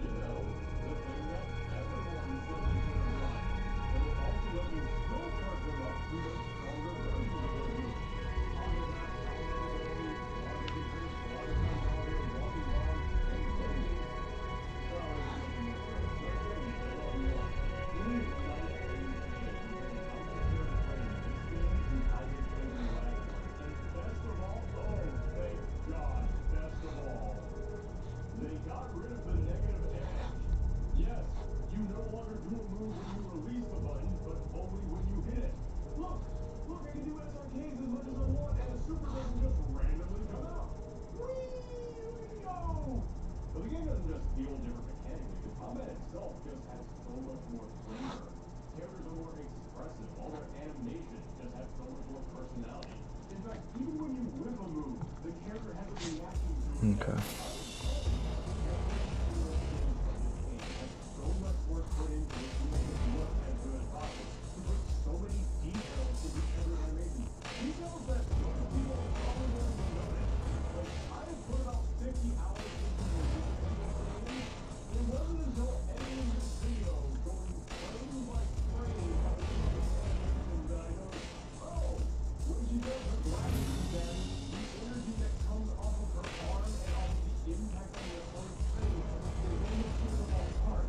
So I didn't really notice that on their part. They still put it in there just to give these characters personality. In fact, while we're talking about personality and breathing images, I love that they play the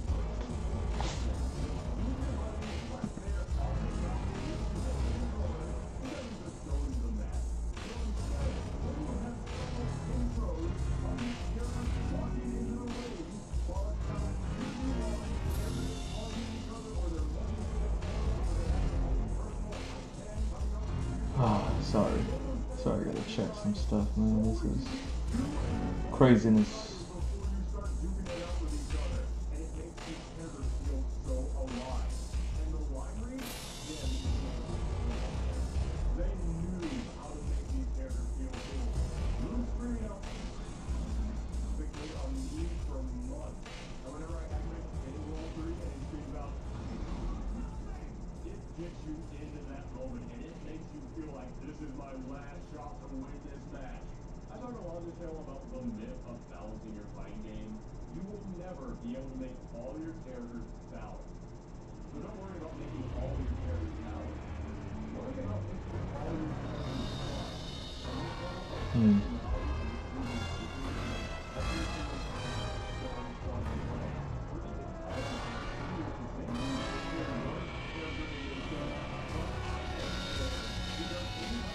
Sorry about that, Joe. I know, riveting content.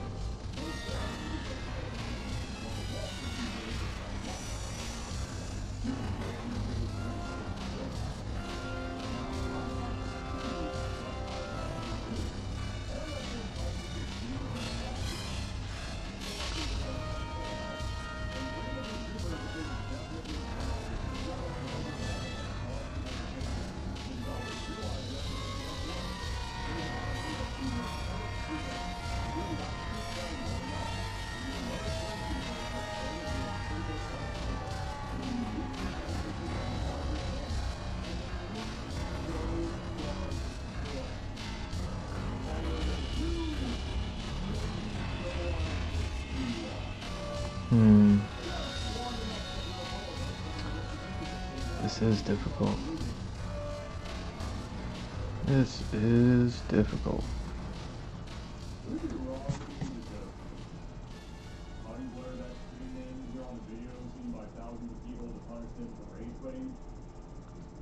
No, it's fine. Bigger man.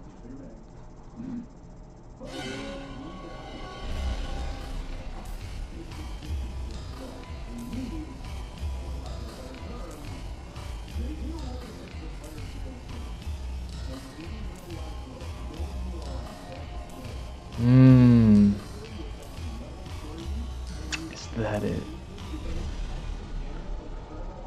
feels like magic. Like you might as well be on stage at a tournament as a crowd is going wild around. Is that it? They even tried to replicate that feeling. They actually include a feature where you can turn on professional commentators to narrate your matches.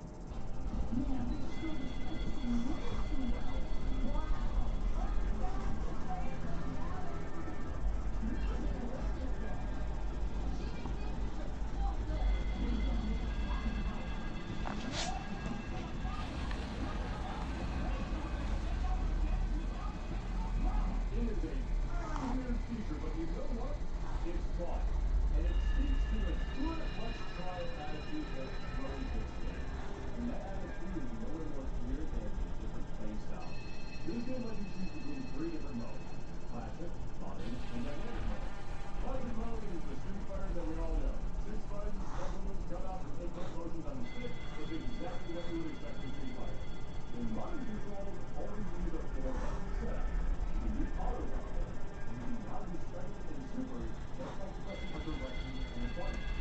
There we go.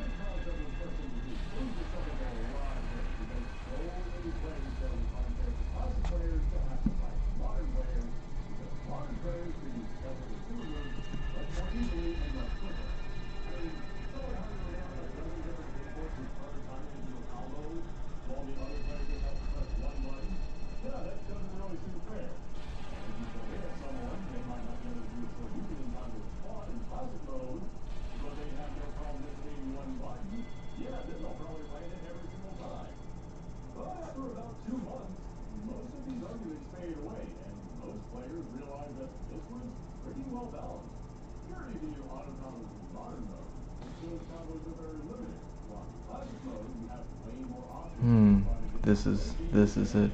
See, yeah. This is why I do this stuff, because I learn about the things that I don't think about when I'm just like, oh yeah, it's gonna work like this.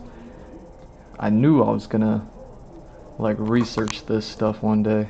My bad, y'all. I knew I was gonna research this stuff one day. I'm actually kind of glad y'all didn't see that struggle.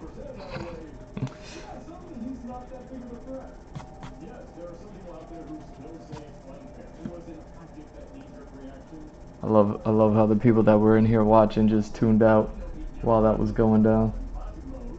You know, instead of commenting, being like, "Hey, dude, your camera." You know what I'm saying? Thank you.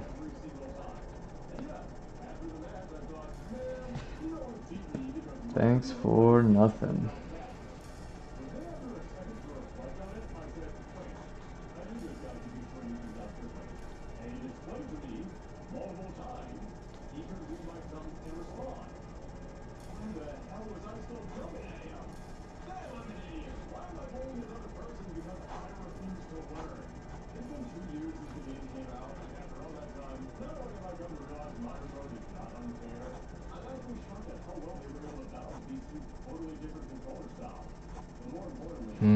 That's interesting.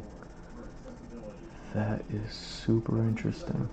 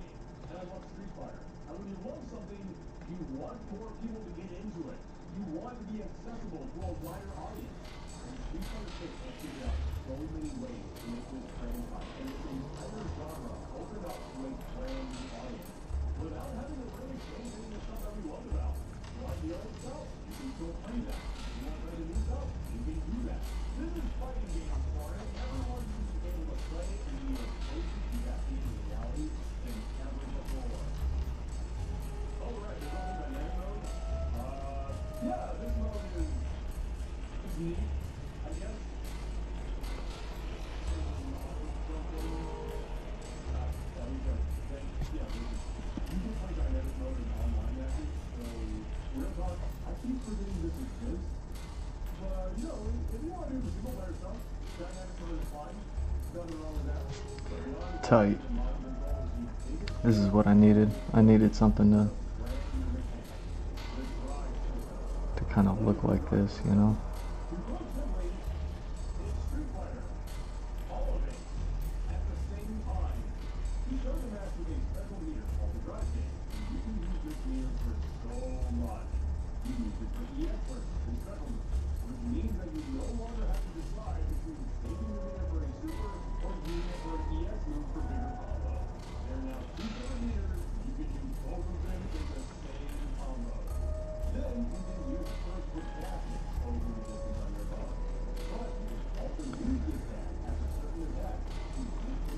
You know, it's funny. I recently learned that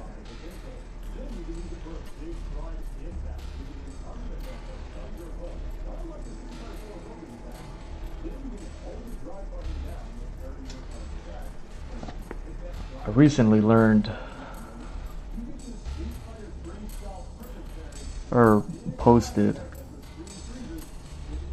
that I got affiliate status. So I might as well like talk about it. I mean, it's been a goal for a hot minute. You know, I've been streaming for 4 years. I've been slowly learning things for 4 years. And it's been quite a journey the past 4 years.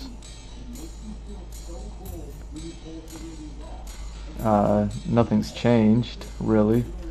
You know what I mean? I came in here with the intention of like taking this thing, taking what I do here and always forever pushing it. So it wasn't like there was ever a question. Not like me being like, oh, there wasn't a question I was gonna make. I mean, there was never a question as far as my intent to make it. You know what I mean? To get it to this point. So now that it's here, and I haven't said anything, I didn't even know if I should say anything or not. You know what I mean? Like,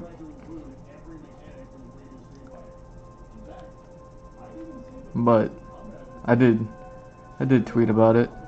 You know what I mean? I've been talking about the all the weirdness that I've been dealing with, even though I haven't gone into detail about it.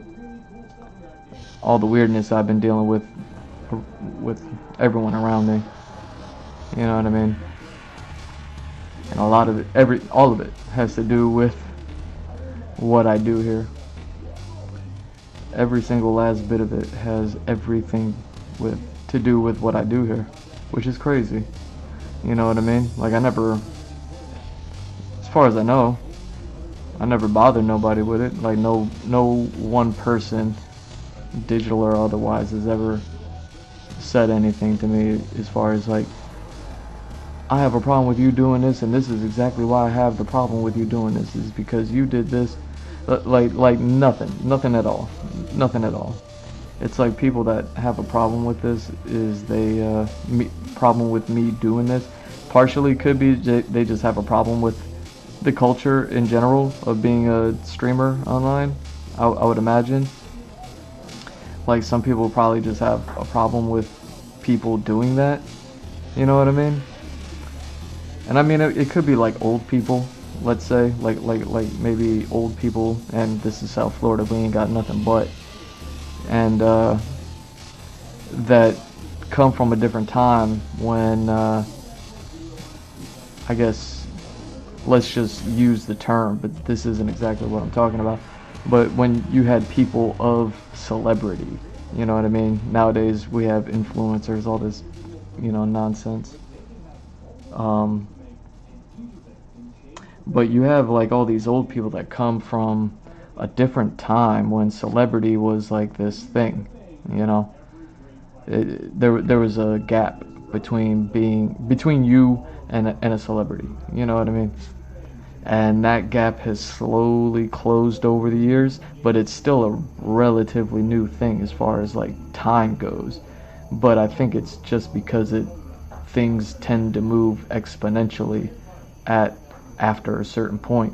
When we advance, at some point the advancement in anything starts to take on a exponential growth at some point.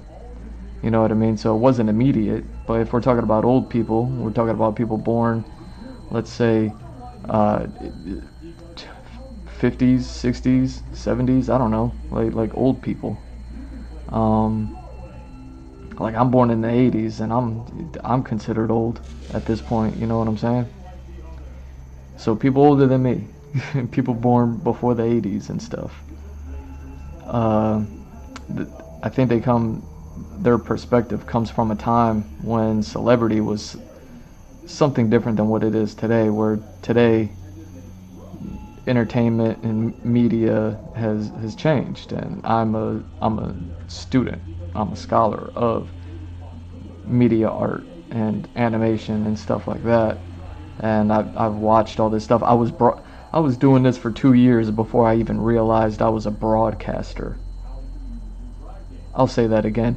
I was doing this for 2 years before I realized I was a broadcaster. I never even thought about me being a broadcaster. Me and broadcasting, it never overlapped.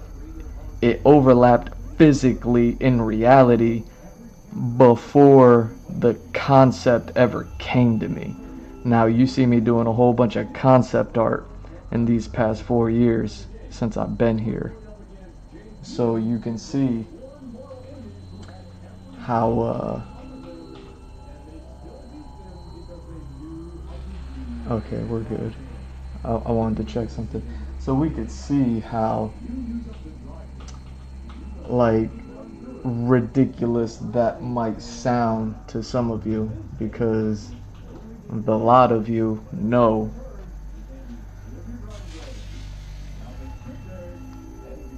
like I think a lot about things, and I work on a lot of things, and you know what I mean. And then I'll try to figure some conundrums out on stream, you know what I mean. And I'm always making comments like, oh, I didn't think about that. I didn't know about that. You know what I mean? Like there's always something, right? So it might sound a little ridiculous to anybody, and I know there's a lot of you listening, because I look at this stuff once a year because I have to. You know what I mean? As far as like statistics, stats, the this is, the that's, all the stuff that I don't care about, I have to look at it once a year. Once a year I look at it. And I've seen the growth in the statistics across the board with everything that I do over the last, 4 years.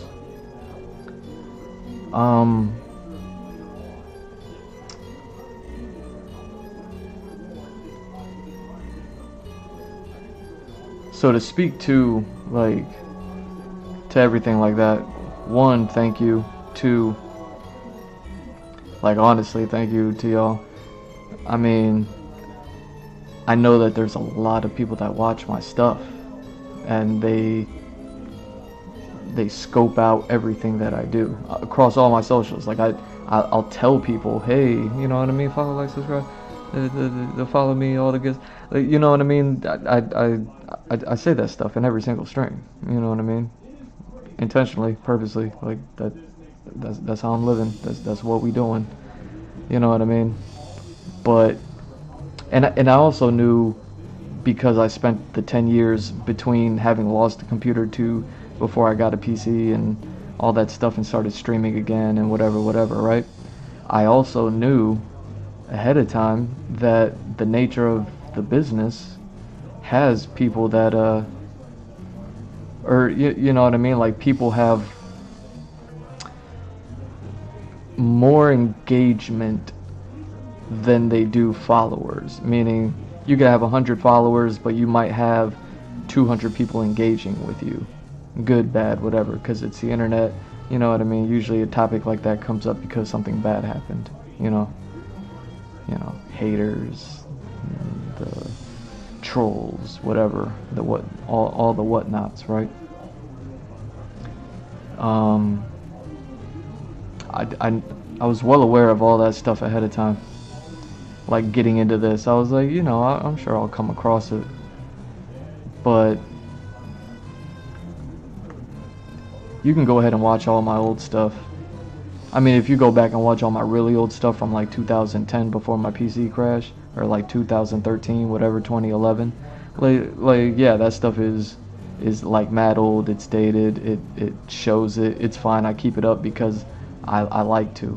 You know what I mean? This is me. This is my business. This is what I do. I keep it up because I want to.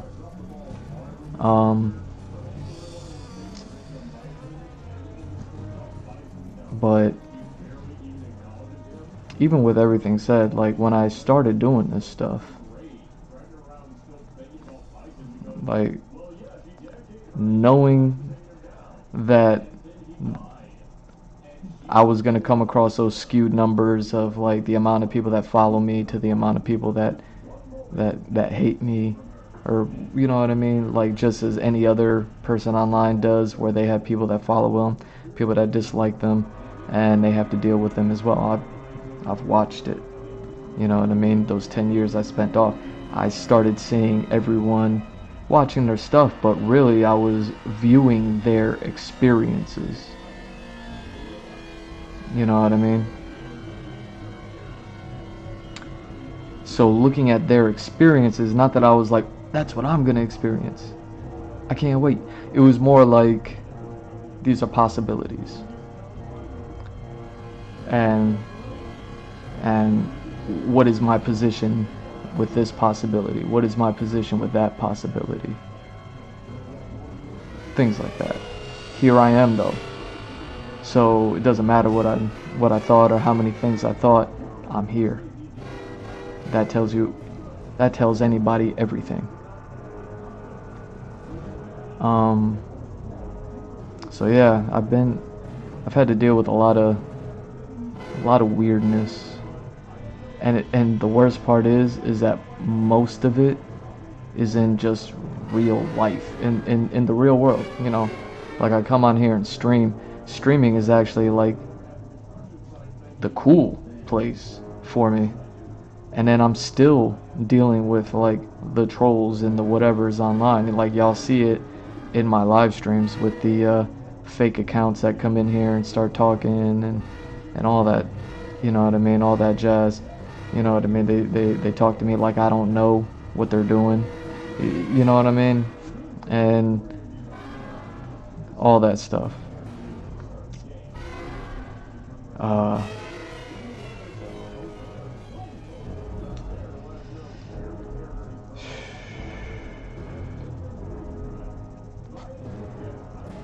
But I check out the numbers every year, once a year, because I have to. It's just a part of what I do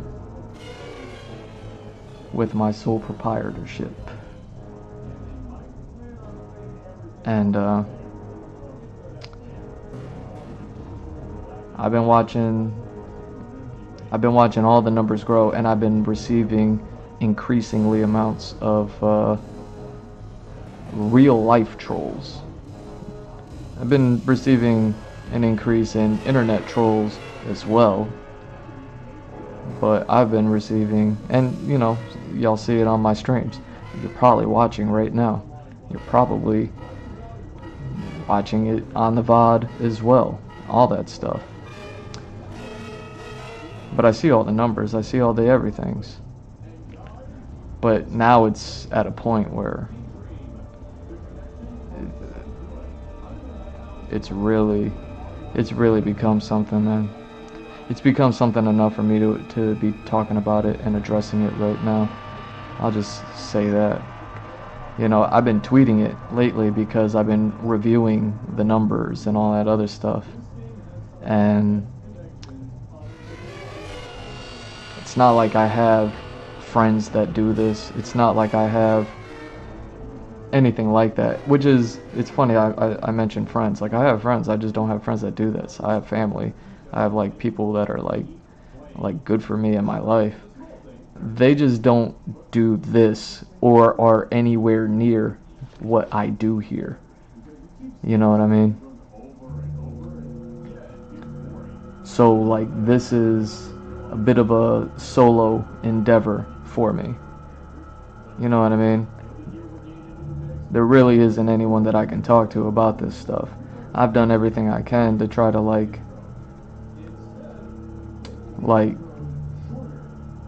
connect with people is a strong way to say it.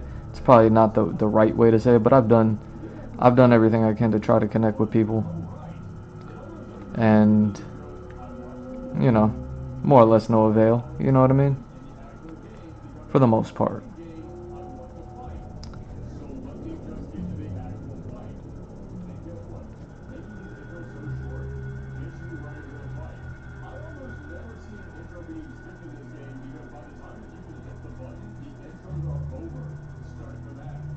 And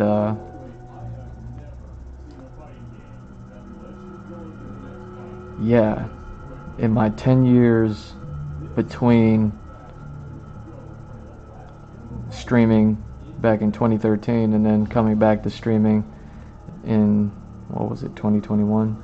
So was that 8 years? 9 to 8 years? Something like that.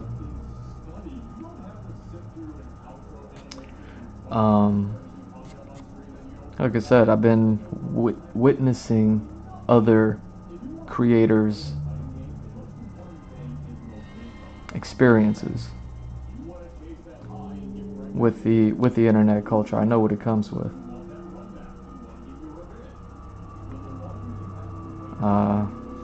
Oh yeah, that's interesting.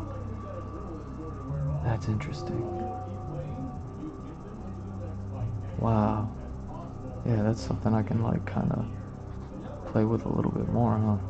There we go.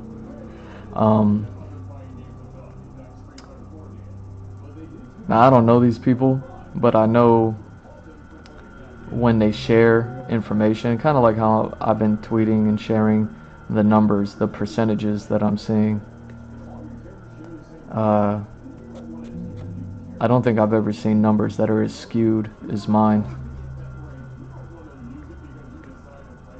Especially at the 4-year mark, at the, well, just considering all of the stats, all of them, every single last stat you can consider. I just never heard anybody coming even close to having numbers in mind, and I don't mean that in like a good way, because like I said, I've been going through, not like, oh, I've been going through something, like real life trolls have been putting me through something, you know what I mean? Now here's the thing, if I can address it, not with finality, but you know, just to say it, I think it's foolish for anyone to ever think that me being in my situation right now, that anyone thinks for a second that I think that anything that I will ever do will ever be good enough for them. Which is a fair comment to make. That's not crazy, right? That's like a pretty standard comment. I will never do anything that will ever be good enough for you.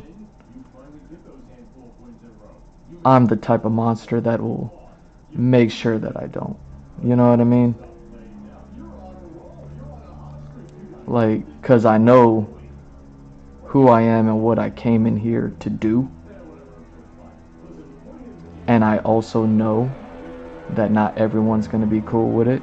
And I also know that I don't care, because nothing that I want to do has to do with hurting anyone, harming anyone, bothering anyone, going out of my way to, you know what I mean, bring anyone any sort of strife or suffering or anything like that, like any of that negative.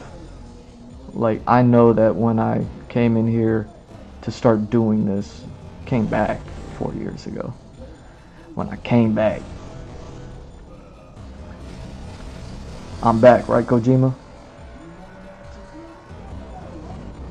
Right, Jeff Keighley? So,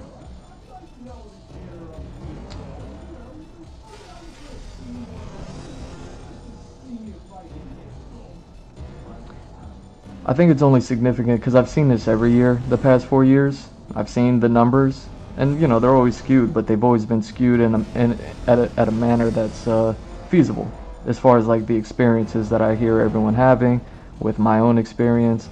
You know what I mean? I know how to relay information, you know what I mean, and how to ingest information and understand statistics for what they are.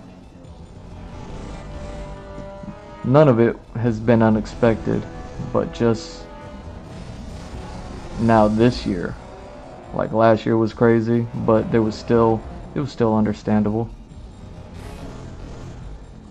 But this past year,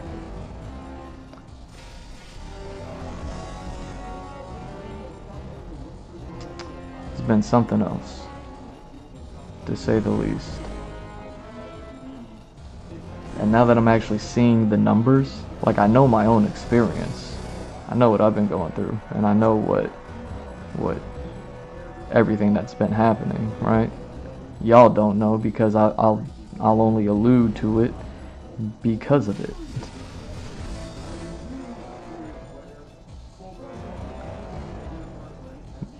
But the numbers are insane. Go follow G Mr. Drew on Twitch. Don't be a creep and then just spy on my socials. Actually follow. Actually hit the like. Actually hit the heart button. Actually comment. Actually do that stuff. I don't say that stuff haphazardly.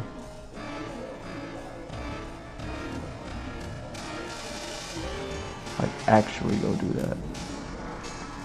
Like I was saying in the other stream, say my full name.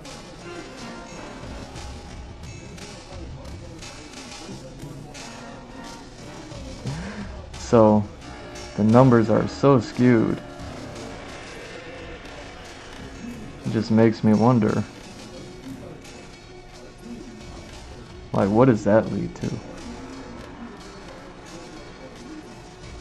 What does that lead to? Because the numbers are so skewed in a manner that stats, I never seen anybody with stats like mine. I never heard anybody having stats like mine.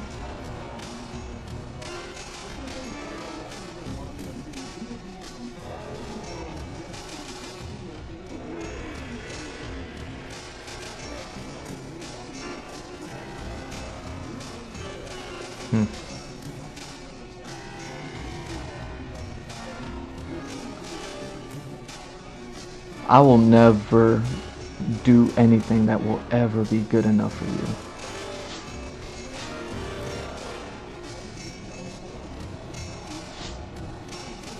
You know, so much has happened that I even heard in real life. You know, this actually happened. This isn't something that you could look up online. Happened in reality. I heard someone who didn't like me hear about something that happened to me, against me, and even they had to disagree with it. They expressed so much hatred, not towards me, but towards what happened, that they expressed. Like, well, to keep it cool, like, they expressed some wild expressions. Things that, you know what I mean, not worth repeating, because it was just a one-off situation for me.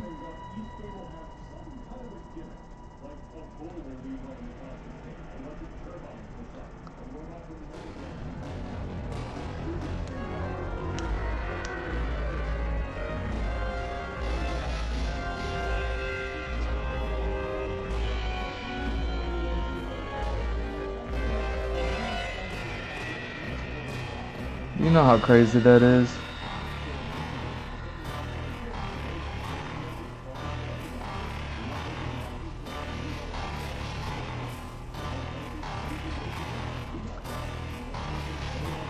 You know, I come from like listening to hip hop. Like, I'm down with the hip hop thing. Like, you know what I'm saying? Like, I love me some hip hop. Hip hop is a great culture. So let me just say what I'm gonna say. But do you know how crazy it is when one of your haters has to detest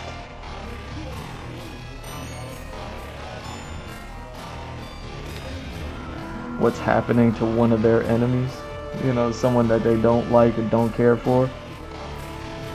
When something happens that's so gnarly that they don't even say good or why should I care? But they go beyond that, and not that they do care or that they were like, oh hey, let me go be cool with them, because that's wild.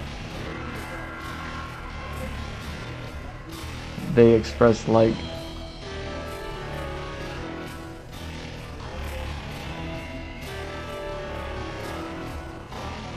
clearly they were caught off guard by the situation.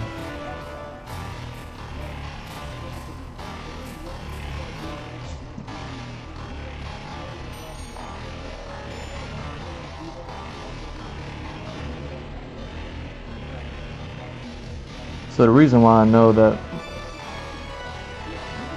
my haters are watching and they're listening to me, like how many people I got watching this right now?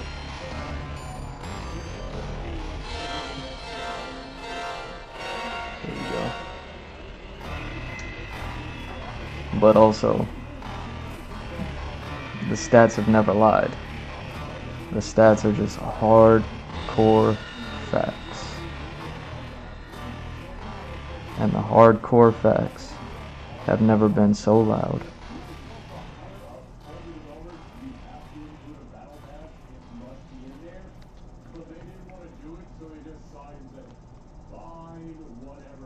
We'll do it, but it'll be as small as we can possibly make it.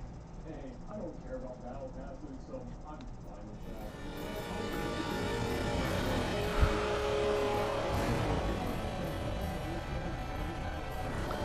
So I often say, like, you can't stop this, you can't stop what I'm doing, you know what I mean? And that's true, but like a lot of people, they weren't there. A lot of you, let's be real, none of you were here when I started this back in 09 or 2010, whatever year it was. All the people that were there with me before are no longer in my life for the most part. You know what I mean? There might be some Facebook friends, but I don't do Facebook. You know what I mean? Like, I'm on there, but you know what I mean? Like, if they hit me up, they hit me up. And then I'll answer them. But you know what I'm saying? If I hit them up, I hit them up. It's a 50-50 shot whether or not they actually ever respond. It's funny. You know what I mean? So anybody who was around when I started this like 10 years ago, they ain't around no more. So I know that everyone that's here watching this they're new, but they only know the 4 years that I did. Even if they go back on the YouTube and check out what I did in the past, what they're doing is they're taking in history without realizing the history, which is comical to me because it says more about them than it does me. You know what I'm saying?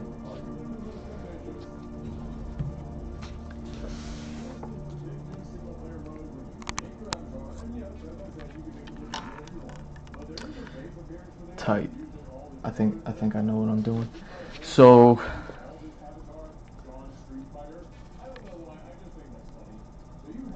yeah. Let me try to get this real quick, because this is extremely difficult, because I'm finding out what this design is, and I'm loving it, because we're talking about Dusk Blood and FromSoft and monsters and stuff, and this is what I need to do. Yo, how about that monster at the end of the trailer that looks like one of the bird dogs, but it don't look like one of the bird dogs. It looks like a slightly less monstrous version of one, because it looked like a dog or a fox, but then it had the wings and it was all black and glowing gold. Like, I was like, they're beautifying their monsters. They did it for Nintendo. Either way, talking about all that stuff, because I haven't really spent time on this, and that is the whole point of tonight's stream. We still got some time. I came in late. I might stay late. We'll see. What, we 6 hours in?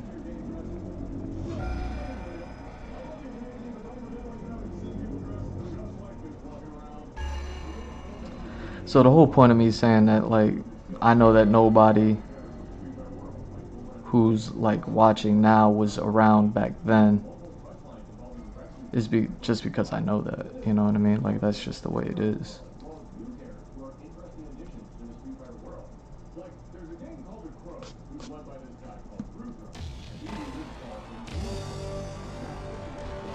So I don't have anybody to like go to and be like, hey, you know what I'm saying?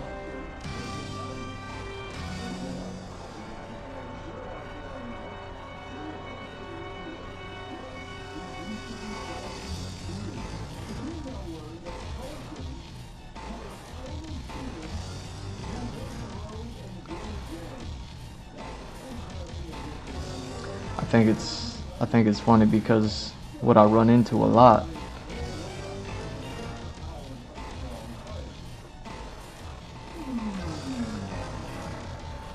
what I'm hearing a lot is a whole lot of being like, figure it out.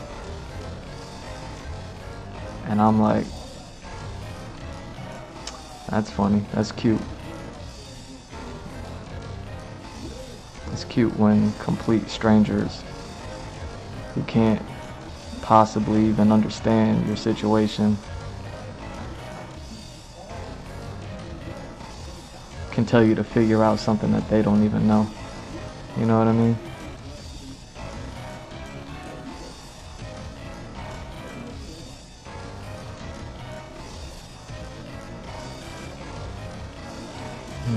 Is that the way I want to go about that? Is that the way I want to go about that? I want to do this different. I think I might want to do this different. Not looking like a turkey. Okay.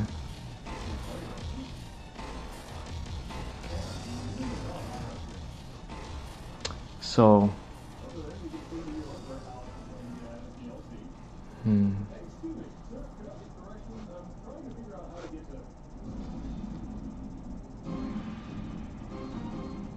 there we go, so that's what it is.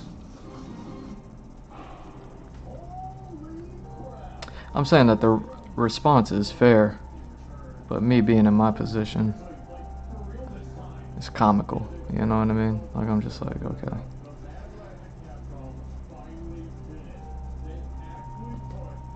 I can only imagine, after knowing how connected everybody is,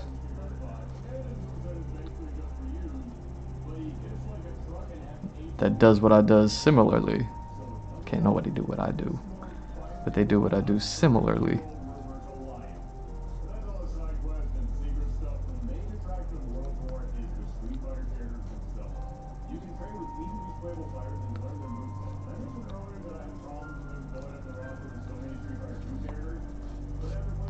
That they think they understand my situation because they're confusing their own experience with mine. It's like I said, my numbers are so skewed, and my position in every position is so unique.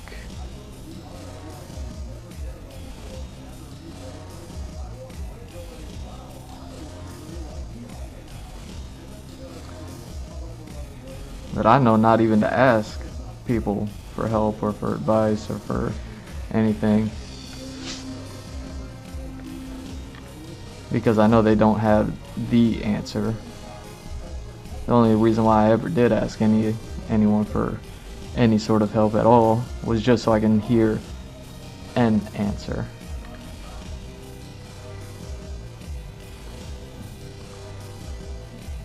If that makes sense to you.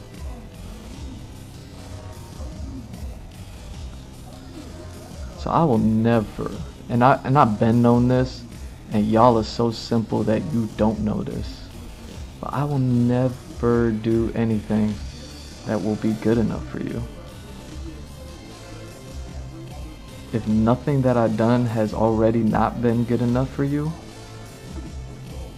the only thing that's left for you to do is to walk away. Now that's just common sense. But I told you my position is so unique.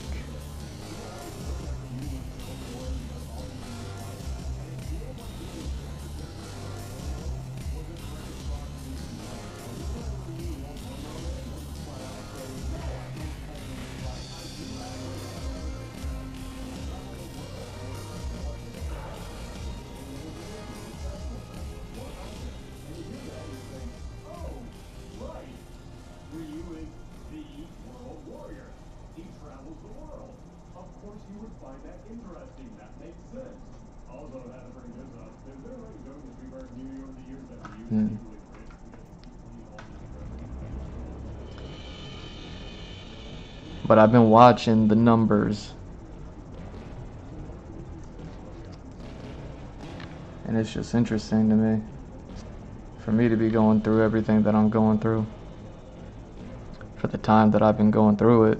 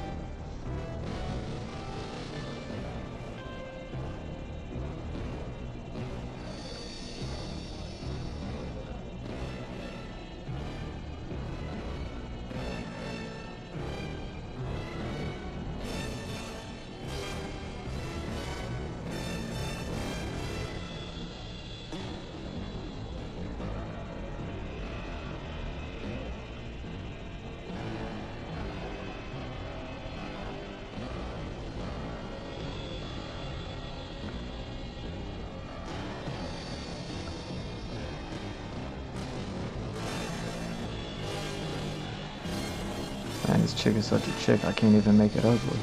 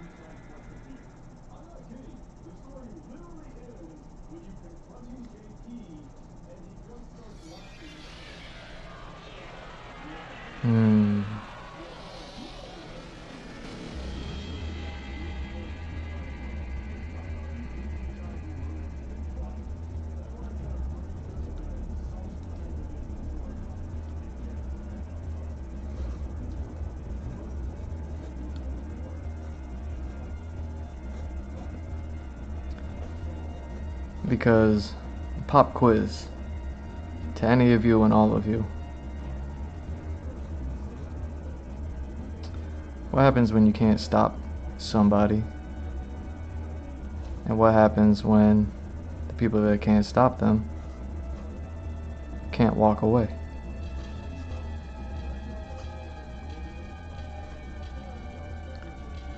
Now I know it sounds ridiculous because it's a crazy conundrum, right? Unstoppable force, immovable objects, and all that. But when what I'm doing isn't hurting anybody at all,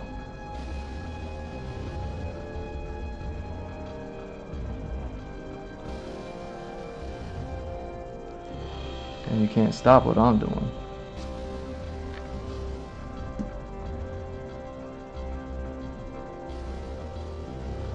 like, are y'all so simple that you don't know what this goes to?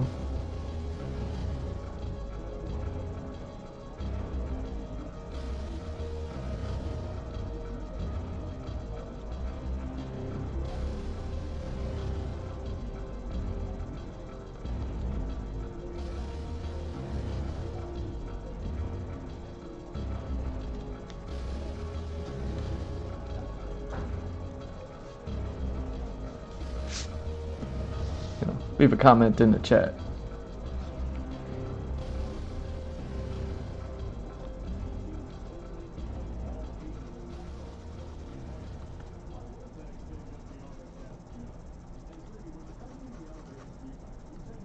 That's right. So why am I talking about this? Well, it's because of usually have like people jump in and start chatting it up with me. People who've like, I don't know, pretending to be friendly.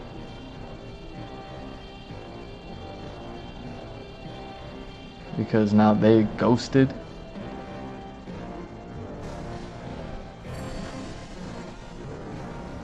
Now that I'm at this point. It's just crazy. See, normally I wouldn't think anything of that, but because I'm seeing the stats, just because I need to for right now. It's like,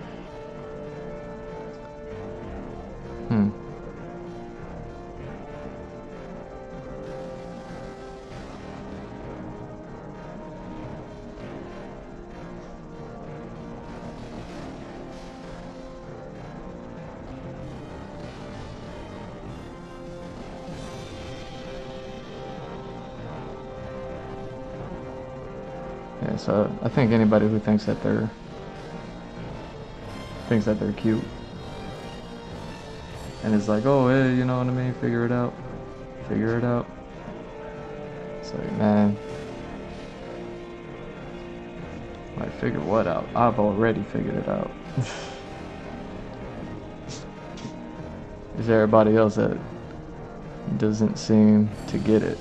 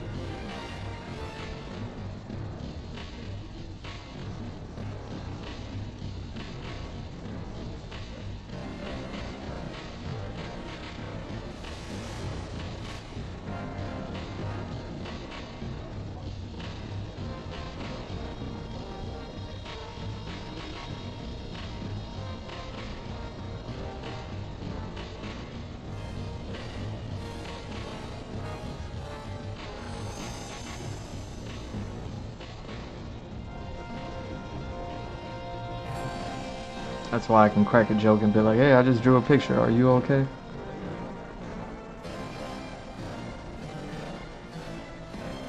Because the answer is no, you are not okay.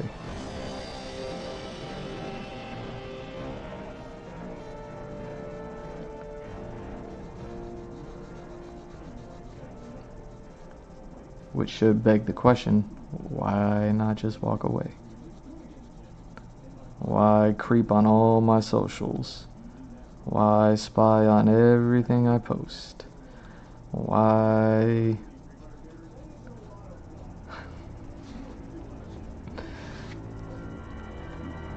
come on here and start chatting to me about things that would get my channel in trouble if I were to entertain nonsense, you know what I mean? Why?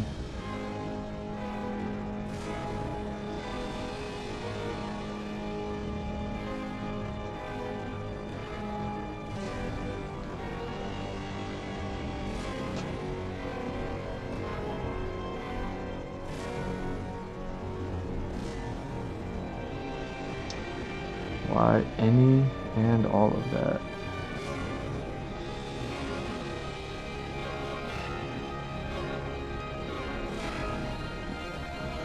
See, from my experience, when I've seen all of the other people that do something like what I do, because can't nobody do what I do.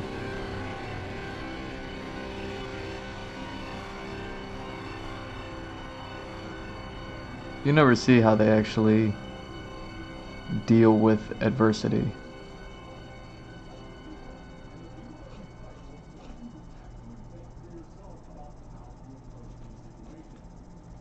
but you do see their network.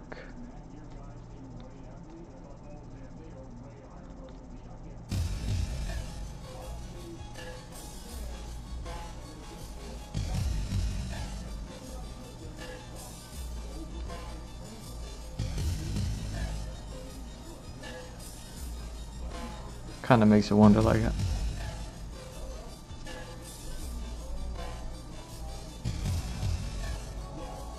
how do people get past so much controversy? Now, the only thing that I see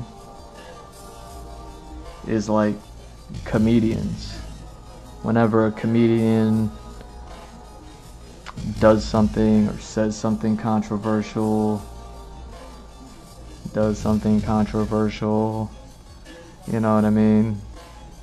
When people want to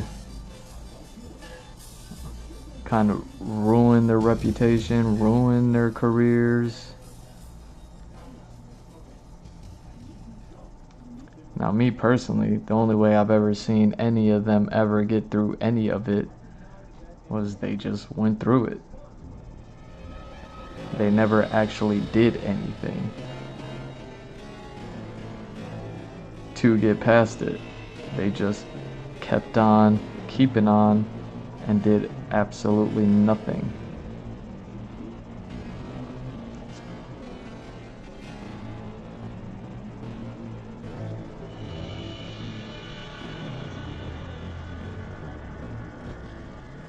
Which is what I do.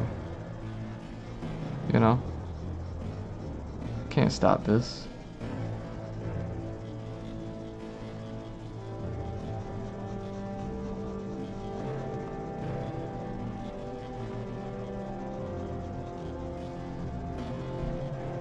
Why would anybody want to stop this? That's an interesting question. Comment. Chat, leave a comment. Oh, that's right. You're waiting for the VOD to come out, so that way you could just spy on it on your own time and then talk amongst, you know.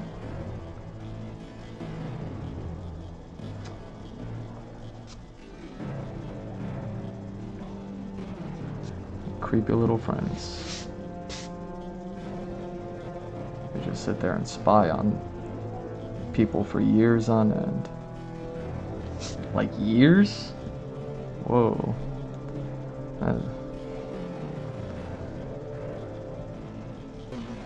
They have a word for that, for people who spy on people for an extraneous amount of time. And I do mean spy. They have a word for y'all.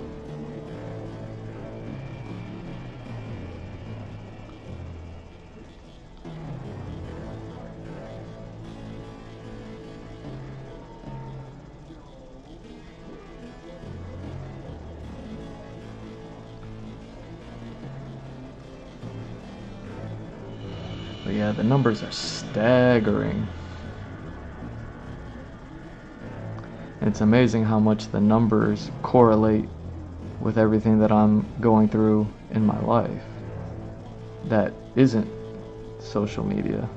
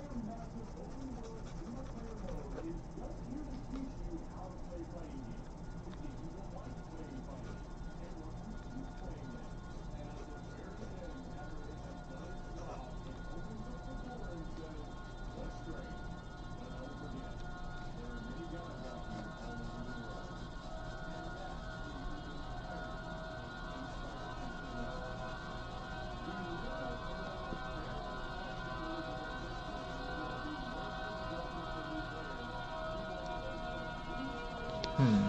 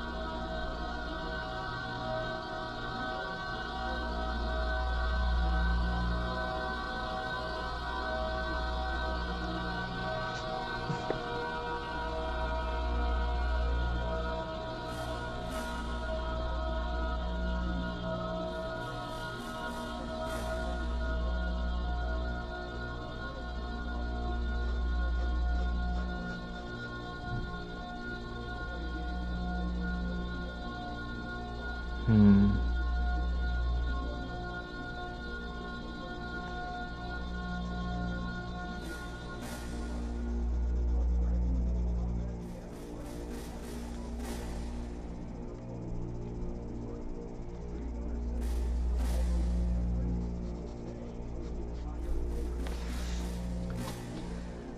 Okay. Kinda getting there. I need something. Like my brain has been thinking about this motion, but I don't quite.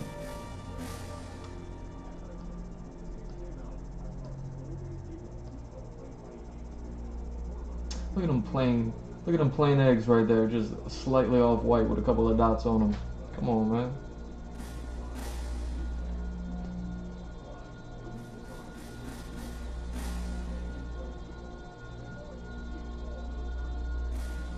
Hmm.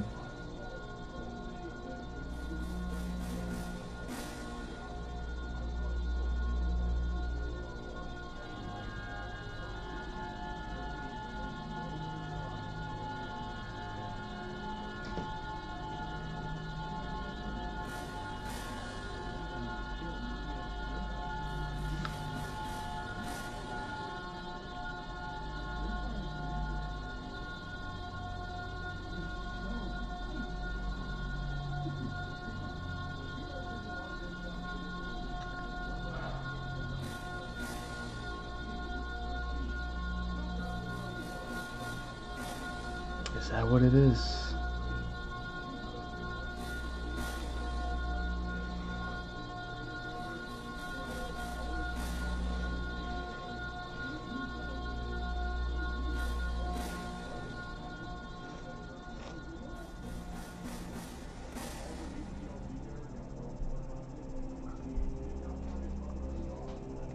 Hmm.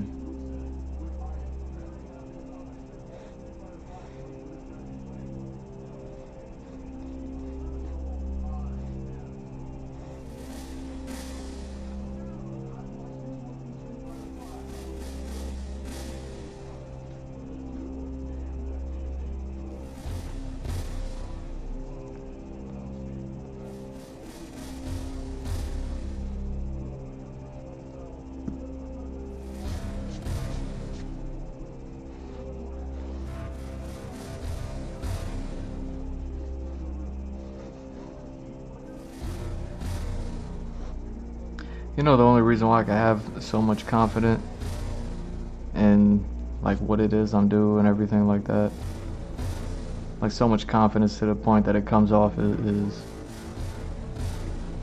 as another word that's not confidence.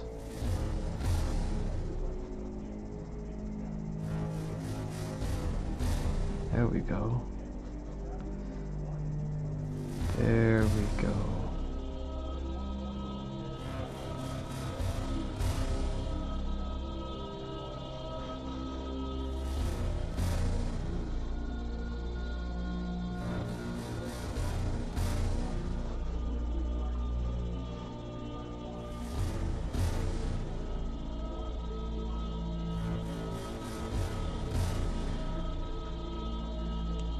is even with these staggering numbers that I've never seen like anybody else ever have to deal with, this is all just like online.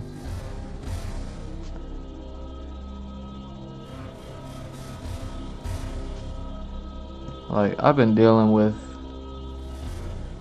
if we're gonna use the word trolls, I've been dealing with trolls my entire life. I don't think I've ever met anybody who wants me to actually do what I do. Especially people who weren't gonna like benefit from it themselves.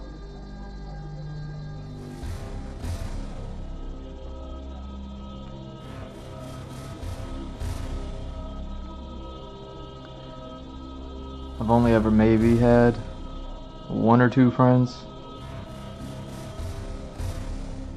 Like maybe 1 or 2 friends that honestly helped. Ever. Like ever in my life. Shout out to y'all.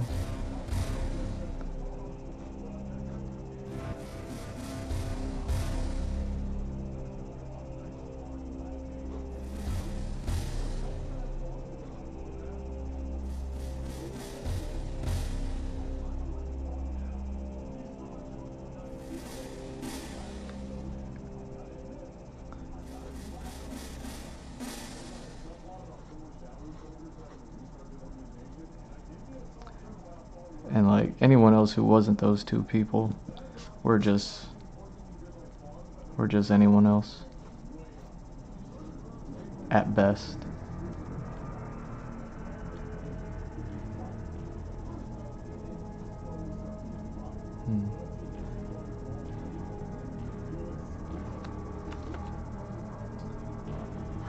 That's so crazy. Okay.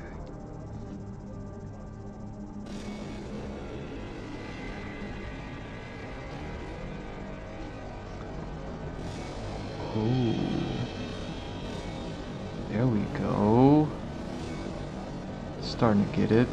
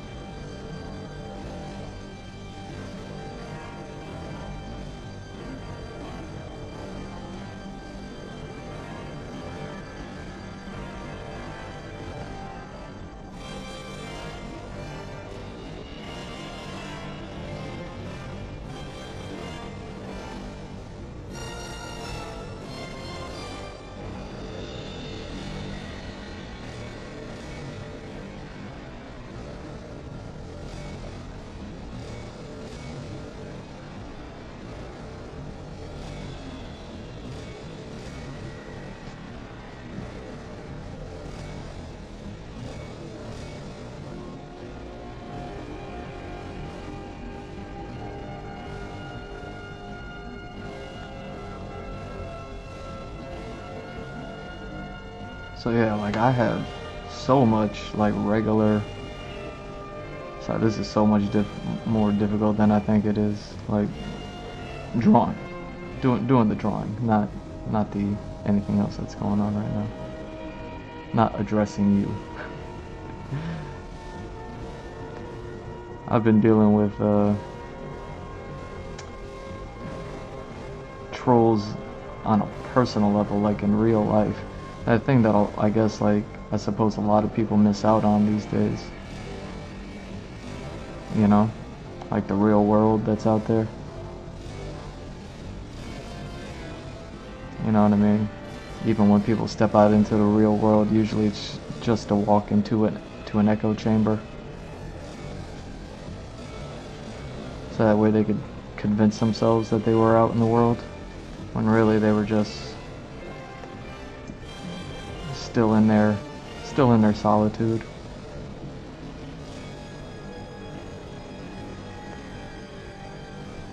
In the form of an echo chamber. But yeah, I've been dealing with the haters, with the doubters, with all that stuff. Like my whole life.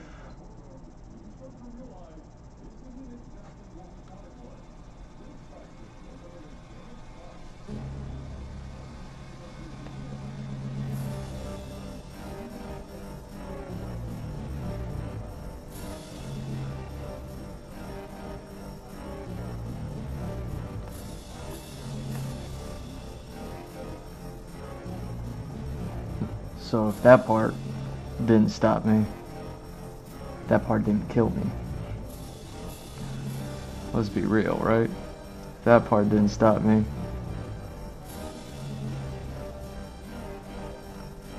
like, is that what it is? That is what it is. Interesting. Interesting. I'm tripping, huh? Wow.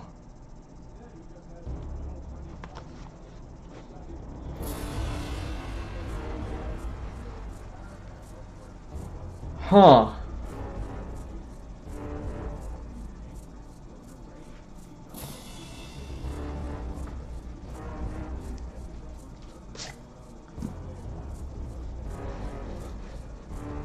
Oh.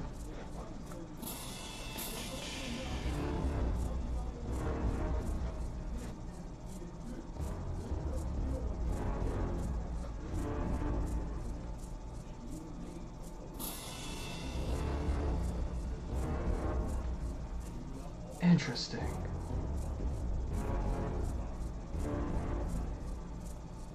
Interesting. Oh man. Oh.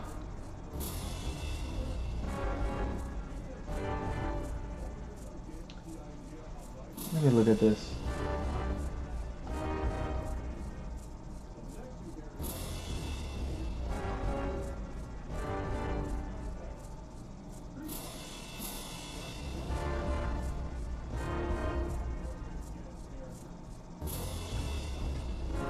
Wow.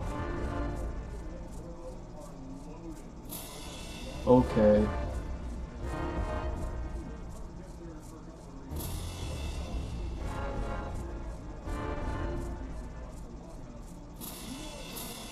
Wow. That's crazy.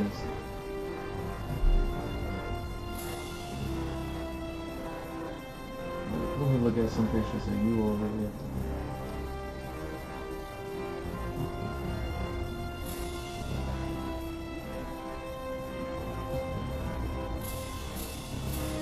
Oh wow.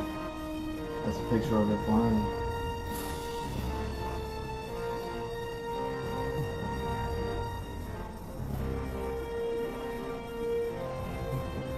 Wow.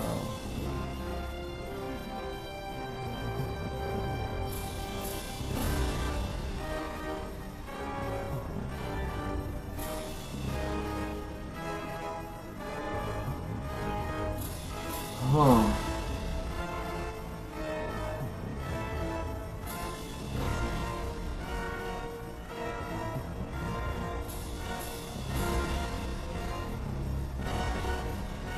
Huh. Huh.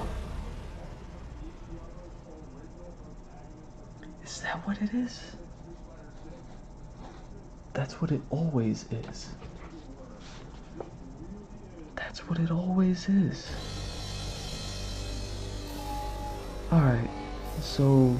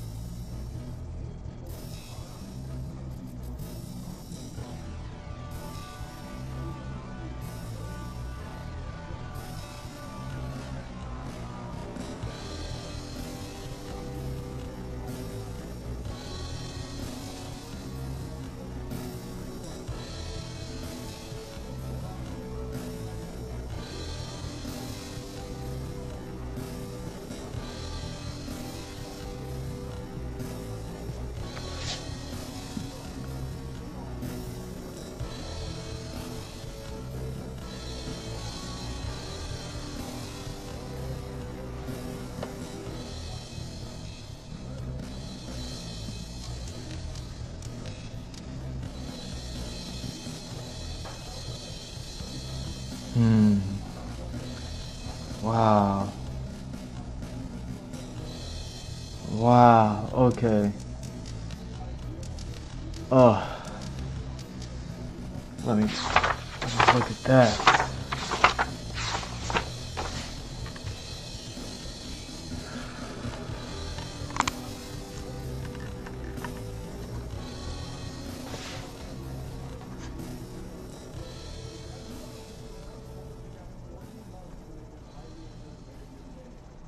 Oh my God. That's what it always is.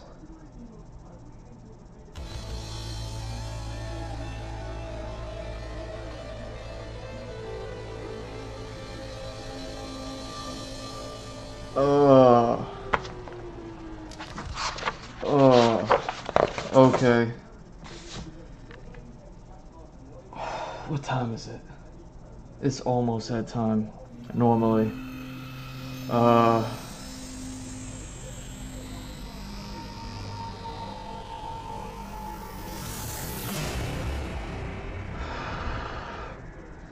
How to draw that? How do you draw that?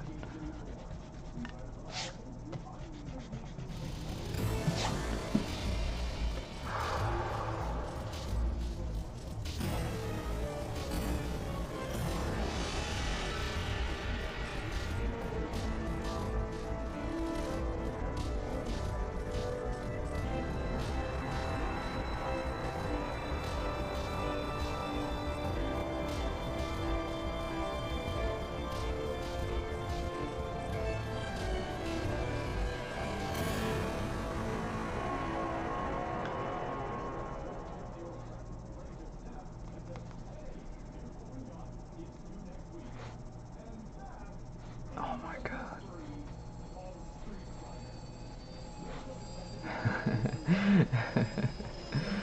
Finally at the end of this video.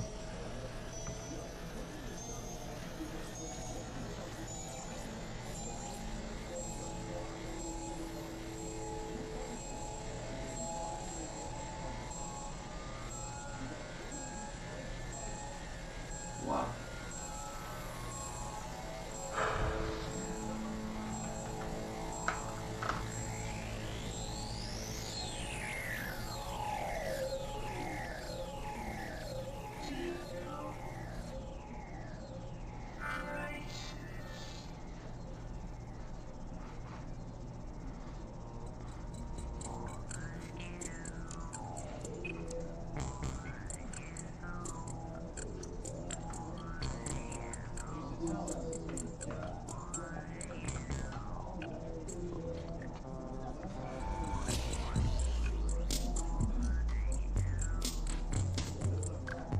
Okay.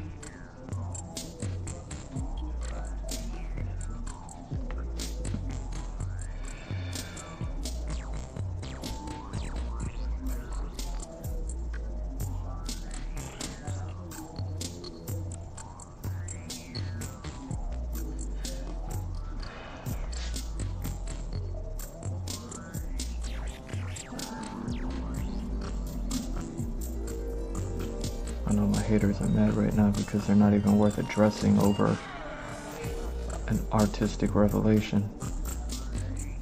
You're not. Hold on.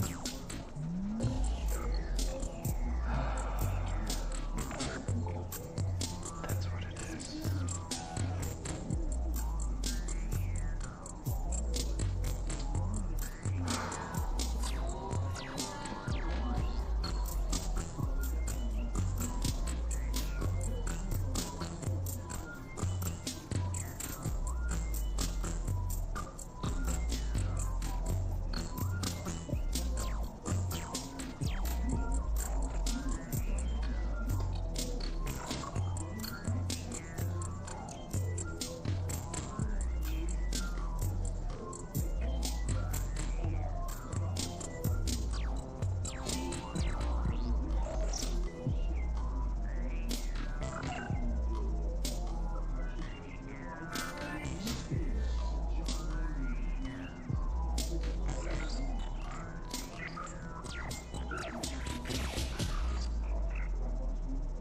It's amazing.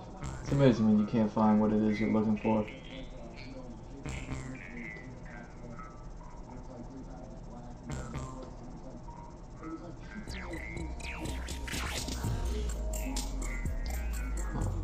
It's interesting.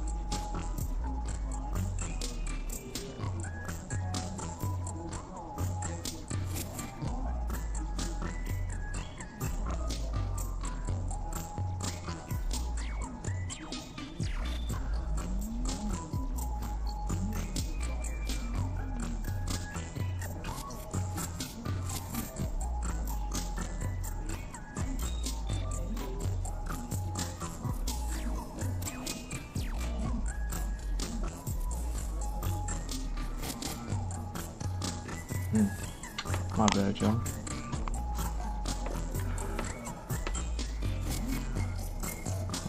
All this camera stuff. Yo.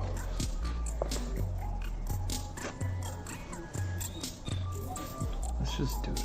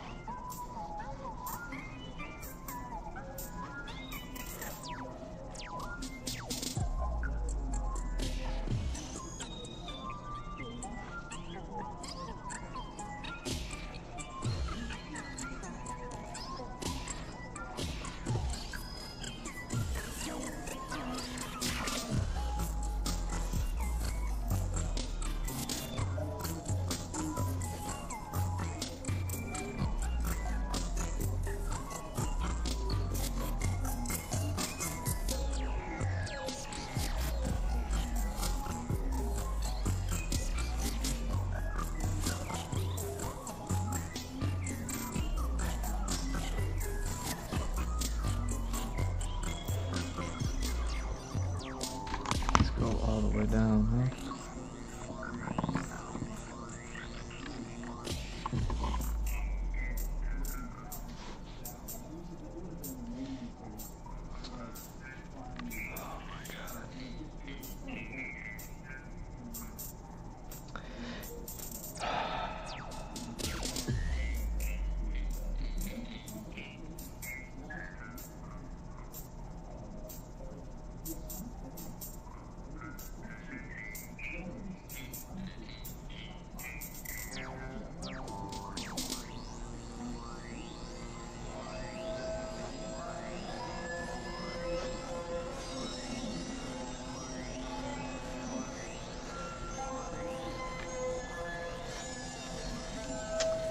Huh.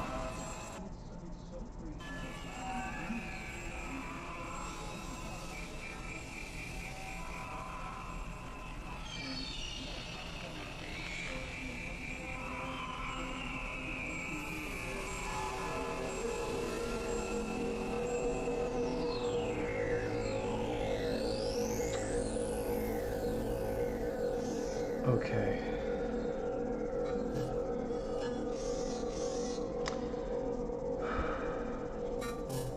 Okay, something else. Something else needs to happen. That's a design element, but something else needs to happen. Okay.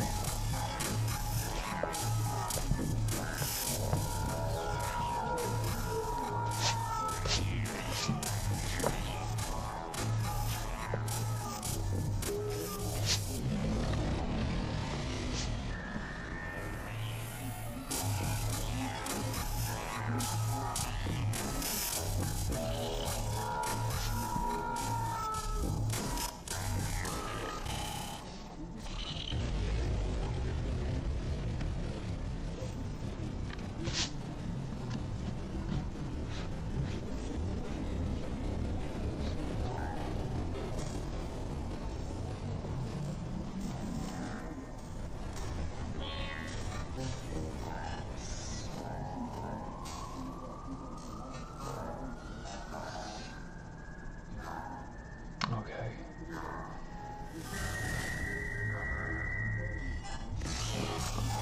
Let's think about this.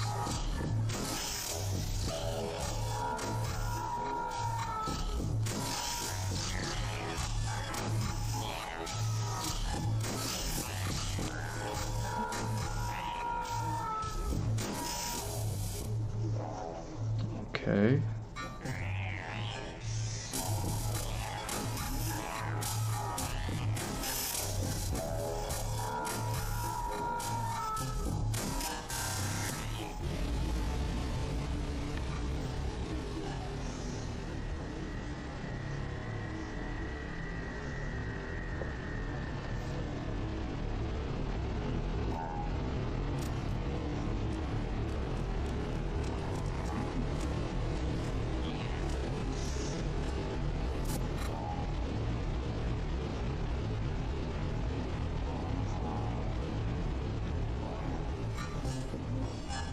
Tight.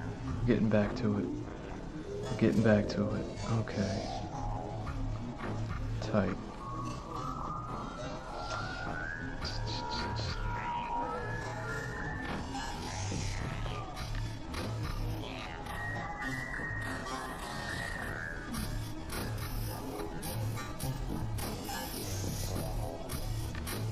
Dang. I just heard someone say the word old. How about Val Kilmer, yo? How sad was that? I was really hoping that was an April Fool's thing. You know? Val Kilmer, man.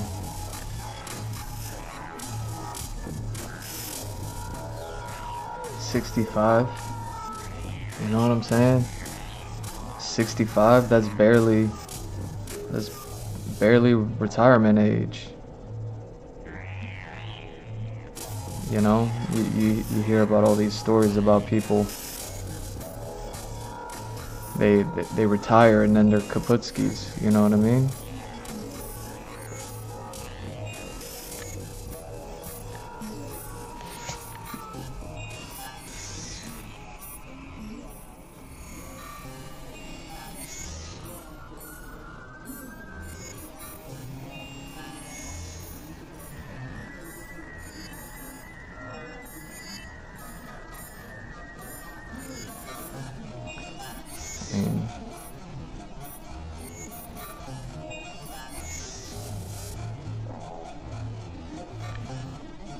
I mean, 65. You know? I think that was the most heartbreaking thing, was looking at that number and being like 65. You know?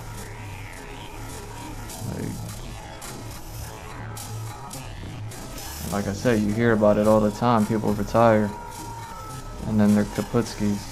I live in South Florida. Who you think has come across more retired people, you or me? You know what I'm saying?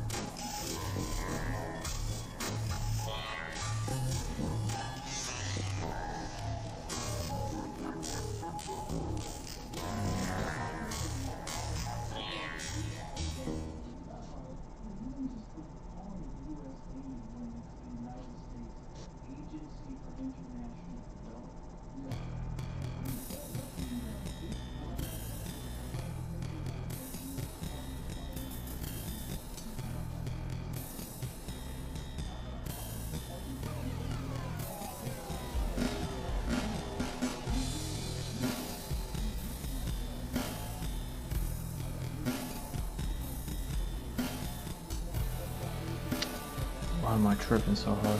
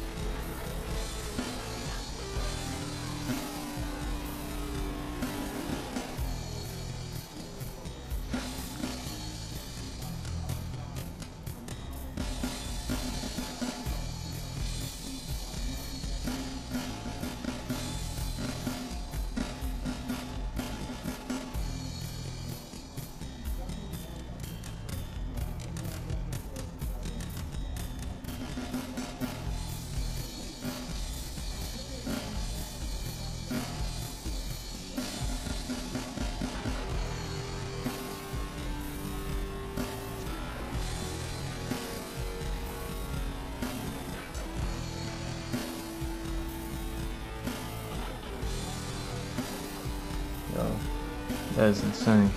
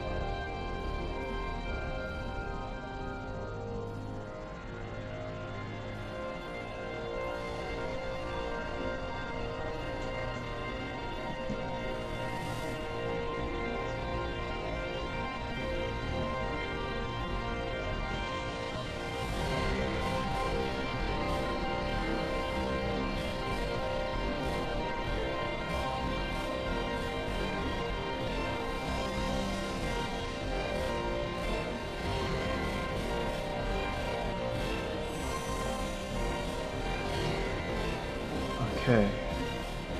Starting to get somewhere.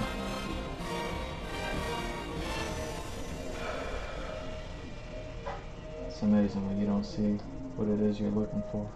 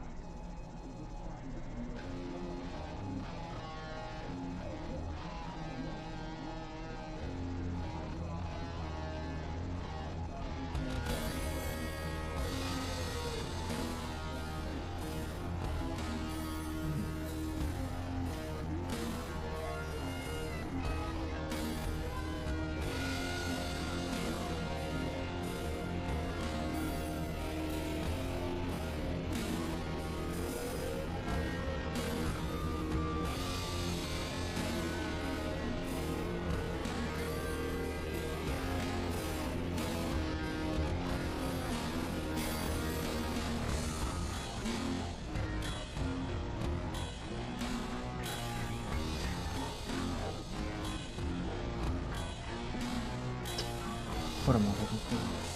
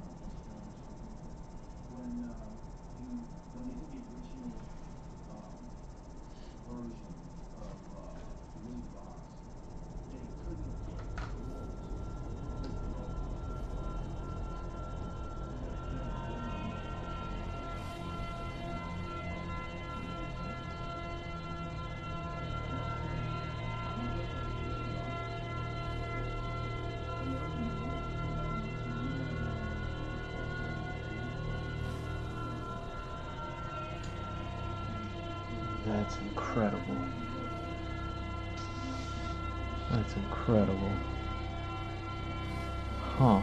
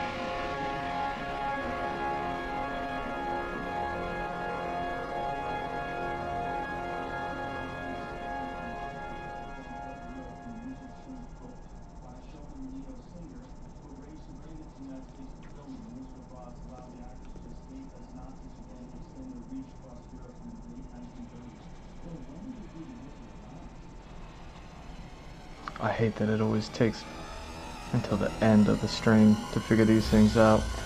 You know what I mean?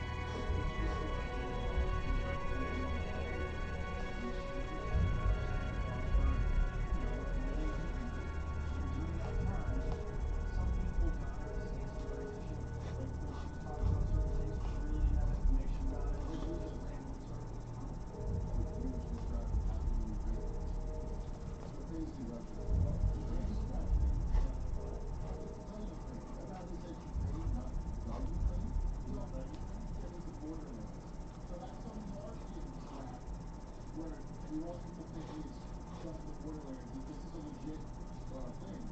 But I was wondering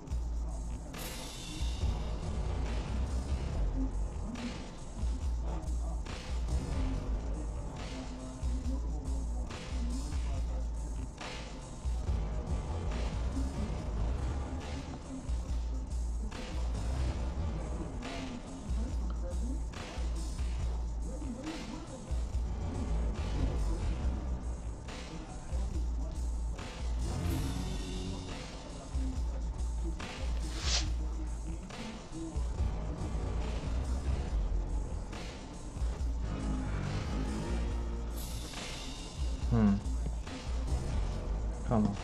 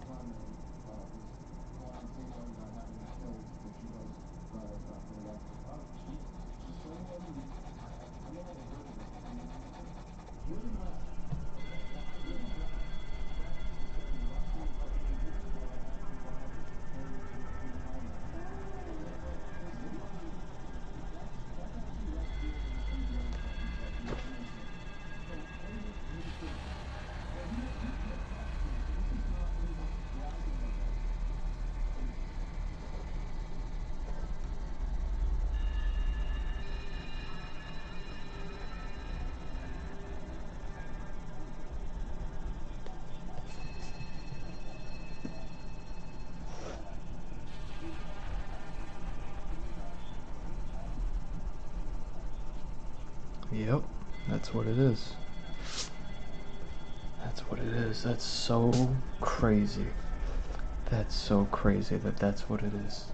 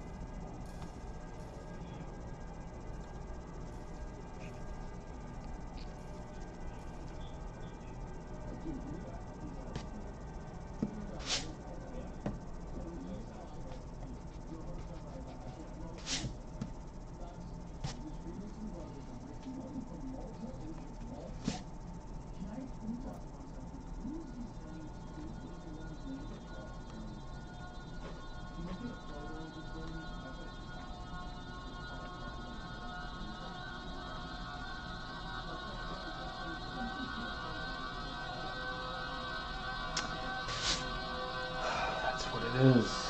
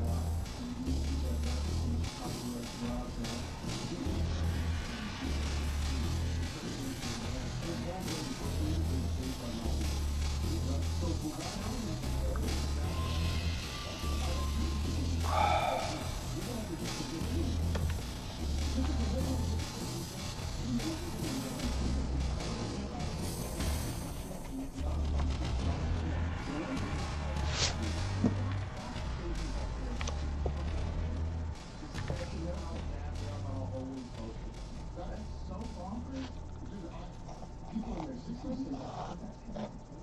But the other people, if you said the same thing, Right, but there's a certain percentage of people that are going to buy meme coins. You know what I'm saying? There's a certain percentage of people that are just, they're not, you know, they're not going to make. he said, listen, Yeah. if your money depends on you being that way, you're going to be that way. So that's the thing. Success will come eventually down. But Oof. it's not hard to calculate. Oof. Based on making money for it if you're online. That's exactly what he just said. He goes, yeah, I tried. I mean, they suck, but my audience is bad, so I can't. Right. It's like, who fucking lose? There's someone is a total audience. Money ain't cloud. Yes. Well, you've got success doing this one thing. Now that's your whole When is thing. it not, like, you know, if you go independent, see, like, aside from people, you know, to throw out audience capture, like, Oh, come on. that nonsense they do, they definitely say they're Jimmy, but I can tell you, Jimmy's a real artist. Really? That his audience gets pissed about it. He's not a free pricing folks for the ways he's talking up. So, Jimmy is not, Jimmy's not idealistic. He's not, he doesn't have an ideology about it. He's very, very open-minded. yeah, so these people's principles are Very fair. Very fair. He's the only guy I know who's a leftist, okay? And I think you should get to identify what you are. Yeah. Your gender, you should get to say what you are. Yeah. But the video of how it came out where my Jay Gilsey apologized over that. But all I was like, oh, yeah, he's going red, he crossed state lines. Is that me? Right. With a gun, but you don't say the part, with the brain bullshit, right? Right. But watch the video, you can watch the video and see exactly what happened. Every part of the night, of every character is story. There's no mystery as to who's at fault and whatever. Right. So all you have to look at that. That should have been benefits. Right. People, I told my ex, and she's like, you know that, you dipshit. She goes, I don't need to see the footage. I go, what am I, Galileo looking at tells No, you? the story that's even more fucked up is the people that he was protecting were Indian immigrants. Indian That immigrants. white kids, yes, white kids had burned down Yes. Indian immigrants' property because they're mad about black man being shot by a cop. And by the way, he got shot. Jacob Blake was kidnapping 2 kids and going to a medical store, probably trying to get shot. He was just had a fight with that chick he had a training with him with, and he gave her a bad relationship. He was out rapping her off and again, right? And people do death by cop all the time, and that's that. And then the governor, I found out my case manager, that governor over there, and she pissed off in my phone, phone didn't stop shot. He just said something really irresponsible that they would take you off the air for saying it's on this, right? Right. But that was the agenda to make that. We all know BLM was a scam, right? All the money went to a package. We all know that, right? I don't have to educate anybody. All the things you think are real are not real. There was an article about her losing what the house was buying. How much is it? Did you think it would last any of the money you promised? Did you see when they used that AI program to run this net of all the different NGOs that were contributing to Democratic You causes? showed me last time, my rabbi, Richard Grove, from 77 years old, a book that gives you the skeleton of what the conspiracy is, okay? It's written by Carol Quigley. Somebody I'm sure I know brought it up. John Corbett brought it up on Jimmy's show. It's Bill Clinton's mentor wrote it. He's not against what's it called again? Being focused. It's about the Anglo-American war power and how World War I, you know, brought us back to the war. Cecil Rhodes was on the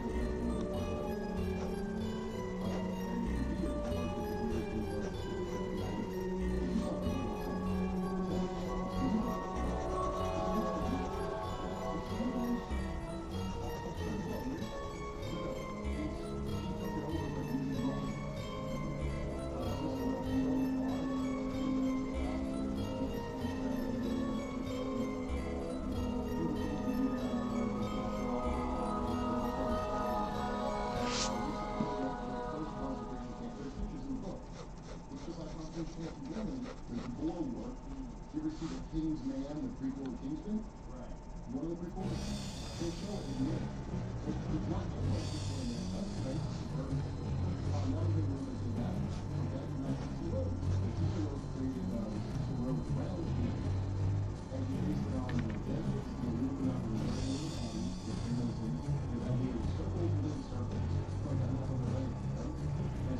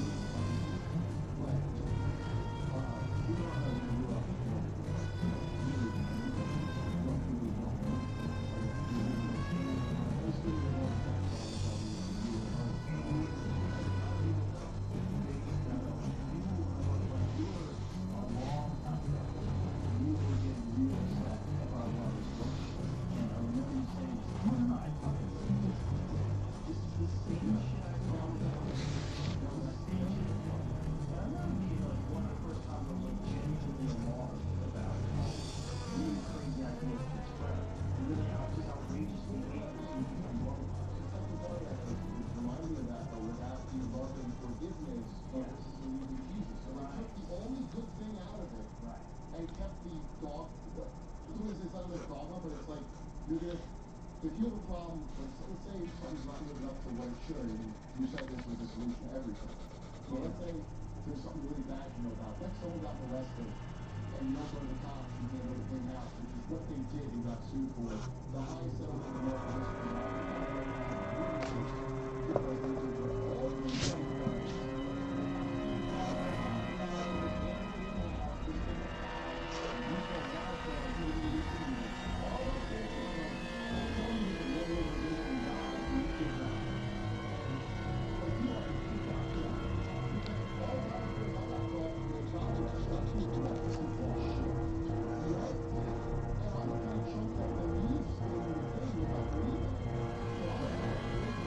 Hmm.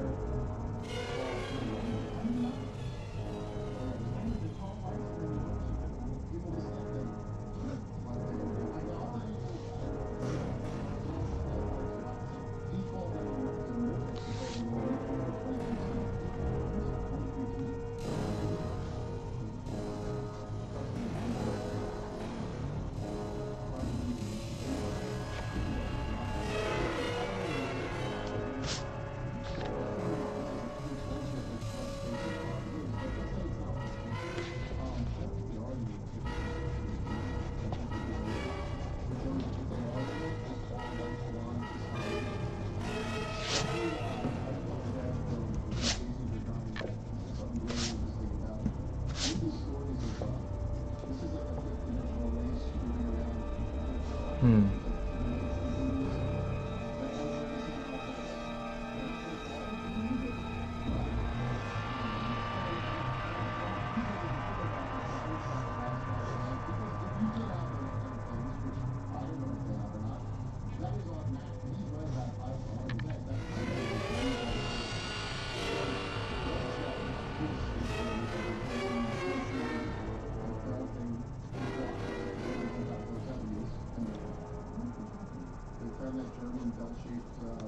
Where they had like mercury plasma rotation, decided to get that big. Okay, what was that?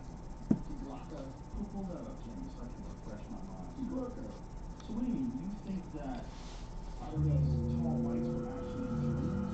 The mutants were actually Germans that went there? You think they were actually like Nazi scientists or something? No, they were camps where they bred people and then the Nazis had camps with water checks to breed areas and see them birth. I missed that chapter. Really? That's like the sexiest part of it. That's real? This Nazi bell? Yes. Have we covered this? No, it is real, but it doesn't mean it's necessarily to work with UFO. I'm saying this is stuff let's say they mastered something into that, okay? Into the basics, and then you send it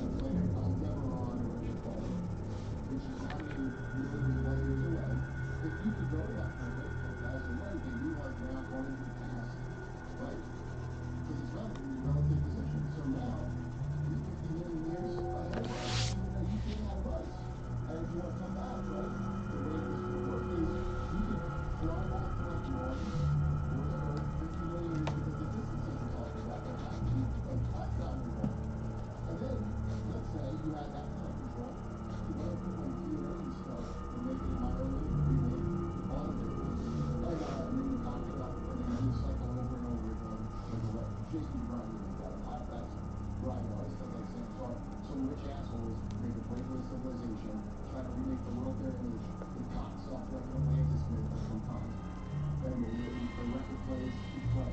Maybe intelligent beings just consistently fuck up because they keep pushing the boundaries of their abilities and their intelligence, no matter how smart they are. And even, like we do stupid shit in other countries, we fuck around with, installing neons and traffic. Just because of what we do in other countries. Now imagine you're taking it to so many levels of intelligence and ability far beyond what we have, and you come here, you would conquer up intelligence. Yes. You definitely do. Yeah, they play monkeys. You play with the little monkeys who evolve. It's just like the odds of them making it to an intergalactic society within the next 5 to 10 million years is very low. Yeah, and here's if that theory is correct, look, chimpanzees are still around. They are our distant cousins, and they didn't fucking change. They're exactly the same. And then there's a whole ton of different versions of us that didn't fucking make it either. The whole thing seems like. You know what Hmm. evolution is? It's a you know, also have like that's a false. That's not evolution. Okay, that's a label.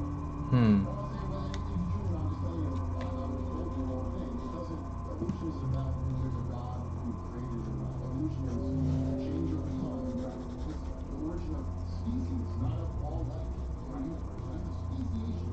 You know, Bert Einstein, you ever hear him talk about it on his podcast? He had that exact same theory. He's like, because he was talking about how, well, I shouldn't say it's a theory, I shouldn't say it's this. It's just like there's an understanding of what evolution is if there's a missing element. And there's some sort of missing force that we haven't recognized yet.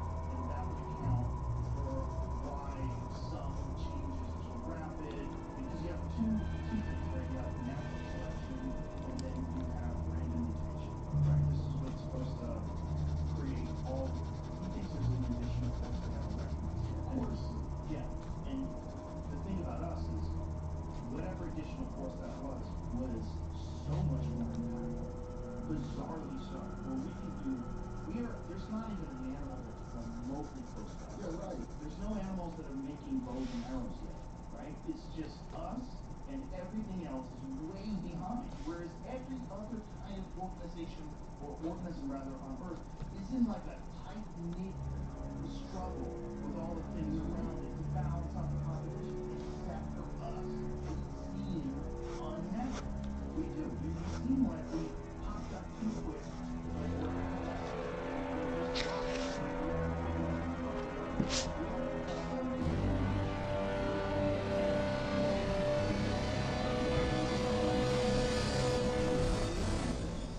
on the scale of what we do, but if you look at a whole, or if you have an organism on Earth,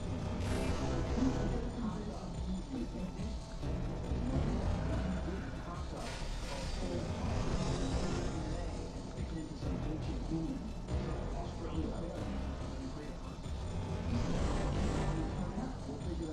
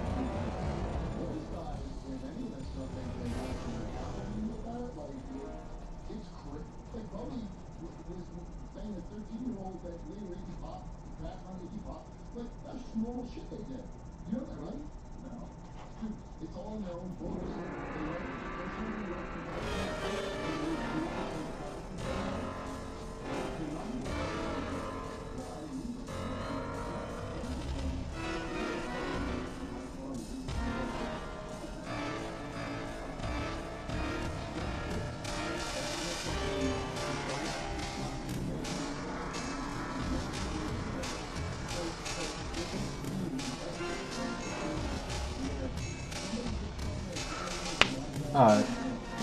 Oh, look at that. 8 hours on the dot. 8 hours on the dot.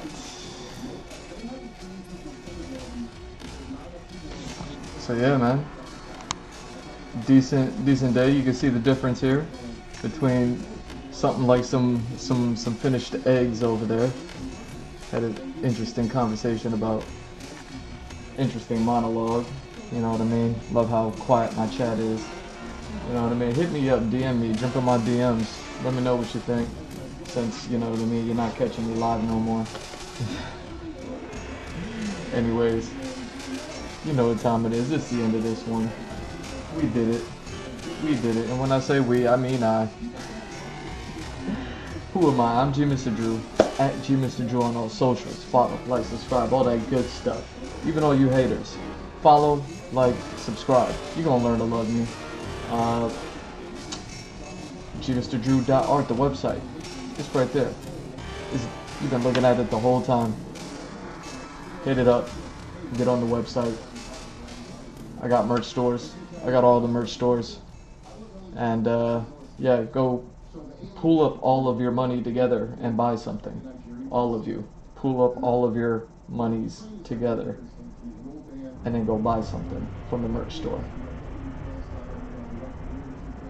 Patreon. G Mr. Drew on Patreon. I tell people to join it for free. And I got so many people on there that's not even on it for free. Really?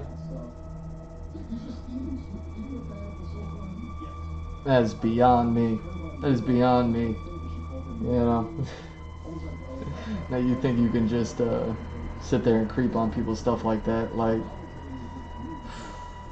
you know what I mean? Join it for free. Better yet, join it for $1. Support your boy. Man, if I got $1 a month for the amount of people that visit my Patreon, please. You don't even have to get a commission. Don't get a commission. Don't get a commission. You know what I mean? I'm doing too much dope stuff over here, and you know what I mean? Making groundbreaking artwork for myself. You know what I mean? So I'm already a little bit busy. So don't even get a commission. Join the dollar tier. You're welcome. And the OnlyFans, 50% off. Join the OnlyFans. It's 50% off. I mean, I literally can't make it more cheaper than your OnlyFans say. No, you can't make it more cheaper than that. Alright, well then that's as cheap as I'm gonna make it then. All for you, hater. Go watch my workout videos. You see me out here. Anyways, you know what it is.